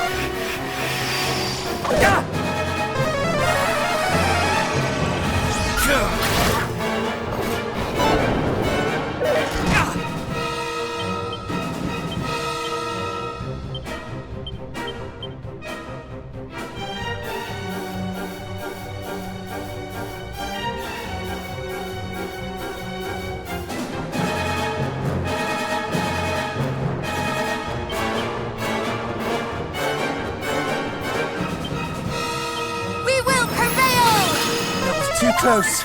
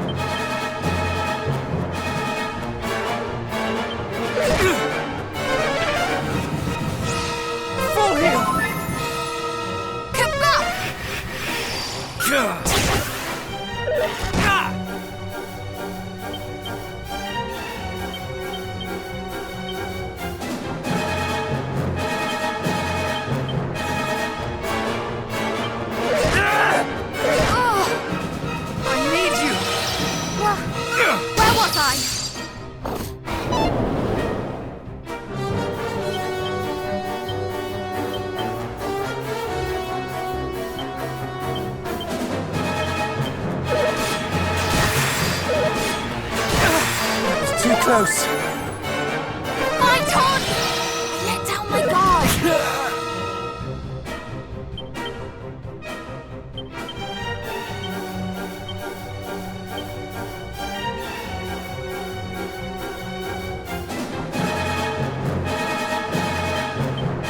I am ready.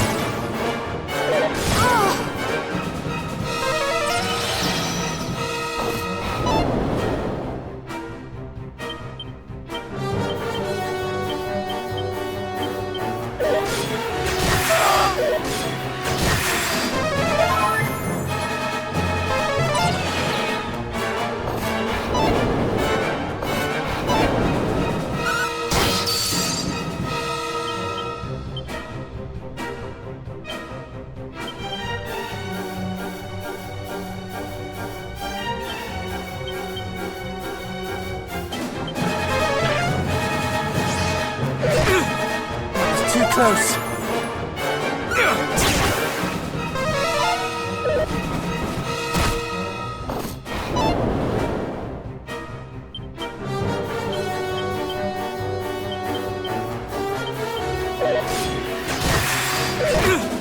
My apologies.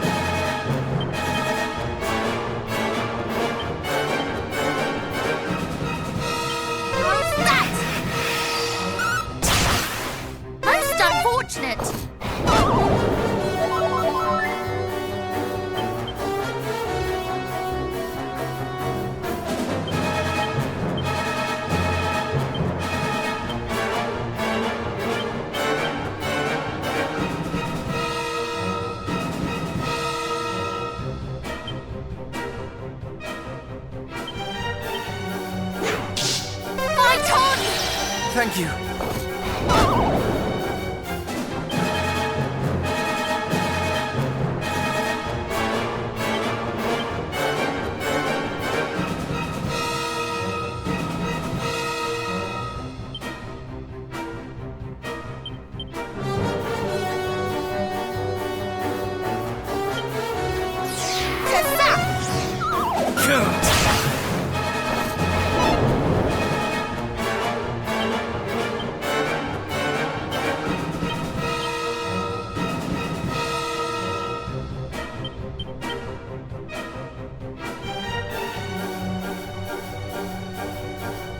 That did the trick.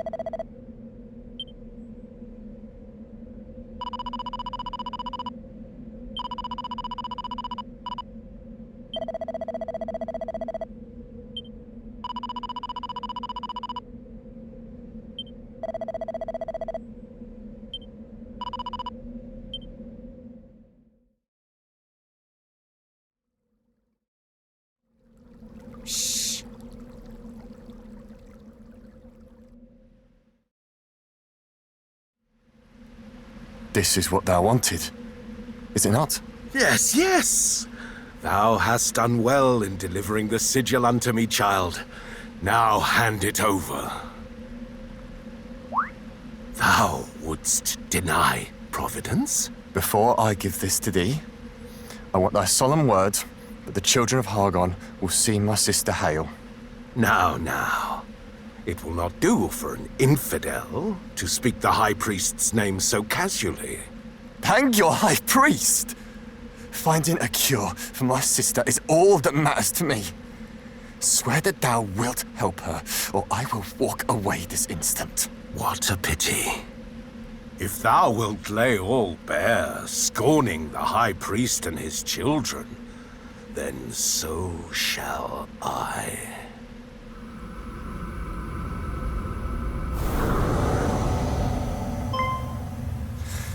No. It cannot be. But what of it? So thou art a monster? I care not. I only want to know if our agreement still stands. You still believe I spoke true? That I would lift a finger for your plaguey sister after you brought me what I wanted? Then you are a fool to the end. Stop! Who are you? It hardly matters. All who stand against the children of Hargon shall meet the same fate.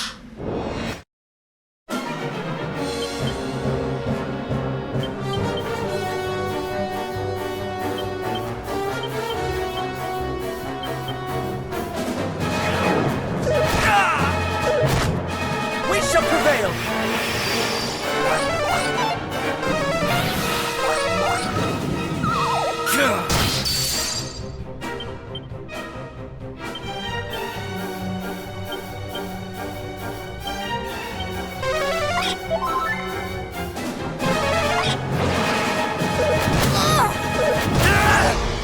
Full heal! We fight as one!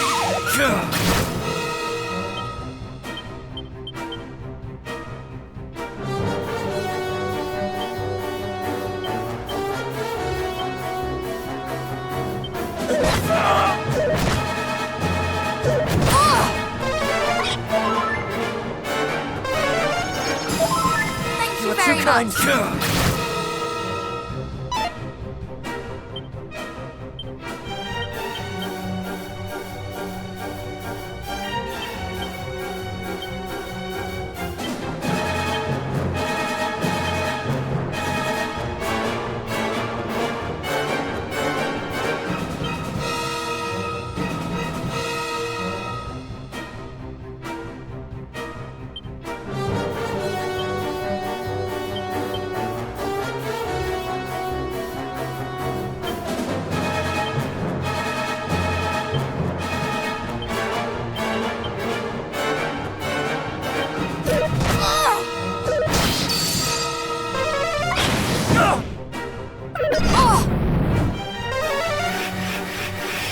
I'm quite the tactician. Multi-heal!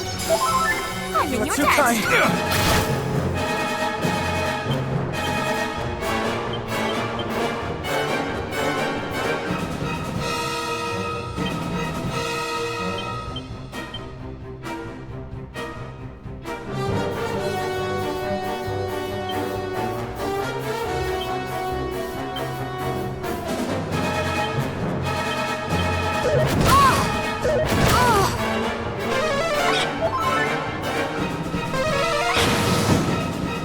For you!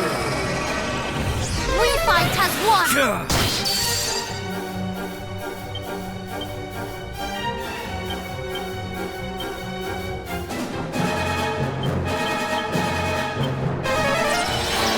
Let down my magic barrier!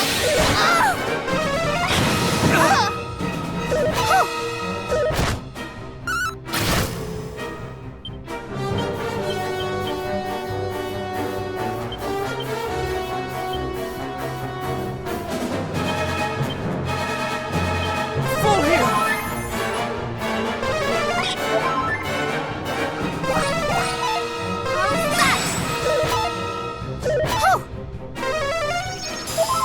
Thank you very much.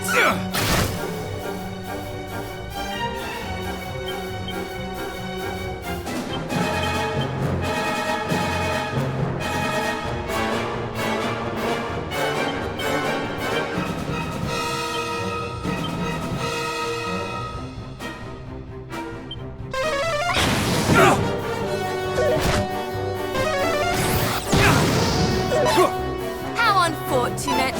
We shall prevail!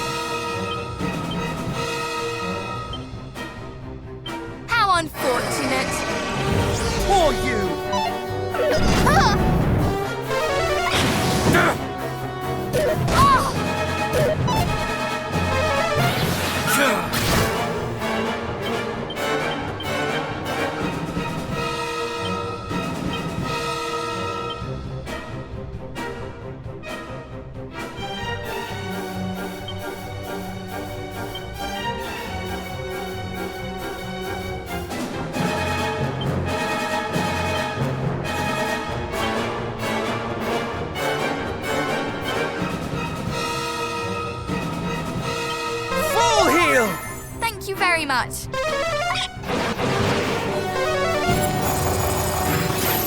Be careful!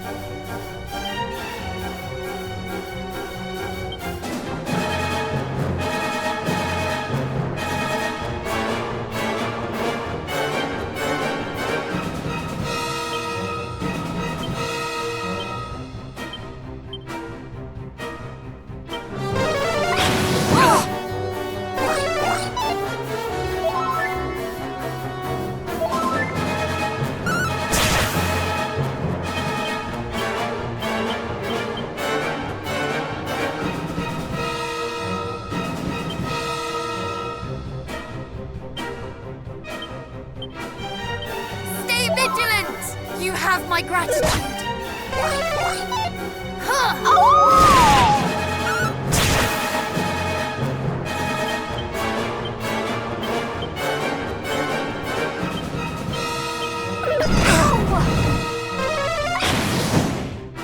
Do not give up. Multi-heal.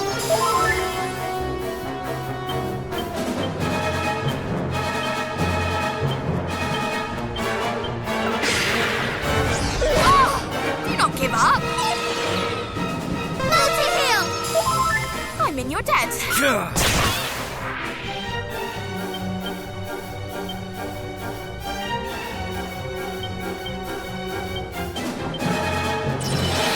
Thank you. Return to us.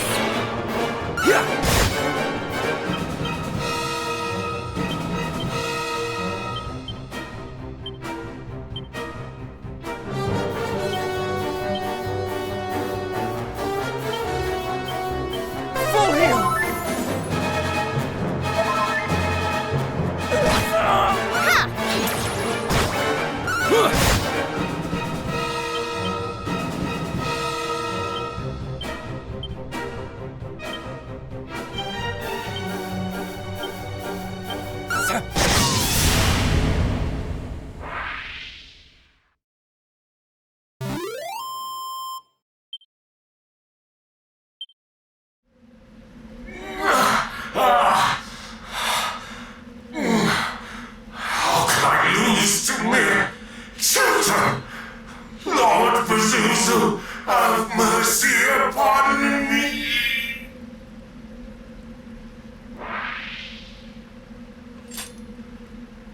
Pazuzu.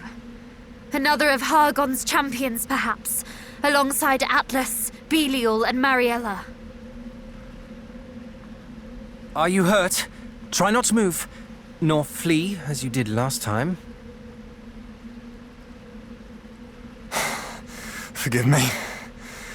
And thank you That is the second time you've saved my life. I'm glad you remember us. We four are on a quest to end Hargon's reign of terror. Are you one of his children? Perish the thoughts. No. I only wish to save my sister. My sister fell ill some months ago. The healers tried everything, but no spell nor nostrum could cure her. Just when I thought all hope was lost, he came to me. He told me that if I joined the children and did enough good deeds for them, that a man named Pazuzu, a leader of their order, would see my sister saved. Yet the deeds he made me do for him were far from good. I was told to commit sin after sin and encourage others to do the same. Yet I still did them. Though I knew it was wrong, it was the only hope I had. Once I had proven myself loyal, he bade me steal the stone for him. He said that if I did, he would arrange for me to meet with this Lord Pazuzu.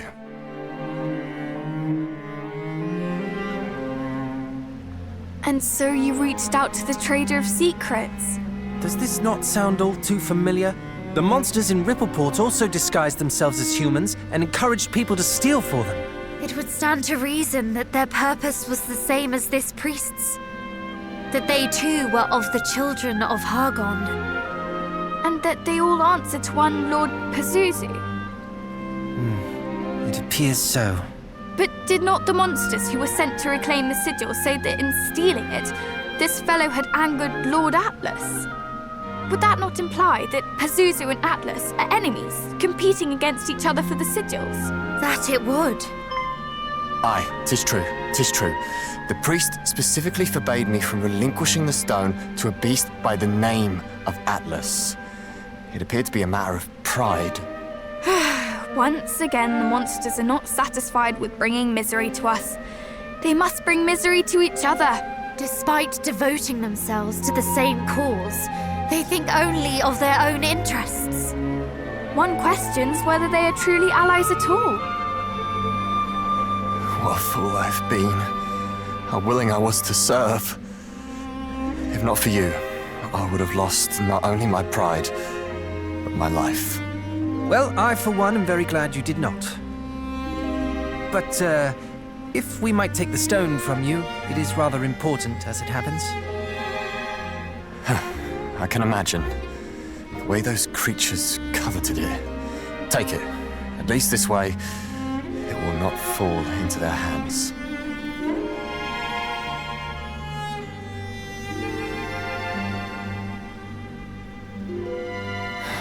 The priest was right.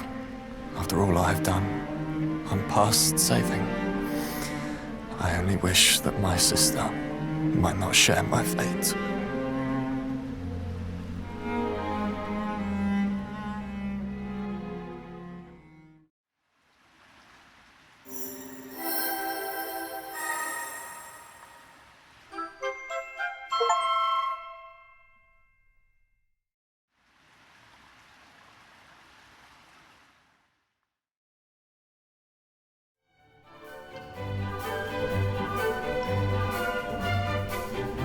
There is something I must share with you all. When we were in Berren... Please, go on ahead. I will rejoin you shortly.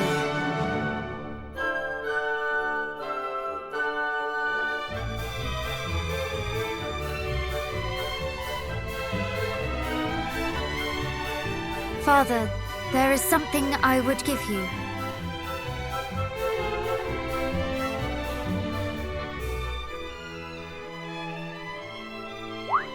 After we brewed the tea to cure our cousin, there was a little of the leaf left over. I know not if it is enough to soothe your pains, but I still wish for you to have it.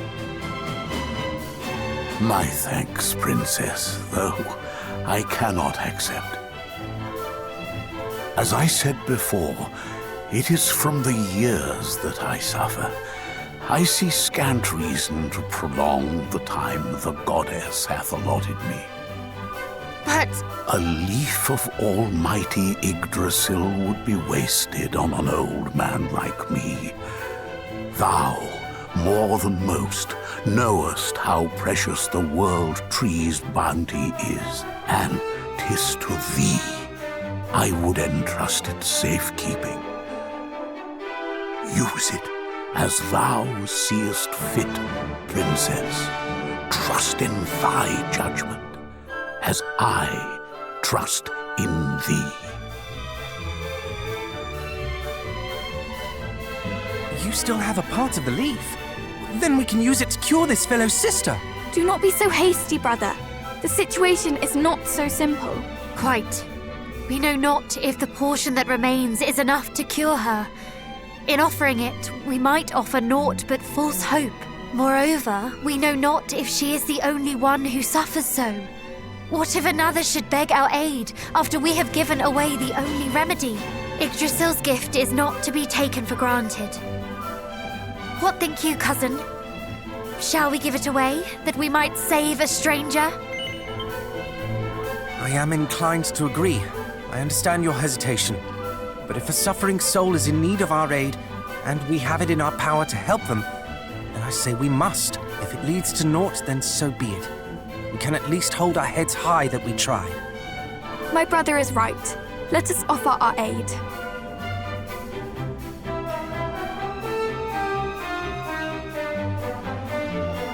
I cannot guarantee this will work, but... We happened upon an extremely rare herb with extremely rare medicinal properties. It might help your sister. You would help me? After all the terrible things I've done? Why?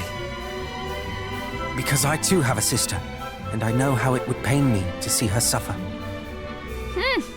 Bold words from one who causes his own dear sister no end of anxiety. Well, yes, I suppose I do. I see my sister and myself in you.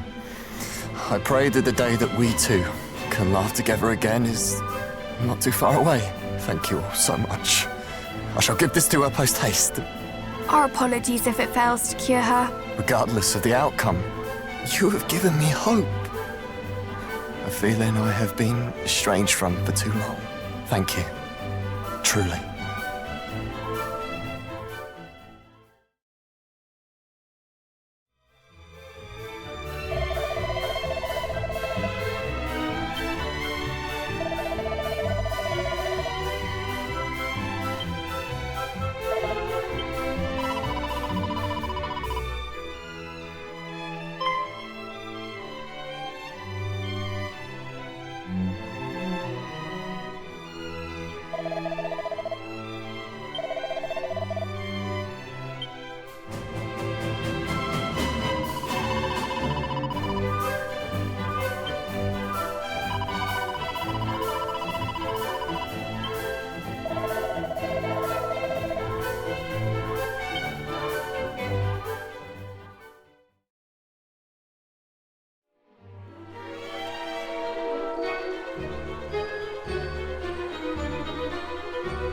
Wretches!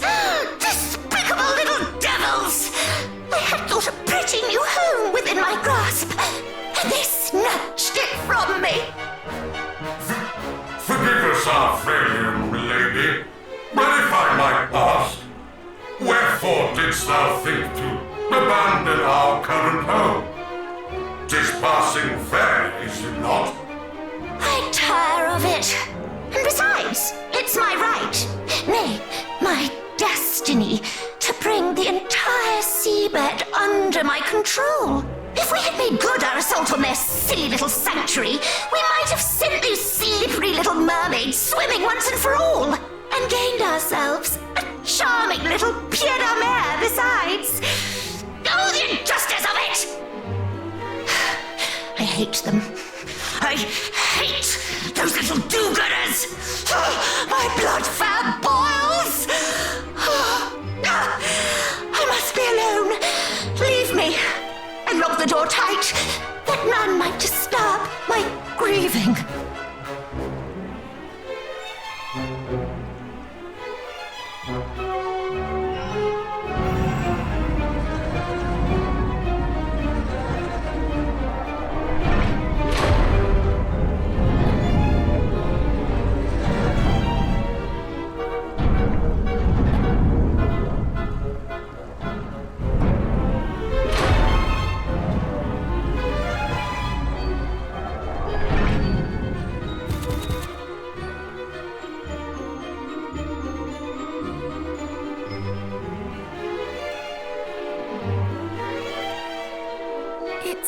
seems we've hit the nail full square upon its head. She was indeed here. And she does indeed wear one of the sigils. Once again, cousin, you prove yourself perceptive beyond measure. You are very kind. But I fear that our having found one of the sigils will avail us little until such time as we are able to open this door. And I suspect that we will need all 3 of those strange carvings in order to do so. What is more, we cannot afford to dally in doing so, lest we forget we stand amid a den of fiends. Ha! I may have just the solution to that, friends. What I've decided to dub the Divide and Conquer stratagem.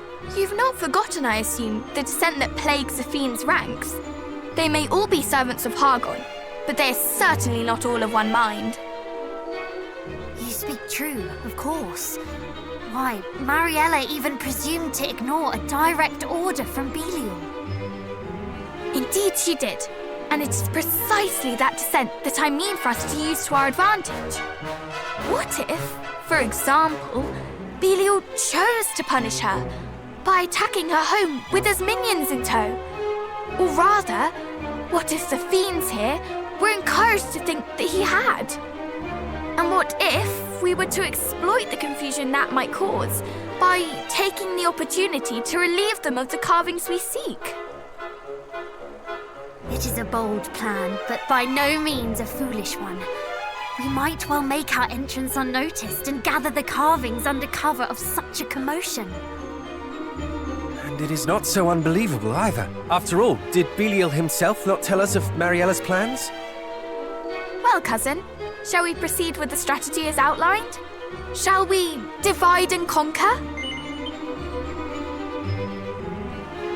Huzzah! Let the chaos begin!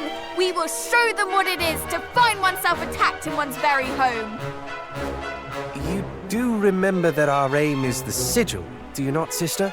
One might almost think you were enjoying this. The end justifies the means, brother. And besides, it was they who started it. Perhaps in learning what it is to suffer as their countless victims have, they might think twice about repeating such crimes. They must be made to understand the sorrow they have caused. You are right. They must learn. Very well, but before we set our plan in motion, I suggest that we first assess the lay of the land within. Agreed. If we are to proceed as we intend, we must strike first where we feel we might strike best.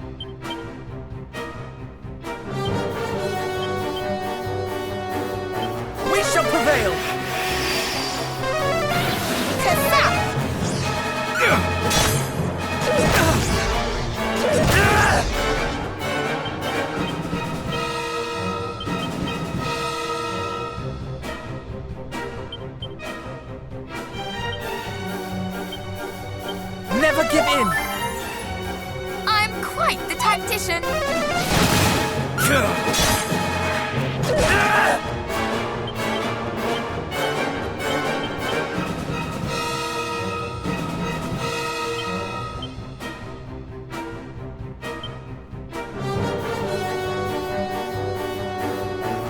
How unfortunate. For him!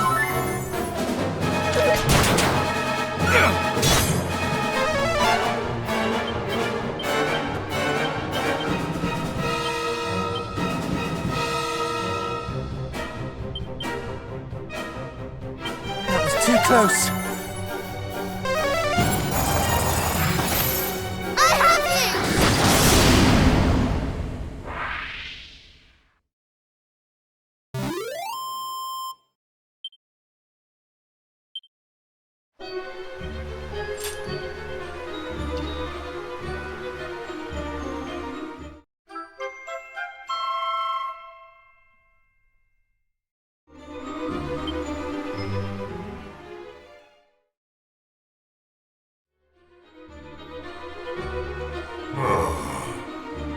Would that I might convince the fair Lady Mariella simply to think a little more on her actions. 'Tis of course not her methods I object to. Her few dead mermaids are of little import. And yet, something in their execution doth trouble me mightily.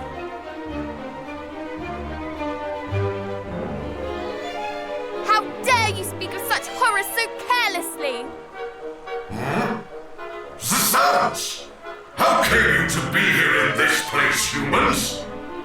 This is our home, our haven, our sanctuary.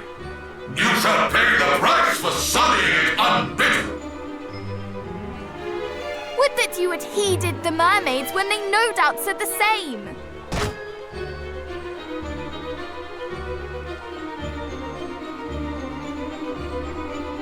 Did they too cry out in indignation as you do? And what did you do in return, I ask? It mattereth not what mermaids say, nor humans for that matter. We are monsters. It seems words will avail us little here. Ha! Then let us exchange blows instead. I shall slay you all and make tribute of your corpses to my beloved mistress.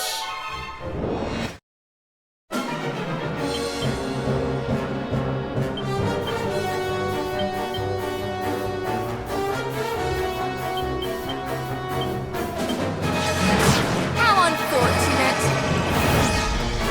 Come up!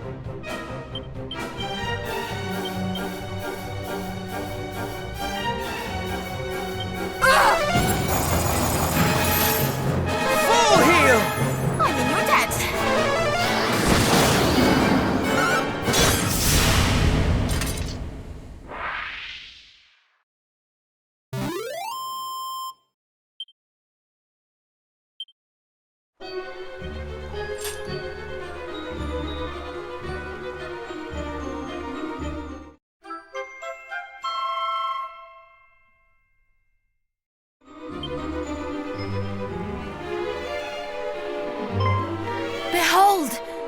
A speaking tube! The perfect tool for our little plan, would you not agree? Aye, that I would. I'll wager the Lady Mariella makes use of it to bark orders at her underlings.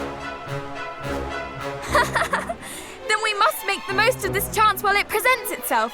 Come, brother!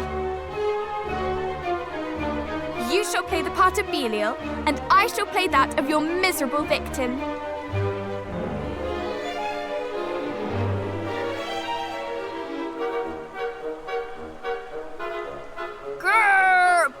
Belial? What is the meaning of this? Wah-ha-ha-ha! Well, might thou ask, worm? I, the mighty, nay, the all-powerful Belial, have come to crush your skulls and grind your bones to dust. And at my back stand all those who serve me. Every last one, a great mass of slavering fiends desperate for blood. Flee while thou still might. But resist or even hesitate, and not the slightest trace of mercy shall be thine.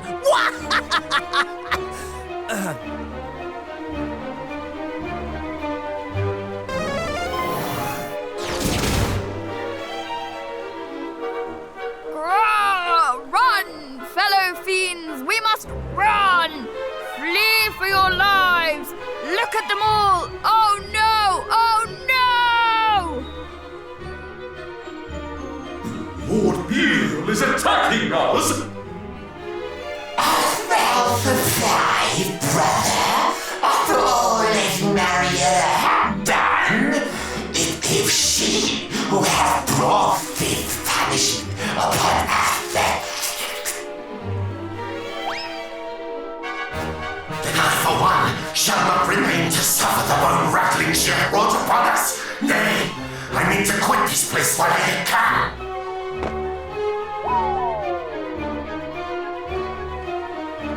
Did our little ploy succeed, do you think? Belial, thou traitor! Thou scoundrel! This shall not stand! But we shall! Hold, my minions! Do not give an inch! At least not until I have made mine own escape. You might make yourselves of this much use to me at least. Attempt to flee before me, and you will regret it. Mark my words. She is truly the worst, the lowest. And yet, in so being, she makes our work very easy indeed. That she does. Surely to hear their own mistress speak so will spread yet more turmoil among the ranks. Then let us strike while the iron is hot.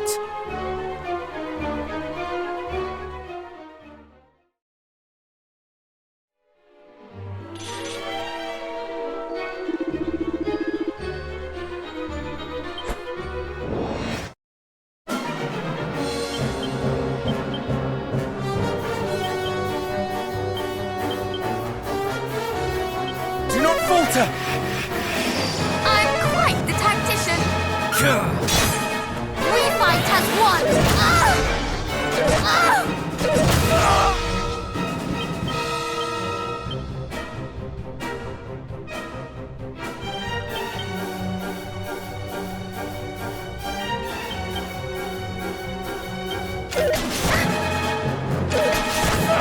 It's too close.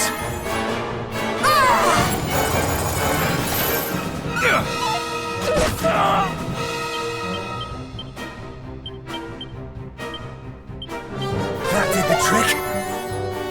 Do not give up. Where was I?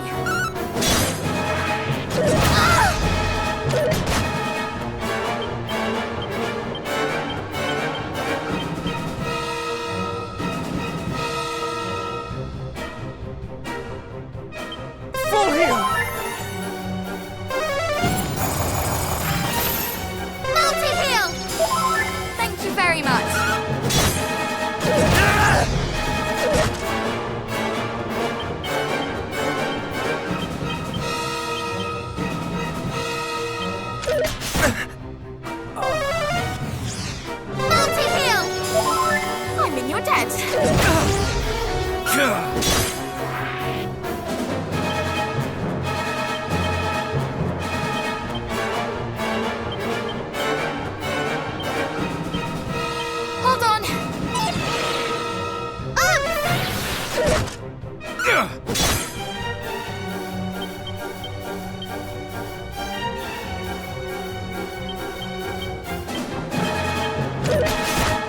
not give up.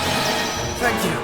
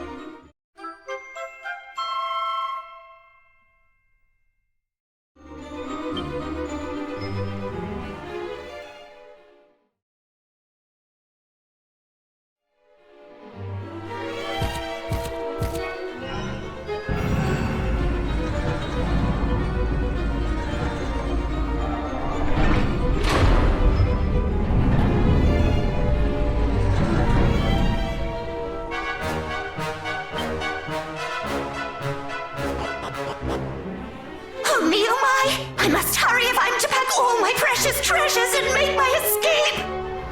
This, and this most certainly, my pillows, my beautiful blankets, my... You care more for your belongings than those who serve you. Is it any wonder they desert you? Huh? Whence did you excrescences spring? And where is Belial? And what is the meaning of this? It was all a lie, designed to sow confusion among your underlings. What? And now, they are all gone, leaving you alone and exposed. But they did not flee solely thanks to our subterfuge, effective though it was. No, they fled as much because of the mistreatment they have suffered at your hands. They were disloyal and disunified. Little wonder, since you treated them as naught but pawns. But now, O Queen, you stand alone. Oh, you plainly think your words right pretty, child, but you are nothing, nobody! You speak as if I have need of those pitiful excuses for vassals! You will rue your hastiness in crowing, little one. Now come, and I will teach you. You ask why I mistreat those who serve me, why they are to me as so much refuse. 'Tis simple. I have need of none of them, of none save mighty Hargon.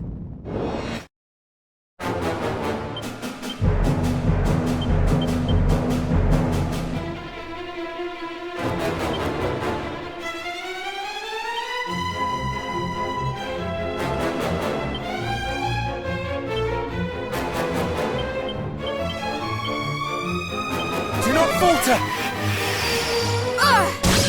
We fight as one! Do your worst!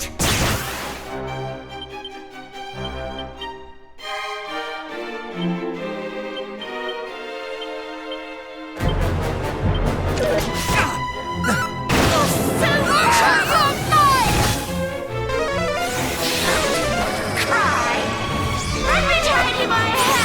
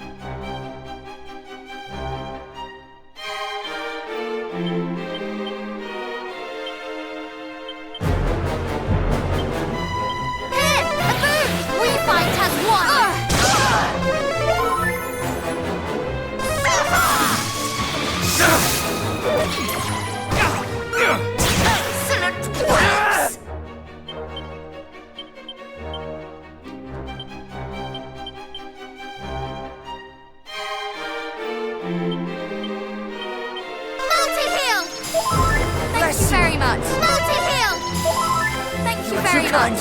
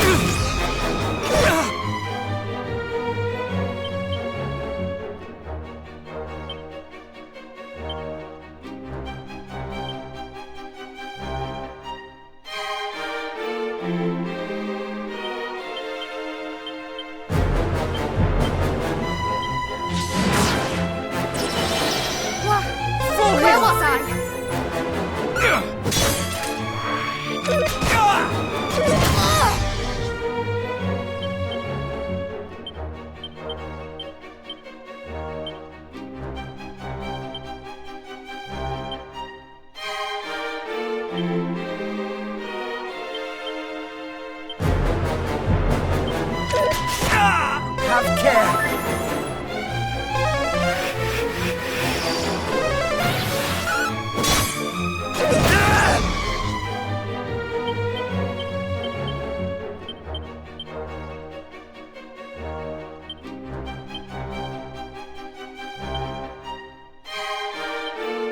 How unfortunate!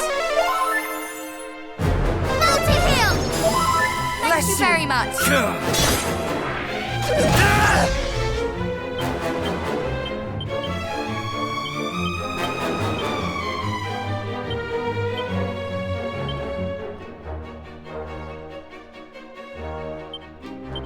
Full heal!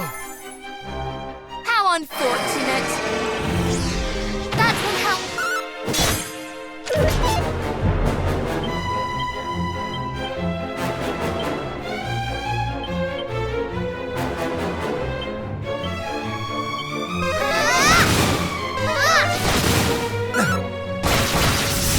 That's quite enough.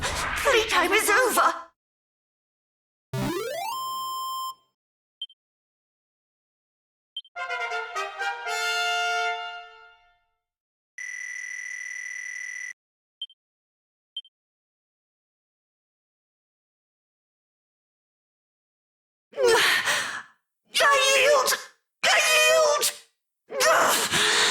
You are troublesome indeed for mere children. All this talk of little ones, of children, does our being so upset you? Aye, that it does. Little one, you are children and should behave as such. You should by rights be meek and pliable and easy to kill. We were all these things and more when first our journey began. But we have been through much since then, and gained the support and encouragement of many besides ourselves. And in so doing, we have grown strong, stronger than our years might suggest. There is no hardship we cannot endure as long as we are together. Hold your tongue, child, lest your silver spoon crack a tooth. Silence, witch! Hand us that stone that is pinned to your lapel. Do so, and we might yet spare you. 'Tis old thing. 'Tis merely a rock, child. Do you truly seek such trifling power as this? Can she truly not know? Is there yet more that was shared with Atlas and Belial, but not with her? Relinquish the stone, and we shall see to it that you come to no harm. You have our word. Oh, do I now? A lesson. You must take the things which you desire, and if necessary, be prepared to kill in order to do so. If not, how is anyone to know that you truly desire them?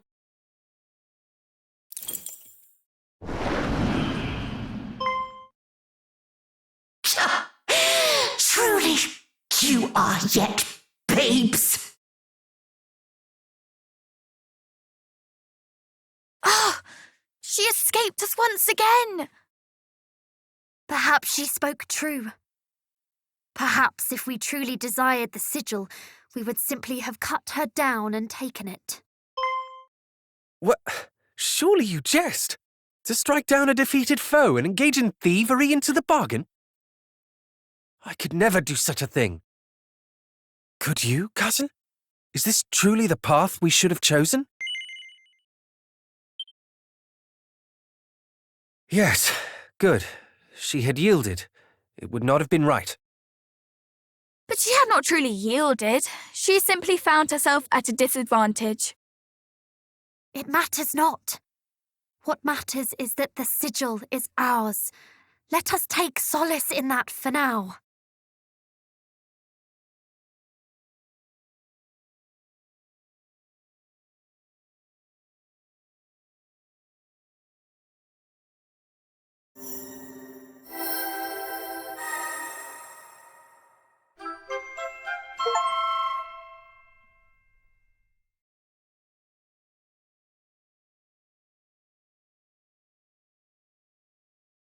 We actually did it! Indeed! That was the final sigil! A job well done, if I do say so myself. I suppose we ought to pay the fairies a visit then. Yes, let us make for their palace.